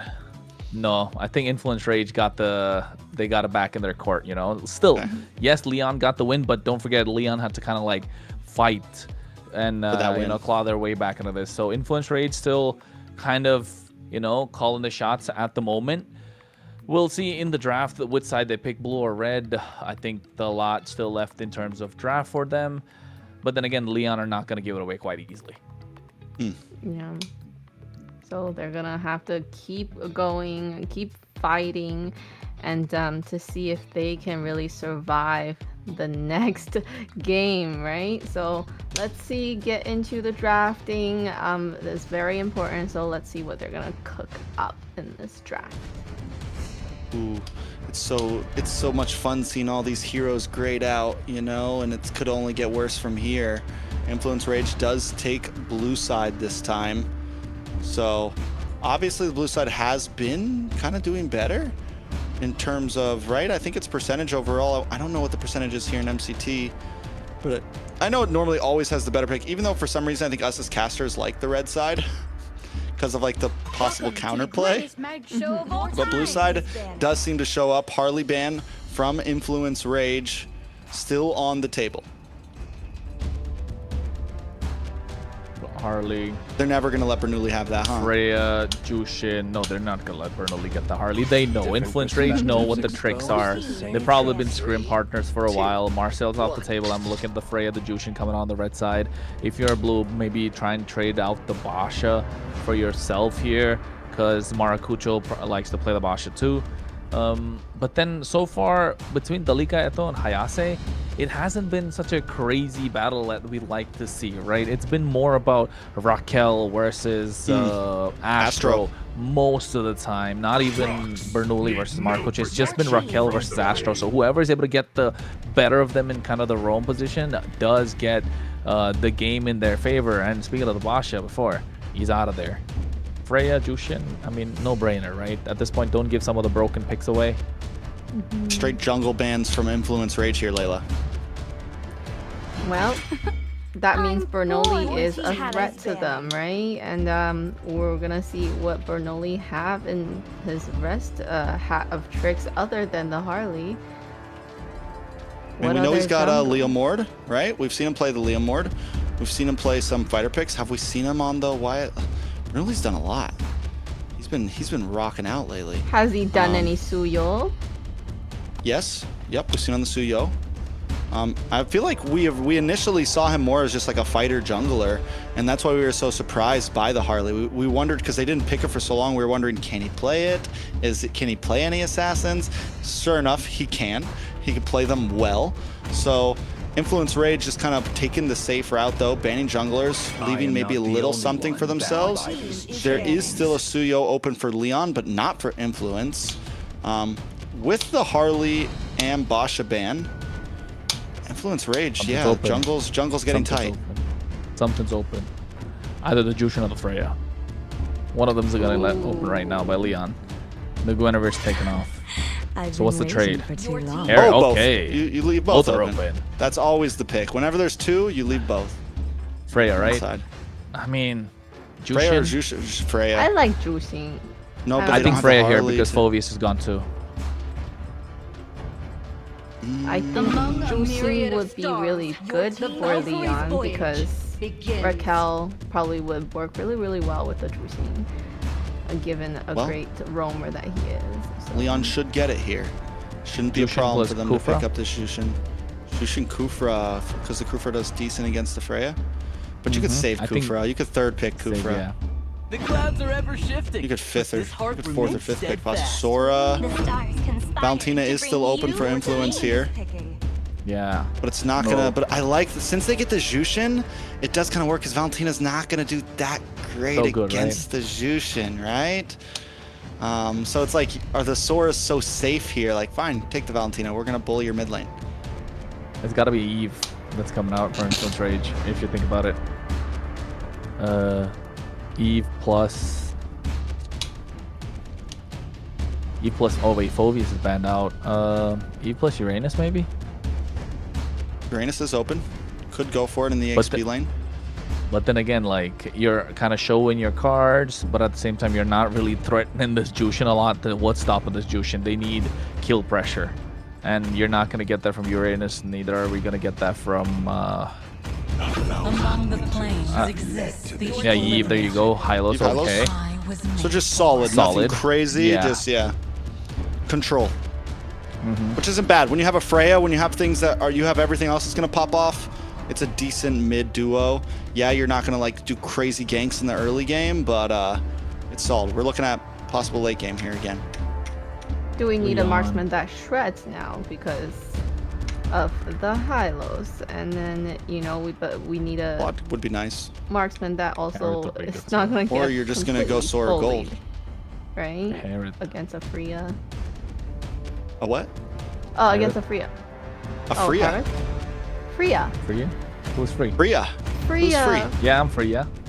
Is that Freya? a Freya or Freya? Freya. Freya. Freya, Oh. yeah. Are you Freya? Yeah? You're There you Freya. go. Free card? We called it. Kufra. Okay. All right. Clutch. Clearly, you know, Leon wants to win this one. Is he 100% win rate on that, Kufra? I think no. Early on, Raquel had a bad... Yeah, Raquel had a bad game on the Kufra early on. I will find it real quick. I have it. Hold on. You guys keep talking. But the Kufra is an early pick, right? He did so good because they had a joy going into a Kufra. Maybe he does have 100%. So what kind of jungle are they gonna have? No, lost against Alpha 7 North, day 1, game 1. Yeah, I just thought that's it. Time to drop the beat of the flash. What were you saying, Layla? Sorry. Sorry. No, nothing. It's our showtime. Ban the joy. Kufra counters the joy. But direct access to the Jushin, kill pressure. If the Kufra's bouncing ball is not present. So the Joy is good against the Jushin, so that's fine. The Claude, though, taken off to make sure Eve has a good time. Nolan, again, taking out any sort of early pressure. I like the way Leon are drafting here, taking out any sort of early pressure that could give them troubles because they have Hylos that can, and then Eve. Essentially, Eve versus Jushin, that's kind of the matchup you want to see in the mid lane. Jushin tries to poke the Eve, but the Eve kind of does outrange the Jushin, right, with that skill 1 poke, or it's just at the edge, you just pop and then run away. So I think here Parrot could be a solid ban if you are Influence Rage, because there's no carry, there's no Claude. Parrot's the next best option. Doesn't do really great against the Freya, but still cover your bases. Your team Ooh. Be a Kai ban just in case. Hard Spicy, I read. guess. Influence Rage, maybe looking for a Fredrin here. No, Fredrin's already used. Oh, like for Influence Rage? Yeah, I think so. Influence Rage, maybe looking for a Fredrin here. Because they're going to show, and if Leon doesn't pick their jungle first, they're going to try to look for counterplay, so they pick up a gold laner here. Carry's not open for them. Claude's banned out. Harith is open. Yeah, you still or Leomord, right? I think you save your jungle pick for last, honestly. Because I think the only the only jungle picks that are available that are super strong right now is Leomord. Because you're not picking up the Leomord, you're essentially giving it to the other side. And Hylos plus Leomord plus Eve plus... Yeah, it's too strong. Okay, Esmeralda's great. Counters the Freya, counters Eve also.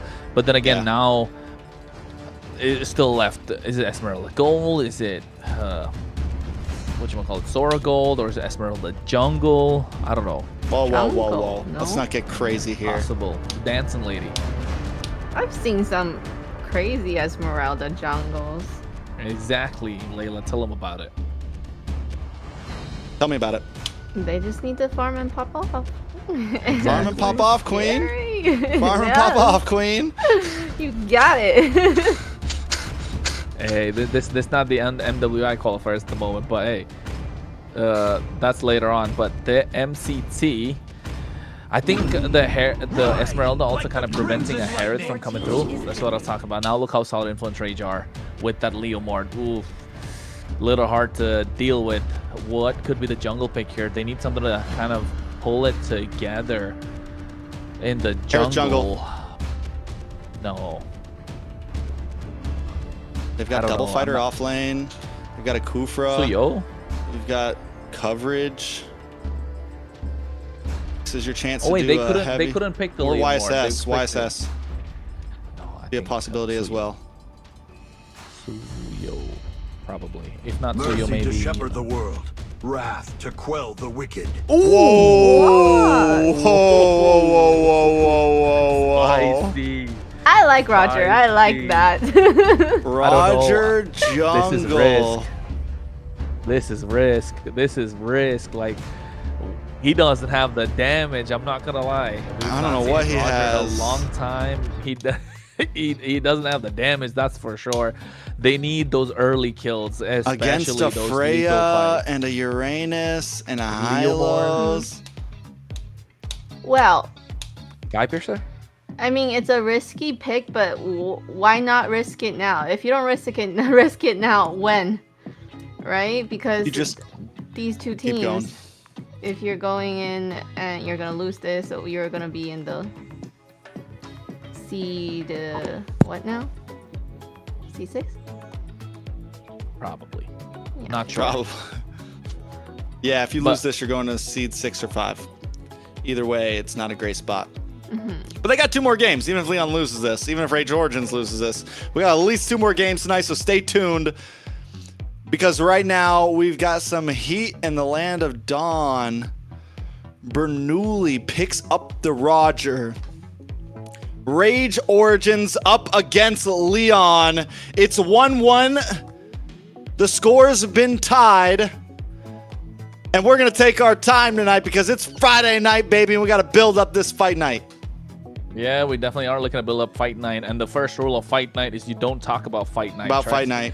And either way, I think I'm kind of curious to see what Bernoulli's got for an emblem set, because it's been a while since we've seen the Roger, right? We haven't seen the Roger, only for the fact that the damage is kind of lacking. Roger was great when he was slightly OP. The items were kind of favoring him. Now I don't know. How would you go? Are you going Trinity? Are you going for that Windtalker first item with the burst?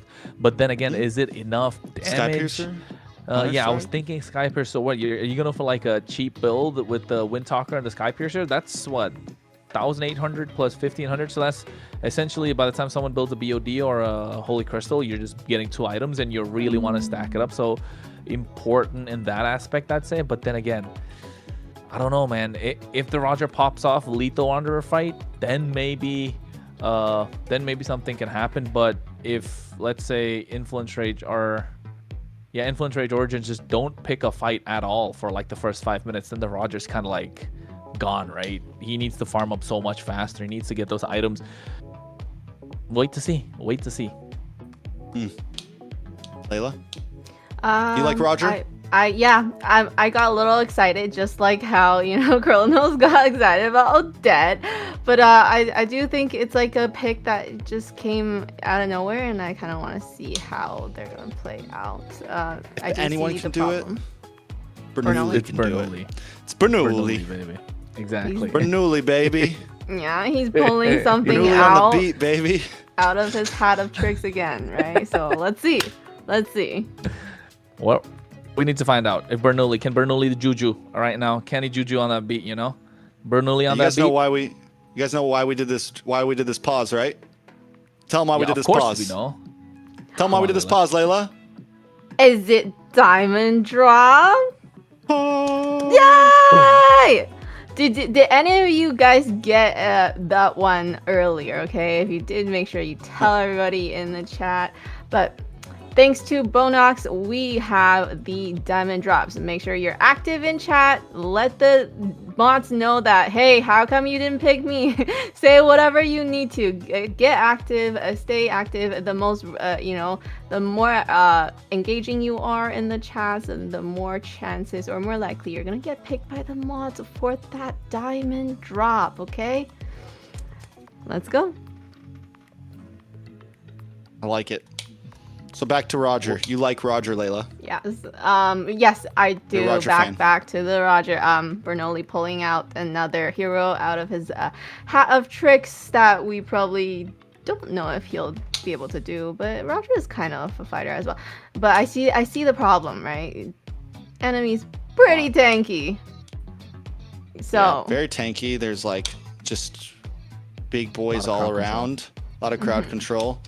If Bernoulli pulls this off, he's a freaking legend. He doesn't need the Harley anymore. He found another pocket pick. But you know what? With this Roger being picked up, it's kind of showing like his pockets are not that deep, bro. Like no Leo Mord, no Akai, no Fredrin, no Harley. That's 4. I think that's why they keep playing the Harley at the 4th game match point. Because after that, there's nothing left for Bernoulli to pick up. Oh, what's it gonna be now? The Roger?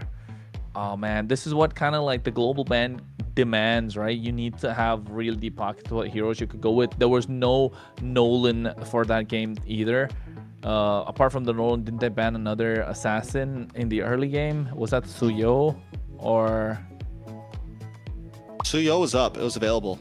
Yeah, Suyo was available. Yeah, that's why I was saying the Suyo was a decent choice.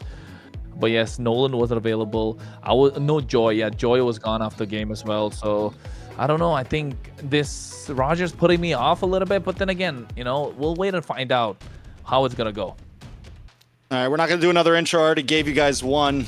So we're just going to talk about the game some more. Kronos. Fine, let's jump in. It's 1-1 right now between Influence Rage and Leon. Maracucho on the Leo Mord, but the hot topic is Bernoulli, baby, on this Roger. Can he pull it off, or will it go down as a big whiff? I don't know. I think it's going to be good. He's going to be able to farm up fast, able to keep up the same speed that Maracucho has. This Lethal Wanderer fight is something that you want to see. Not a lot of poke. You want Pov to pop off firstly so that you can go for the Lycan Pounce and Bernoulli and get those kills, right? How long since you said that, Trex? How long since you heard that? Lycan Pounce? Yeah, the Lycan Pounce. Crazy, right? It's been a while. It's been when was he? It was MSC 2025? No, he had a pop back for a bit. Remember Gold Lane? Yeah, 2024. 2024. Yeah, and M5 or M6. Was it pop? No. Or like MSC before M6, not M5. Yeah, that was AP Brennonic. It wasn't M5. There was no Roger around there. It was that MSC after M5. I'm pretty sure. Gold Lane Roger. Yeah, Gold Lane Roger, and a little bit of Jungle Roger. It was when SRG won MSC. Roger was the pick. Roger was the pick. They won that with Roger, I'm pretty sure. Innocent. Yeah. The beast, the half-man, half-beast. Yeah. A little bit of lore. They can't hold him accountable. Layla walks away during the lore. She's supposed to be learning this stuff. Right? She's not even listening right now. She's supposed to be taking notes. Half man, half beast. Layla, where were you? You're supposed to be taking notes. You missed out on a lot. You missed out on a lot of lore. Back to the turtle, though. Both teams taking things slow right now. I mean, literally, normally in the first 2 minutes, there's at least a little bit of tap-tap. Right now, both teams just waiting for their time. And Leon want the tap-tap, right? They want to take them down, get the pokes on, so soften them up for a blow. Bernoulli comes in, bounce the ball from Raquel. Delika into the backside, though. Nice RWM, followed up by Nox. Beacon comes out. A lot of damage on a Raquel. Oh no. As Maracucho with a Phantom Steed. They lock on to Nox, and first blood goes over to Leonhardt. Well done, but Maracucho picks up Leonhardt for himself. It's a mid laner for a gold. They're going to try to move on to the turtle now as Hayase keeps vision on the team. No Falling Star Moon, no stun from Delika. This should be a good turtle for the side of Rage Origins. Easy pickings for Rage Origins, and I was taking a look at the Bernoulli the entire time, right? Replik just straight away with a Valkyrie Descent on top of him, and he didn't really have an answer. He just was trying to kite. Use the Lycan Pounce to what? CC immune the skill for a little bit, but you can see Leonhardt here against Replic. They're trying to fight it out. So fighters on both ends. You have a marksman in the hands of Bernoulli essentially. So are we probably going to look at a Trinity? I want to see the build path. I kind of want to take a look at the emblems. So missed that out a little bit in the early stages. But yes, I think that those small factors will make a big difference on how Bernoulli is going to be able to pounce on someone. All right, Bernoulli onto the top side. Trying to get a little bit of damage on the Delika. Delika will be able to get away from this. And Leon have to reset. Turtle up in about 60 seconds. Rage Origins, 500 gold lead. Better than last game. Matakucho with a kill already in the book. It's exactly what you want for a Leomord. Yeah, I think the whiff started to show a little bit with this Roger. I mean, let's take it a little bit. I don't want to call it too early. All of a sudden, you know, everyone's down low. Bernoulli comes in, one Lycan Pounce, triple kill. Anything is possible at this point. There we take a look. He's going Trinity indeed. That's the corrosion site first, so this is a good sign. They're not really going for a fighter kind of Roger. Getting the marksman damage, going to sustain a lot more in that beast form. Shifting Skies missing, Tyrant's Rage missing as well. Rather Revenge, but here Astro just zoning out. They got control of this river. Ooh, Phantom Seed comes out, a lot of damage on a Raquel. Down comes the RWM, and Raquel falls with it. Purple buff still up. Rage Origins got what they came for, though. They're going to back off and move on to the gold lane. Try to push Leonhardt back and give Replic some space. The clap from Raquel, so good. Even in a losing position, able to find something, right? With a Tyrant's Rage. Clapping 3 members. Sadly, the RWM fell down right in place, and they're not able to respond. Look at the Delika, though. Just going to demand so much attention. Pops the Purify, and no one can do anything about it. Yeah, that's the wrong target to be chasing down right now. You give up a turtle, you get no space in the gold lane. The thing is, though, is Delika's been knee-deep in the swamp right now, all the way in the back lane, all the way at tier 3, cutting lane right now, keeping pressure. On the bot side, Leonhardt getting some work given to him as well. Rage Origins, per usual, playing the map strongly. Raquel, Tyrant's Rages, Tyrant's Revenges, not landing so much, and even if they land, they need someone poking. They need Pav to pop off firstly. They need him to start bullying Nox and lane, but then again, it's the perfect matchup to a Jushin, the Eve. So Rage Origins are getting really good with their draft, never disappointing there. But Leon needs to find some answers, and the answer is going to come through. Raquel needs to be a little more active on the map. Bernoulli, this is what you want to see. The damage is starting to show with the help of the corrosion site. Maybe get to the golden staff as fast as possible and then move to the DHS, unless you want to go DHS as soon as possible.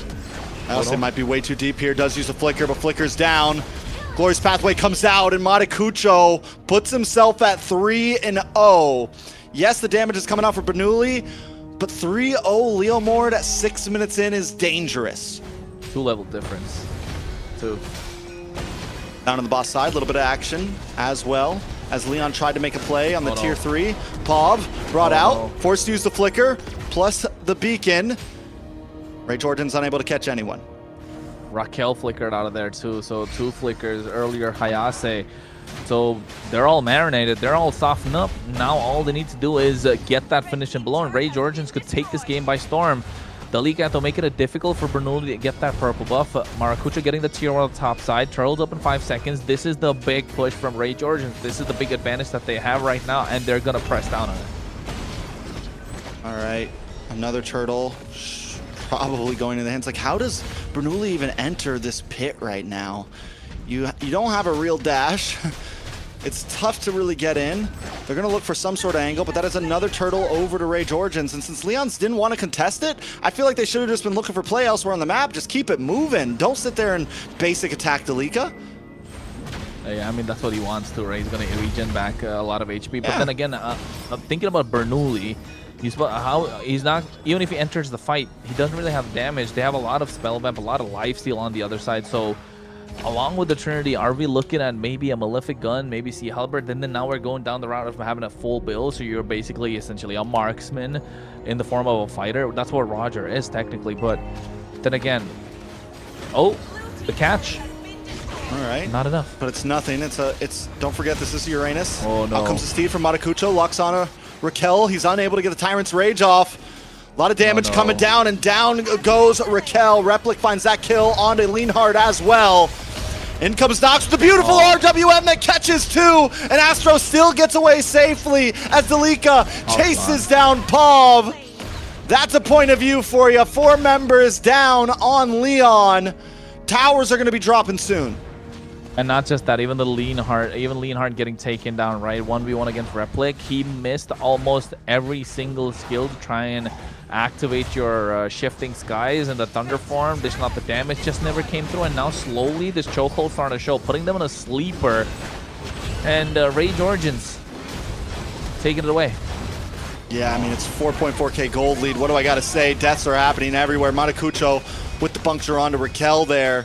Hayase's gone. This is supposed to be your tank in the front side. This is supposed to be the thing that holds down the line, and it can't even withstand the damage that Rage Origins is bringing right now. Let's say this game goes to late game, like 10 more minutes, maybe 12 more minutes at this point. Not 12, I think 10 more minutes, where Hayase starts to pop off, gets a couple of items. Same thing with Bernoulli. Then maybe we can start looking at something. But until then, what are they going to do? 5k goal lead already on the side of Rage Origins. Every fight they walk up to, they're not able to do anything. Delika Eto's farming up, I mean, absorbing a lot of damage. He's farmed up to level 12. Astro's 9. Maracucho's 13. 2 levels behind is Bernoulli. And they can't contest anything. And look at Replic. He's chasing down Bernoulli, not letting him do anything whatsoever. I think Rage Origins has learned from their mistakes, learned from their sins. They're not letting something like this go to late game. RWM comes down, catches 2 once again. Raquel looking to come out, but Leonhardt's already taken down off map. They're looking for a tower now. Lord's coming soon. Like I said, Rage Origins have lost too many games, letting them drag on. They're aggressive today against Leon, and they want to show that they have this side to them. Hey, it's Friday night, baby. They got a party to attend at this moment. Rage Origins need to pull up, and that's what they're doing. Pav, super load. Oh! Whoa, Matakucho goes way too deep. Pav able to dash back, and now Matakucho's in a bad spot. But wait! This guy's a monster! He takes 2 down in the base, under the towers! Matakucho! Finds the opening. And even with the Lycan pounce, Maracucho took him down. No retribution used either. Oh, Raquel, he was trying to get the revenge on point, just not there. The execution line didn't show up for them. And with the Lord Martian at the bot side, Holy Shields popped bot as well as top side. Mid lane's going to be the one to follow. Raquel is trying to pull something out, but Leon just don't have the damage profile. Bernoulli, baby, trying to do something, able to get a second kill on the board. A little something. They were brought low, but that's what they're looking for, right? Get people low, Bernoulli jumps in. Get people low, Bernoulli jumps in. And how's it gonna go though? Like, it's gonna take super long for that to happen. Finally gets the DHS, so he has the Trinity online right now. Are you gonna go for the Malefic Gun? Are you gonna go for the Sea Halberd? It's gonna get to the point where you gotta decide between the two, and now Raquel, he's starting to land those time revenges. It's looking solid.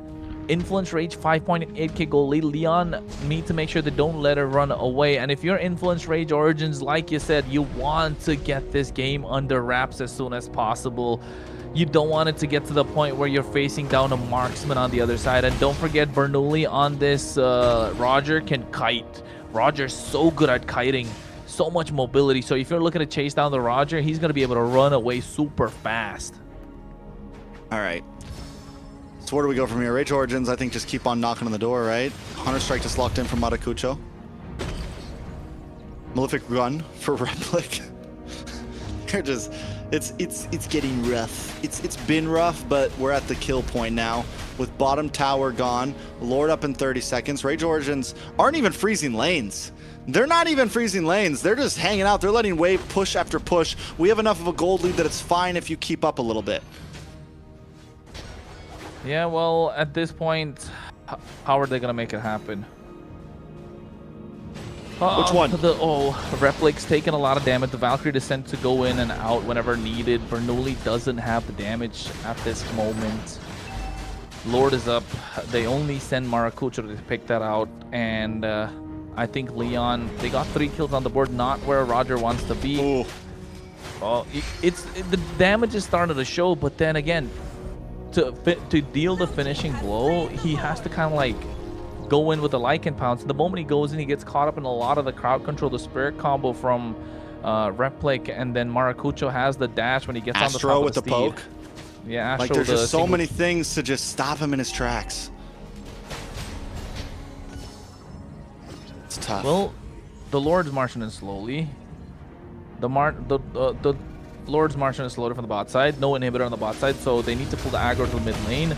But then again, Rage Origins are doing a fantastic job trying to like get the wave synced up at the same time. So Leon, I think this is make it or break it. All right, Raquel, maybe he gets a big play here. Astro's like, come on, bro.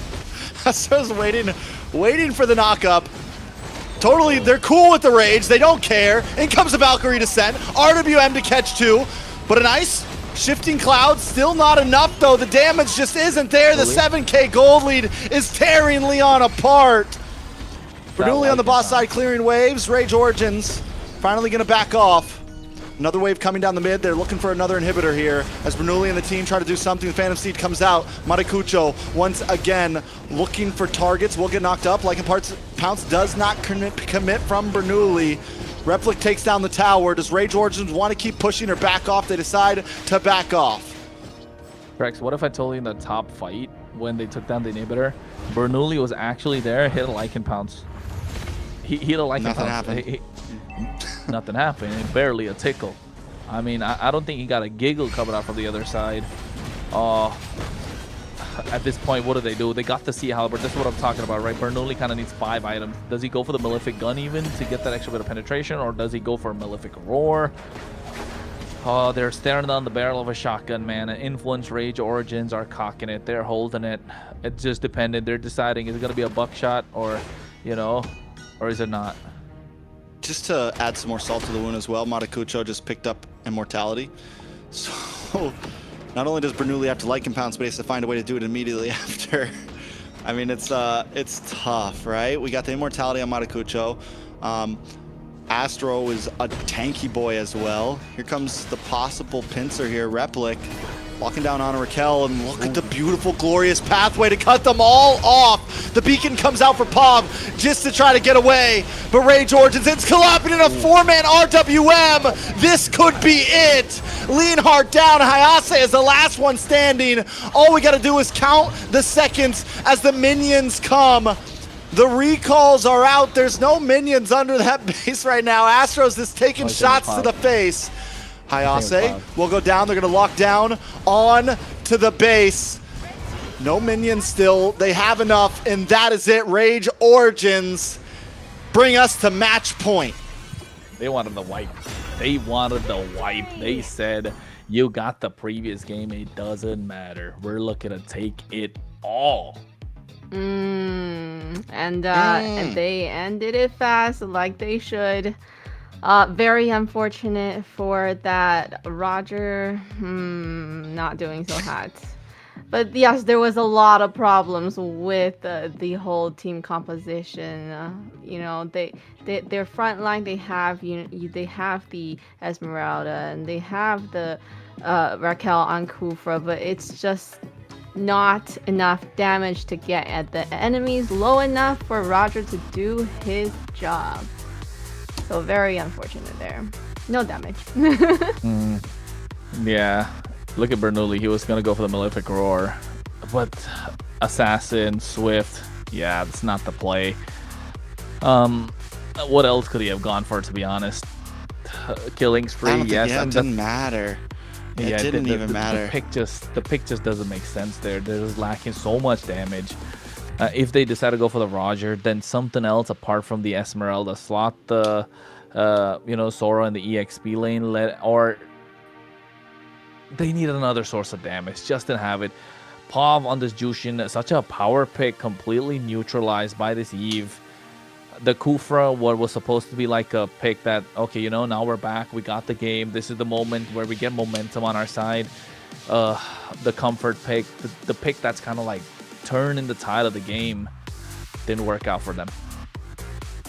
See how it works out in the final match, but this one, Rage Origins was on fire. And yeah, the Bernoulli pick, It did not come through, but even outside of that, Rage Origins once again just playing as a unit. They started off that game playing the map, and then once they do get together, they're able to place, I mean, those RWNs from Nox every time. That final big push, I'm sure we might see it in the highlights, where Astro gets close to the base and sets down the glorious path as just a roadblock, essentially, to where all of them have to take the long route around it. I mean, just overall, the mechanics and teamwork from Rage Origins is on fire. What? Did you see Bernoulli? He went in with the like impounds, like nothing. Essentially nothing, 0 damage. I mean, yes, Leonhardt got a nice shift in skies towards the end, but then again, nothing, right? Just a big whiff, this Roger, and with the MVP, Maracucho. 8-1 and 7, baby, able to get that MVP this time, showing up and showing off on this Leo board. Very well done. MVP, yes, very well done indeed. A great way to carry. Yeah, they Carry really the game. brought it. Carry the game. Yeah, that play under the base, 2 towers on each side. We thought he was a dead man. Pav flicked back with the beacon, and I thought he was done. Then he gets 2 kills before going down. I mean, the guy was on fire right there. That's a play that's definitely going to be in the highlight reel later. It's got to be. Overall, Maracucho, from the interview we had with him, talking about how he just wants to be a part of the big dogs, essentially. He wants to be in the same book as the best players, as the Tarzans, as some of those old, no longer talked about players, you know. He wants to be a part of that lineup, and he is showing that he can be. Cooked, essentially. That's what Leon got. They got cooked. Influence Rage Origins taking them back, showing the rage effect at this moment. And I think for the next game, I mean, you guys asked me before this game started, who has the ball? Influence Rage had it, and you could see why. They're dictating the pace of the game, they're dictating the pace of the draft. I think even for the next one, we got to see how it kind of would go. I still say Influence Rage got deeper pockets. Deeper pockets. Big bank, take little bank. Makes a huge difference in a game of best of 5, you know, where all the global ban is happening. The last game, so the draft was definitely a huge problem. What would have been better in the goal lane, right? I feel like what happened with Leon is that goal lane was definitely not supposed to be that hero. I mean, Soar's good goal. I think they really could have. I think YSS would have, if they wanted to go for something like that, YSS still could have possibly worked. At least you have jungle, opportunity. yeah. Like, because they wanted Snowball. Like, that's what the Roger, the idea, if it was still very good, is you Snowball in the beginning, you get a kill or 2. The YSS, we've seen it supply that. You might have actually been able to get the kill onto Delika when they made that early gank up top, instead of just wasting time. You might have been able to pull some of those things off, but they weren't able to, and that hero was open for them. There was a lot of ways they could have approached that, so they definitely, it was a mess up in draft, and in terms that's going to translate to the game. And against Influence Rage, against a team that knows what they're doing, you cannot make a big whiff like that. You can't. If it's like 40-60 in favor of Rage, maybe you can fight, but something like that where it sets you back that hard, yeah, there's no coming back. And then just with the picks, because Leon doesn't have a coach, right? Yes, So- Leon does not have a coach. But they're camped up, so they're communicating. But No, No, U2 is Leon have a camped up. coach. Leon Oh, is not. U2. U2 is camped up. Yeah, U2's camped up. yeah, I feel like that last Roger pick was kind of rushed, or I mean, I think not just rush. They didn't know what to pick. I think because Suyo Suyo would have been okay, but so risky. I think Bernoulli just doesn't have the hero pool at that point, right? But then again, even if you don't have the hero pool, there were other picks that are so simple could possibly have been viable. You know, off of the deep end, like just completely off meta. They needed something in the jungle. I'm not saying it's the best, but Saber would have been just picking somebody off, right? We've seen it being pulled off. Doesn't have the damage at the moment, but you get a chance to kind of snowball. But with the Roger, you're just essentially saying the moment you see the build and you see the Trinity, you're like, okay, I'm going crazy late game. But yes, I mean, the Barats would have been something that they could have worked out. Hayabusa is a solid option. Like if they wanted to go assassins, if they wanted tank, they could have gone Fred. Like if they wanted a utility jungle. Once they had the Esmeralda and the Sora, they're kind of, no, it wasn't. I don't think it was. Maybe it was, and that's why they picked up the Esmeralda. I think it's just the Esmeralda pick kind of threw off everything else after that. You know, we were surprised when the Esmeralda came out. So it's how does that even fit into a team comp? And so I feel like poor Bernoulli had no way of figuring out how to make that work. We'll see if they can figure out how to make it work in match point game. The question on our minds is, does match point count for Harith? I mean, for Harley, if it's not Leon with match point. 3, 2. Like, do they win with the Harley? Can Bernoulli still pick the Harley here, possibly pull through? It's Gwyn ban and a Marcel ban. Will influence Rage. Ban the Harley, something they've been banning nonstop since they picked it. Yep, I think it's game 4 too. Hey, this is where Bernoulli pulls up with the Harley. We've known him to do it, so maybe influence Rage, you know, fall for the bait, and Welcome to the all of a greatest sudden we match see the show switch. of all time. Never. Nah, fam, we know the trick. Oh. We know how this works. Game 4, a Harley. You don't get it. Ban Harley. Coach Tonic is like, hey, game 4, ban the Harley. I've been waiting for too long. All right, carry ban from Leon. They've already used the carry, right? Yeah. Oh. They first picked it in game 2. Leon can't pick Fredrin anymore. Leon? Oh yeah, they can't pick Fredrin. They can't pick Never mind. Fredrin, They can't pick Fredrin.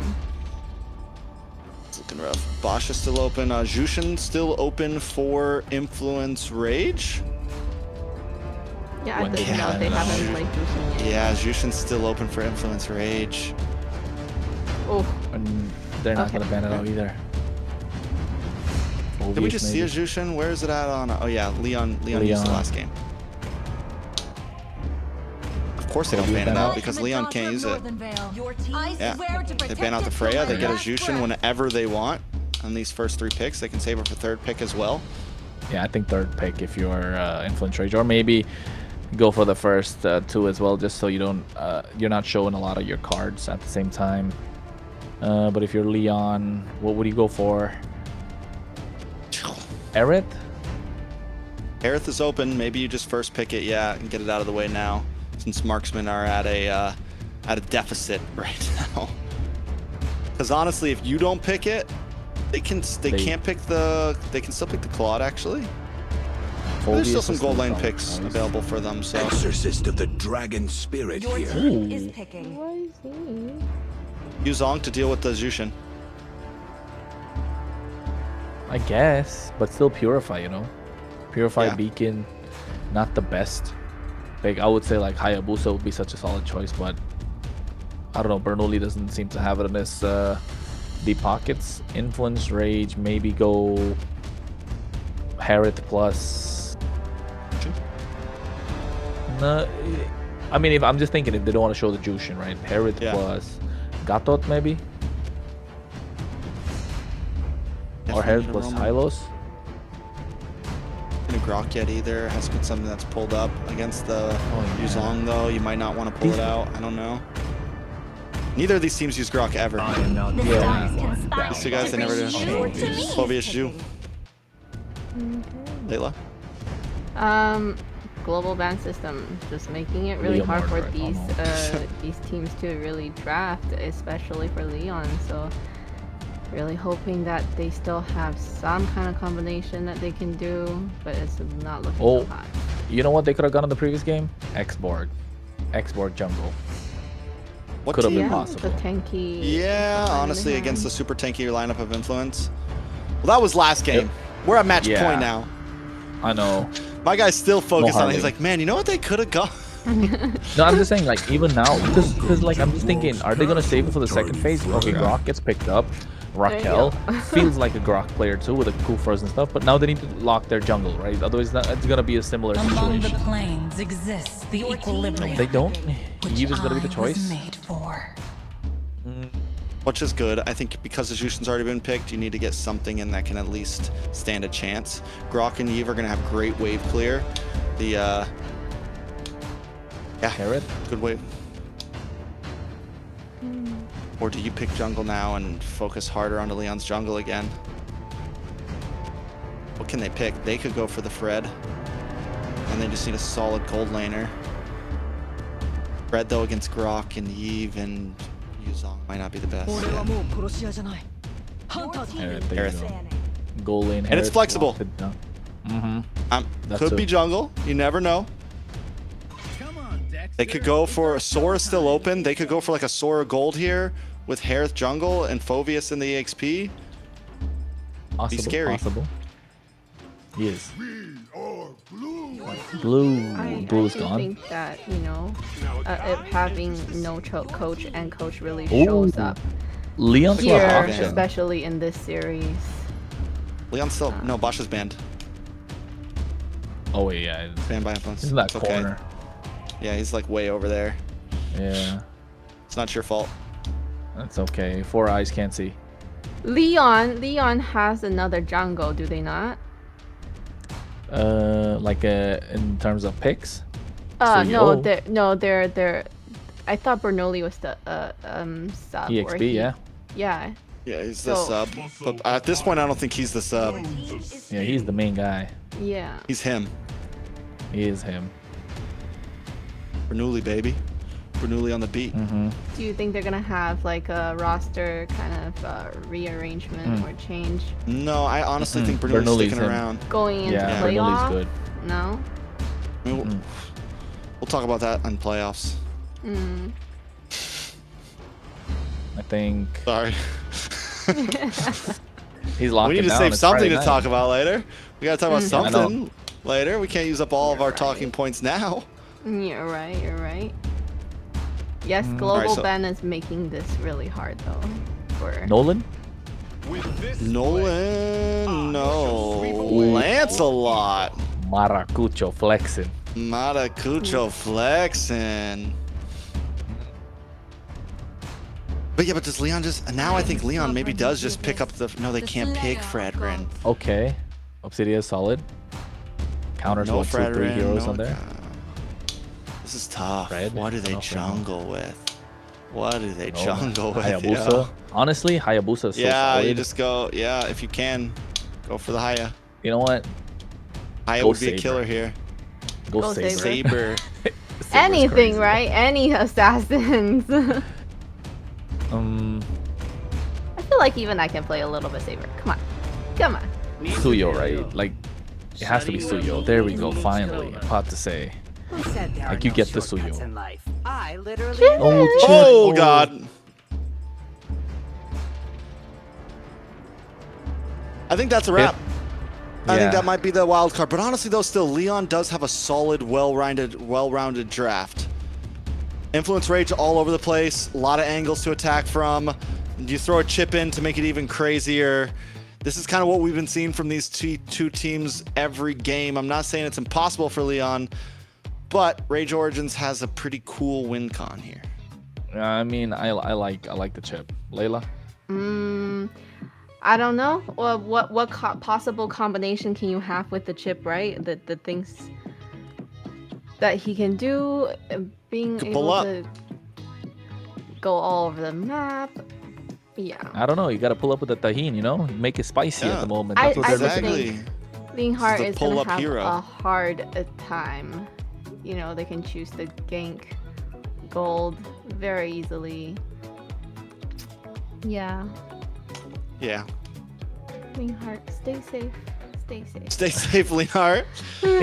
Buckle your seatbelt, Leonhart, because we're buckling up. Keep your hands and feet inside the tower at all time, because people are looking for ganks. They're looking to pull up. Chip looking to find a target, but Raquel as well looking for the knockups. This is match point for Rage Origins.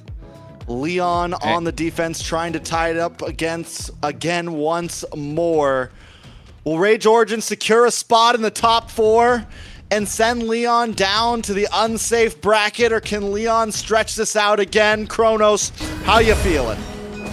I'm feeling all right. I don't think Leon can definitely stretch it out because they got a nice, solid, well-rounded draft, like you mentioned, and they need Leonhardt to pop off. If Leonhardt pops off, yeah, then Rage Origin's got no chance whatsoever because that Hunt of Bone counters Replic, Maracucho, Dalika, Eto. So yeah, a lot on the table. But then again, the interaction we kind of saw previously in the previous game with Nox versus Pav, the roles have kind of switched up, right? The Eve now in the hands of Pav and the Jushin in the hands of Nox. How this is going to work. And you can see already Raquel needs to give space because you can't really fare well against this Jushin. And Chip's going to be annoying. Chip's going to be a monster. But all comes to how he's going to be able to use the shortcut, the Y-Walk. Who is he going to get on top of? And if you ask me, it's got to be Leonhardt. You got to be breathing down his neck the entire time. Well, we might see a lot too, what we just saw too, after that wave cleared in the mid, we saw the split up. Astro and Nox aren't rotating exactly together, and they're going to have so much ability of that as this match moves on. Once Chip gets the shortcut, once you can see that, you'll watch the team split up a bit more. And Rage Origin likes to play map. It's such a perfect hero for them. But look at the damage onto Astro. A nice knock-up as well, but still not enough. Nox continues to just output Chip damage out of range. Well, Chip damage, Chip flickers, you know. Spicy Chip? Is this a spicy Chip, Trex? Ooh, it is a spicy Chip.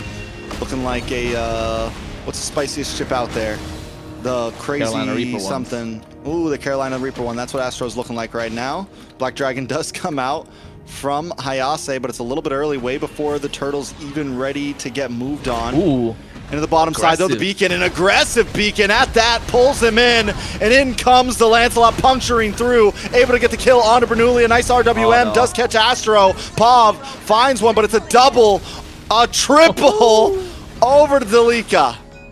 Dalika Eto's showing up. And you know what? I saw it the other day. He's got fans, man. Dalika Eto's got loads of fans in the chat. Usually pull it up saying that Dalika Eto's probably the best EX player in the American scene.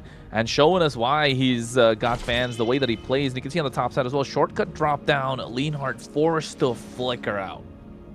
And then immediately goes back through the shortcut. Just to, they just pop up real quick, see if they can get the gank, and then play it safe. And this is what you need to see from Astro. Just don't be stingy with it. Use it whenever you want. Keep pressure, keep in their heads, keep in their minds. Oh, Nox right now. Such a bully. And this is what you want to see with the Jushin of the previous game, right? You want to see the aggression come out. Just not there this time. And Rage Origins kind of like getting the better of Leon in the previous game and now so far. 1.2k gold lead, essentially 1,000. Leonhardt trying to lock somebody down. It needs to get those stacks maxed out. Oh no, Bernoulli finds Astro. That's a good play for Bernoulli. He's taken a death. You need it on the Suyo. If things continued the way they were, but wait a second, Maracucho versus Bernoulli, but now Nox shows up. They're looking for the jump. Bernoulli trying to dash back with a puncture. The Phantom execution. Bernoulli is gone. Bruh. Oh, Maracucho. So now are we, oh wait, shortcut. A lot of damage on Leonhardt. Leonhardt's been having a tough time, but Nox is so aggressive. It's Friday night, baby. It's Friday night. And Nox is ready to end things here. They're looking at the playoffs already. Somebody called it a delivery. They're waiting outside the door. They want to get that package in. They're hungry. Influence, Rage, able to take this. So far, 2k gold lead in the pocket. 10 seconds to the Turtle. It's looking good. Leon needs to find a way to get the tides back in their favor, but with Bernoulli going down twice on a Suyo, level 6 Maracucho started to scale 204. Only the only 2 kills that Leon got were from Astro, and he still has 5 assists on the board. Nox is the target, but who's gonna reach him? Ooh, Hayase in a bad spot. Maracucho and Nox have been a part of it. They have 100% team fight participation right now. When they show up, somebody's going down, whether you like it or not.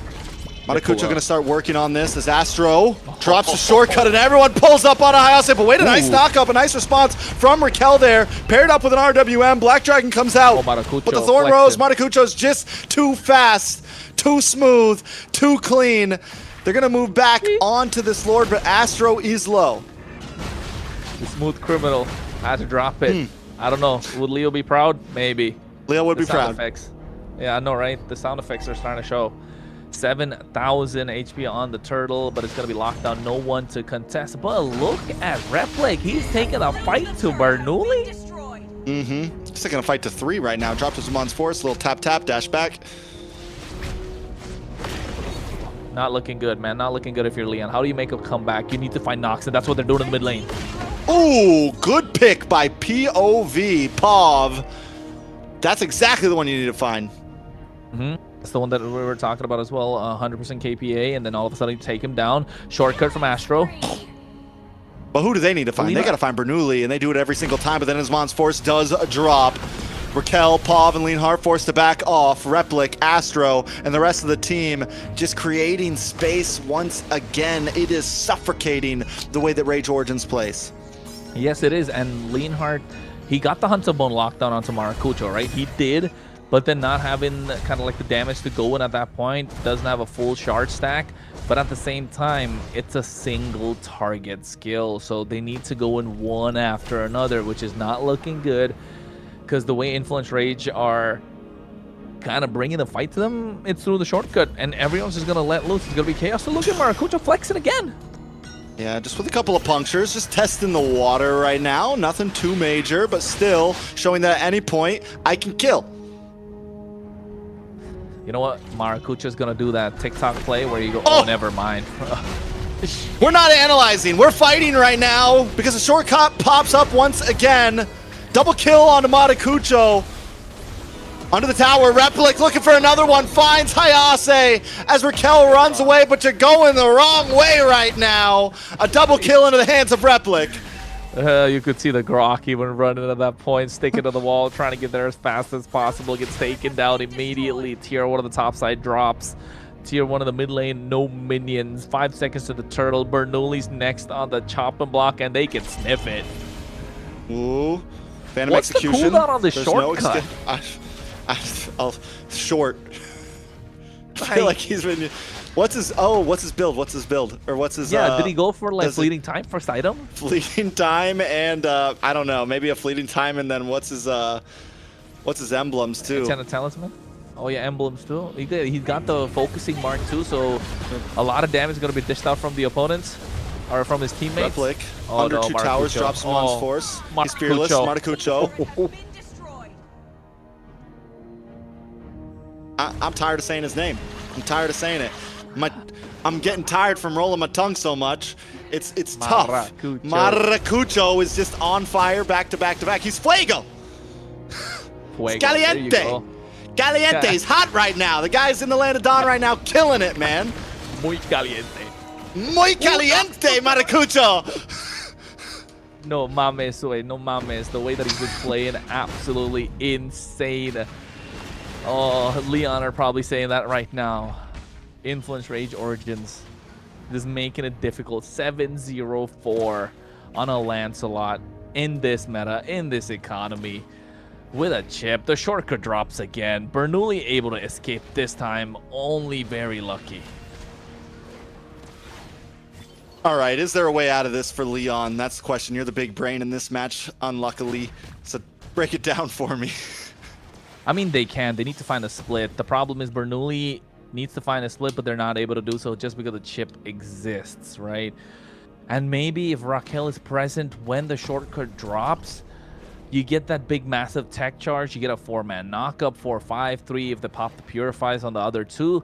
So yes, that could be an opening, and Pav needs to set up that RWM on point, maybe get the chain CC with the help of the Furious Dive Petrify, but then again, Bernoulli needs to be the one that finishes, or Leonhardt, but Leonhardt's such a single target marksman, which makes it super difficult, and this is what I'm talking about, the shortcut. Oh no. Oh my lord, Maracucho. pushes them all away. Raquel tries to get a tech charge, but it's just to get the team to safety, and he's going to get pulled back in. There's no escape. Another one, Leonhardt, as Matacucho punctures through, but look at the damage, able to Thorn Rose to safety, but Leonhardt can't connect, and Matacucho gets away once again with a 12 KDA, 8-0 and 4. This man is invincible. Oh my god. Oh, they drop another shortcut on the bot side, did they? It doesn't even make sense. Where does this all keep coming from? What is the cooldown on this thing? We're looking at items. Show the items. Can I see the items, please? Does this man have a fleeting time, for the love of God? He does. He has to. There's no possible way. This is what every 10 seconds he's dropping a shortcut. There's no answer. And Matacucho's got the Lord by himself. Look at that. They lock down Replic with a Hunt of Bone, but he pops the Purify. And now all of a sudden, whatever ult skill you had to try and take him down or neutralize the threat is gone. Off the table. They can't go for a split. The Y-Walk is too much from Astro. And at the same time, they can't even stay grouped up together because the moment they are, Dalika Etha's going to pop off himself. He popped off early game. Triple kill. After that, we haven't seen him since. Oh, I don't think Leonhardt can do anything. I think it's a wrap. I think it's Friday night, baby. Astro pops another shortcut, and it's Friday night, telling him to pull up to the club right now. RWM does come down. A big tech charge. Finally a response. Replic drops. But Matacucho hasn't even showed up to the party yet. Lord coming soon, like a movie near you right now. Do you see that? He was flexing, man. He was flexing. He tried to go in, and now the confidence is brimming. Replic's got about 15 seconds. The Lord's marching down slowly. Holy Shield helps. Oh no. It pops just before the Lord could get in. Will he get the crash? Raquel's keeping him at bay. 5 seconds. Matacucho trying to show up as well. Dalika. Shortcut. Nice knock up. They don't need a shortcut. They're all there, but he's going to drop it anyways. Why not? Replic does make it through. Drops him on force. Able to jump back. Minions on the top side. Oh, the waves are crashing. It is difficult. 4 times 4 is 16. Leon got 4 kills. 16 on the other side. That's the simple math of it. But the other end of the spectrum, 7.8k gold lead. Oh, it's looking grim, Leon. They can't even stay grouped up together. They can't even split the map. They split, they get picked apart. They stick together. Raquel needs a massive set. He got one, right? One good set. Finding Replic. He needs to find a couple more of these when they drop the shortcut. If Rage Origins get a little overzealous, overcommit, then they can make them pay the price. Otherwise, it's going to be difficult.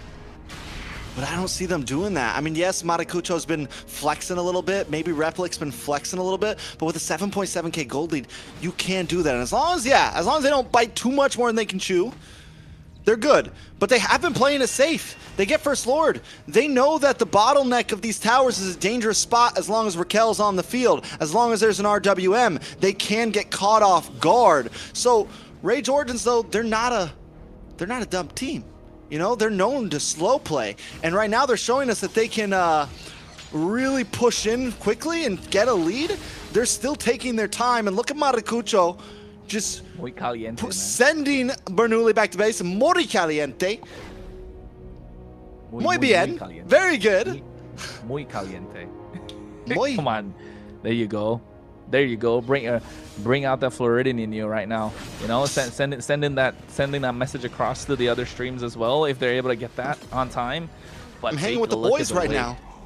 Yeah, that's how it feels like for them. Influence Rage Origins, they're just chilling. They probably got chat popped up somewhere talking to whoever's watching. And Leon are struggling. Look at Astro. It's perfect. He's just got to play the 4-1 split. All right. And Matacucho continues just, listen, I got the Lord. You guys, wait a second. Waiting for the shortcut. No shortcut. Astro for the, oh, there it is, finally. Everyone pulls out. They drop down. Nice tech charge. RWM as well. Replic still has him on force. Black Dragon not going to engage. Matacucho goes back to the Lord. Leon using ults, but not connecting them to make it count. Yeah, this is what was needed, right? That tech charge came in. The RW was almost perfect, near perfect. Oh no. Nox once again with a hyper-aggressive beacon, and Pav goes down. Raquel in a bad spot. Matakucho with the Phantom Execution, the dash to Thorn Rose, and he finds Raquel. He's under the tower right now, under the base, and a Lord is still coming with Pav and Raquel off the map. Immortality does pop as Replic tries to help out Astro. Oh no. Zamon's Force, the shortcut once again. Hayase's here, but the rest of the team's gonna leave him there. Matakucho's waiting for Lord. No, I'm not coming through that shortcut today. The Dragon's not someone that wants to attack. The Dragon's retreating. The Lord is marched at the bot side. Astro going down is not a good sign for Rage Origins. This is only going to extend the game a little further, but he does have the Y walk. They need to find pressure on other lanes to try and get the inhibitors at least, or at least another pick off with the help of Nox. All right, Lord's going to get the crash here.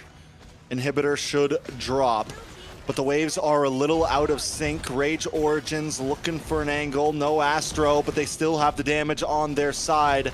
They don't quite have the range, though. It's a bit harder for Replic on a Harith to get free shots on an inhibitor. It's one of the problems that Rage Origins is having, kind of trying to break through this base. And the question is, how are they going to be able to do it at the moment, right? They're now playtime's kind of over. Yes, it's a 10k gold lead, but now you need to start locking in because the Leon is starting to catch up. If they get past, what, 40, 50k gold, then you know it's going to get difficult. They're already at 43. After a while, it's going to be to the point where items don't matter anymore. Warrack's in the hands of Bernoulli, so he's looking to sustain. No Sky Piercer on their side, so they gave up on that possibility. BOD's going to come in soon. Maracucho's been full build the entire time. Ice Queen Wand in the hands of Nox and a Sky Piercer to add to it. Oof. All right, this is the play that they need. Nice tech charge. Matakucho into the backside, able to puncture through, pick up Raquel, looking for another. Down goes Pav.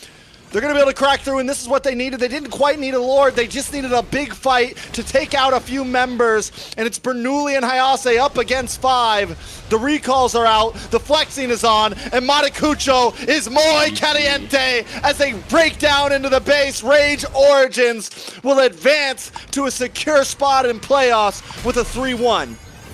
Muy caliente. That's what it is. They couldn't caliente. handle it on the other side. Leon must be kicking themselves with what happened to the draft. And Maracucho again showing deep pockets in the jungle. This Lancelot is trouble. Coming in hot.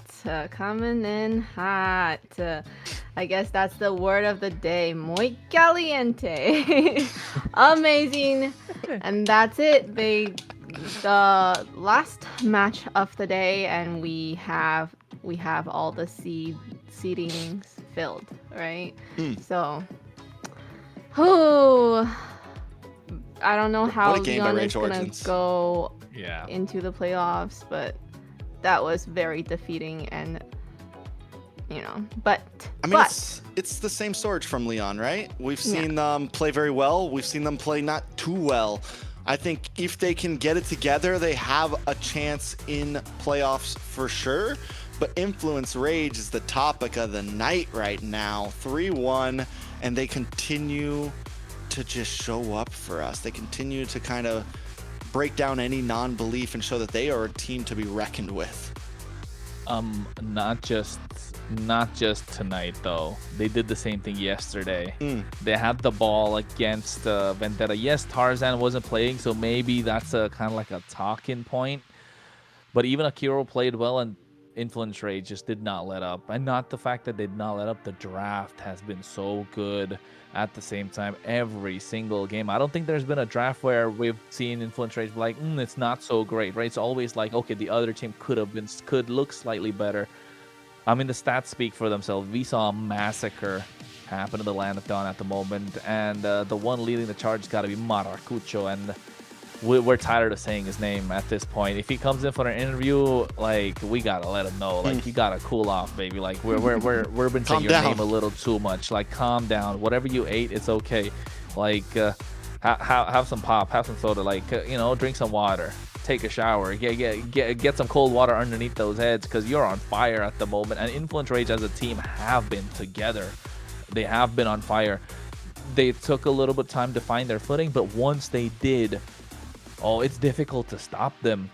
And we're kind of used to seeing a slow-paced game come out from them, but now with the fast pace they're okay and happy with, it's fine. We're looking at a newly programmed Influence Rage Origins. Yeah. This Influence Rage is what all the other teams have been talking about, and finally we get to see that, and shining through is Maracucho. We don't want to say this name anymore because it's been Maracucho, you're saying it wrong. Maracucho. I cannot roll it. Okay, you guys have to say his name. No, I'm gonna butcher that. No, not even gonna try. But he's all right. Let's go. Yeah. You're gonna have to introduce him here if we have an interview with him or something, and then yeah, you gotta say his name right. You gotta say his name right. Oh jeez. Okay, somebody quickly give me a crash course on how to roll the R's. Roll your I think that one's not happening. Breaking down. Oh jeez. Okay, I'm gonna have homework tonight, right? Go home and learn how to roll my R's, because this guy most likely will be the talk during the playoffs as well, right? The way that he's performing with this MVP, if he shows up with another Lancelot like that, amazing. I like it. This guy's a monster, and he is slowly earning a place in all of our minds and hearts. I mean, he can definitely be a competitor. With the vacuum that is open right now for top junglers and MCT North, Maracucho is looking for a slot in the top. And it's exciting. We're seeing things like the Lance come out. We're seeing things like the CO. There's not a pick he can't play right now, whether it's a pocket pick or a meta pick. The guy is showing up. And I'm excited to see how they come into from day one when we saw them play and we saw the promise to now. I'm excited for Influence Rage in the playoffs. Delika, Maracucho, I mean, all of them. Nox, right there. Every single beacon he used was aggressive. He had no chill. No chill, Nox. Yeah, I agree. And the thing is, like, the way that Influence Rage, they don't have the star players. They don't have like individual great crazy performances. Yes, they do every now and then, like Maracucho today, but a well-rounded performance. Yes, you can talk about Maracucho as much as you want, but if Nox wasn't as aggressive as he was with that first fight that they picked, and if Delika Eto wasn't as aggressive as he could be, he was the one who kind of set the pace for the game, right? Getting a triple kill. Nox was the one who initiated the fight. Yes, that happened. They took Storm, and then you free up the space for Maracucho to come in. All of a sudden he's shining, but when Maracucho is not able to shine, Replic pops off from some angle. And during all this time, you don't have eyes on Astro while he's right in front of your face recalling the entire time. So overall, I think Influence Rage, possibly or probably, correct me if I'm wrong, the most well-rounded team in MCT North at the moment, you can say. Everyone shows up, so it makes sense. I mean, yeah. I mean, in like simple, just well-rounded, not a crazy brawly team. They do. There just needs to be a little tweaking, I still think. If I said that, I would have to put them as like the best team. And I don't know if they're quite there, but just as a team that, they need to level up. They need to level up for sure. But they already have all of their bases covered for sure. Exactly.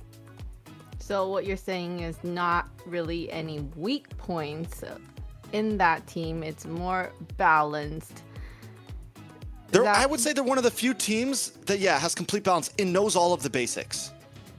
Like from macro to micro standpoint, they just need to, now it's just a point of you perfect what you have now.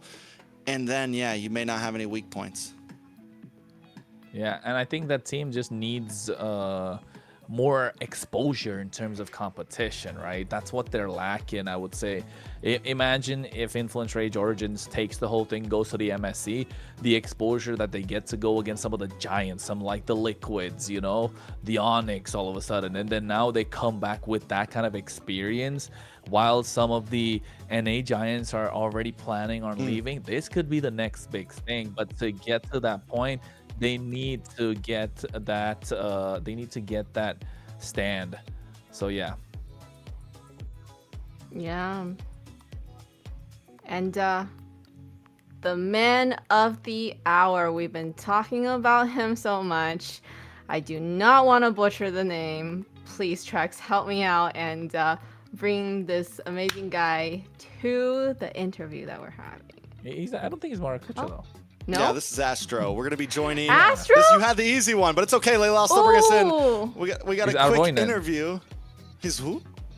Is He's Astro? Arvoinen. All right, someone else. They didn't give us the name.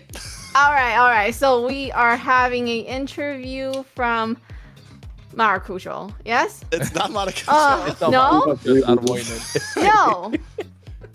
Okay, well. No. That was confused, I think. I'm the manager of the team. Okay, there we go. Nice. That's the info. Okay. Introduce yourself to everybody, and we have a lot of questions. You guys are doing really, really good. Oh, yeah, of course. So, my name is Arvoinen. I'm the manager of Influence Rage Origins. So basically, I help them with everything, like planification, like trainings, and like everything. Bring the coach. We have new coach this last week, so we are preparing a lot to improve every week. A new coach this week. Is that how Influence Rage has done so amazing this week? Because we noticed that they weren't the team that every other team was talking about, and then this week they showed up with amazing gameplay, and they've just been doing so well. Yeah, so we don't start how we want to start. So after that, we just made new plan and bring the new coach. And the last 2 weeks, we use training to improve and planning more about everything. So we are here to do a great job, and we hope to win the AMER North for sure. Oh, okay. So a change in the coach, a change in the way that the system has been going. The players are feeling much better. That's what's happened right now. Of course, yeah, totally. Well, congratulations on the victory. Insane performance, we'd say, like compared to week 1. If you compare Influence Rage Origins from week 1 and right now, there's levels to the way that they're playing. Players are confident. You know, I was gonna ask what's the reason, but you mentioned it already. The coaches, you got a new coach come in and change the way the system works and how the players are feeling. But now that you said you're aiming for MCT North, like you want the MCT AMER North, who do you think is gonna be a tough team for you to take down? A7 for sure. We go for them. Okay. Because we had an interview with Shark and he mentioned that he has difficulty facing you guys in the scrims, Influence Rage Origin. So, anything to say on that? So that is one problem in every team, you know. So the problem is players in tournament may nervous. Some of our players, they are rookies like Maracucho, but we are working close with every one of our players to get more confident about their plans, about nervous, about everything, you know. Because I'm from Brazil right now. I'm at the gaming house, so I'm working really close with everyone. They are in Colombia, but we are hope to win this tournament. That is why we are working so hard. Well, there's definitely a lot of hype around Influence Rage right now. From other players in the tournament, from fans, from us casters, a lot of us feel like you guys could be contenders here. How do you feel about the team? Do you feel like Grand Finals is a very possible goal? Where do you like slot yourself? Are you top 1? Are you top 2? Like, you know, how do you guys see yourselves as a team right now? I'm gonna be honest. Actually, we feel like top 2. We need to improve more, and probably in like 2 weeks we are ready to defeat A7 North for sure. I like it. Right on. I like the confidence, and it definitely starting to show this week, and hopefully it continues into the playoff where we can see great games coming from you guys. You know what, Arvoinen? One message. If you could send the message to Maracucho from the English desk from last time he came as for an interview. We've got a name for him. He's muy caliente. You got to let him know about it. Super hot the way that he was playing. On fire. Fuego. Right, Trex? So, say yes. My message is that vamos a ganar el torneo. We're gonna win the tournament. You just need confidence. We are really close with our fans too, so we have a lot of people pushing off to higher level to get more confident every day. Yeah, shout out to your fans that they're being very supportive. Amazing. Congratulations once again, and I will see you guys hopefully doing amazing in the playoffs, and I know your fans are going to be cheering you on. Thank you. See you. It's crazy, bro. It's crazy. The confidence, bro. The confidence. Confidence. Insane. That's all we need. I mean, not just that. It wasn't like any empty or hollow kind of like, no false confidence. It's saying like, hey, we're here. We're here to take the whole thing. We can do it. The players were nervous before. They're back on the horse right now. We got to change in the coach. We got to change in the system. This fits. This works. The players are feeling less nervous. The manager, Arvoinen's working so close with the players. Yeah, it's starting to show. And like you said, they've gotten better and better. And in another 2 weeks, they'll be better and better. So definitely a team I think everyone has to keep their eyes on coming into this. Trex, do we count them as dark horse now, or are we like put them up there? Like you said, top two. They're dark horse for me still. Yeah, in playoffs, it's hard to like pinpoint a dark horse right now because we kind of know all the teams now. But they are definitely upset team. They're an upset team for sure. Like they're a team that can shake things up. Yeah. Well, it's crazy, man. They might be in the top two going against Alpha 7. That might possibly happen. Yeah. And definitely, I've seen the coach and then the manager being so confident, believing in them all, so much. I love that for a team where they have, they trust their manager, they trust their coach, that they're in good hands. So, and it showed the way they played.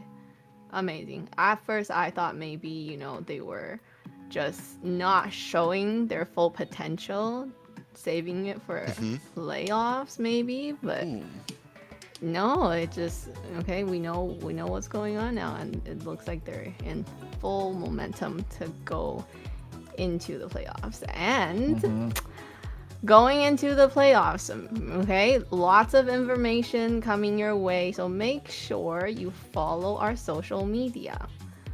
We are in Kick, Twitch, X, Instagram, Facebook, YouTube, TikTok. So there's lots of places to watch the stream and then also to get information. Yes. They forgot one. Discord. We're in Discord right now.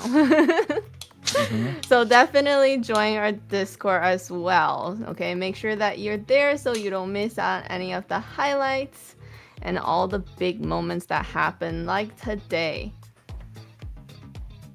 Right. We're moving. It's Friday night. You know what? Here, guys. What are we gonna do to playoffs? What are we gonna do to playoffs? No, what are we gonna do till playoffs? Till playoffs. Are we gonna get like a bracket somewhere? Yeah, we definitely that would be need nice. to see. That would be nice. Yeah. Right. But first, we have to talk about our sponsors, and the sponsors are Runestone, GG, Kronos. Tell us about them.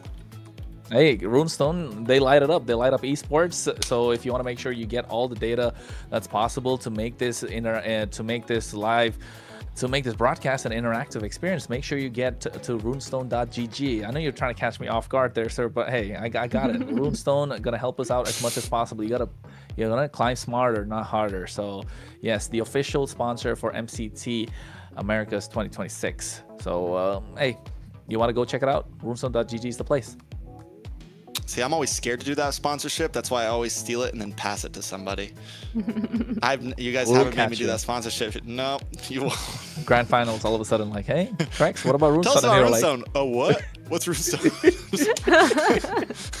Yeah, I met a couple of those peoples in my DMs. Yeah, they're great, you know? Cool people. Yeah. Real cool people. We have the stats. Well, it's going to be a great playoffs. It starts where it's next week, right? But before that, we still have South. That's going to be playing games tomorrow and the next day. Have you guys been able to tune in on those? Tuned in last week, but not the rest. Octa lost. I know they were like undefeated and they lost at some point. Yes, they did. Heard about that. A few other things. Who's the big dog over there right now? Is it Alpha 7? No, Entity 7. Entity 7. Entity 7. Entity 7 is crazy. Another man. 7. And I'll tell you what, Entity 7, the reason is they've got they've shuffled around the roster, right? But the mid trio, not mid trio, the goal laner, I wouldn't even say goal laner.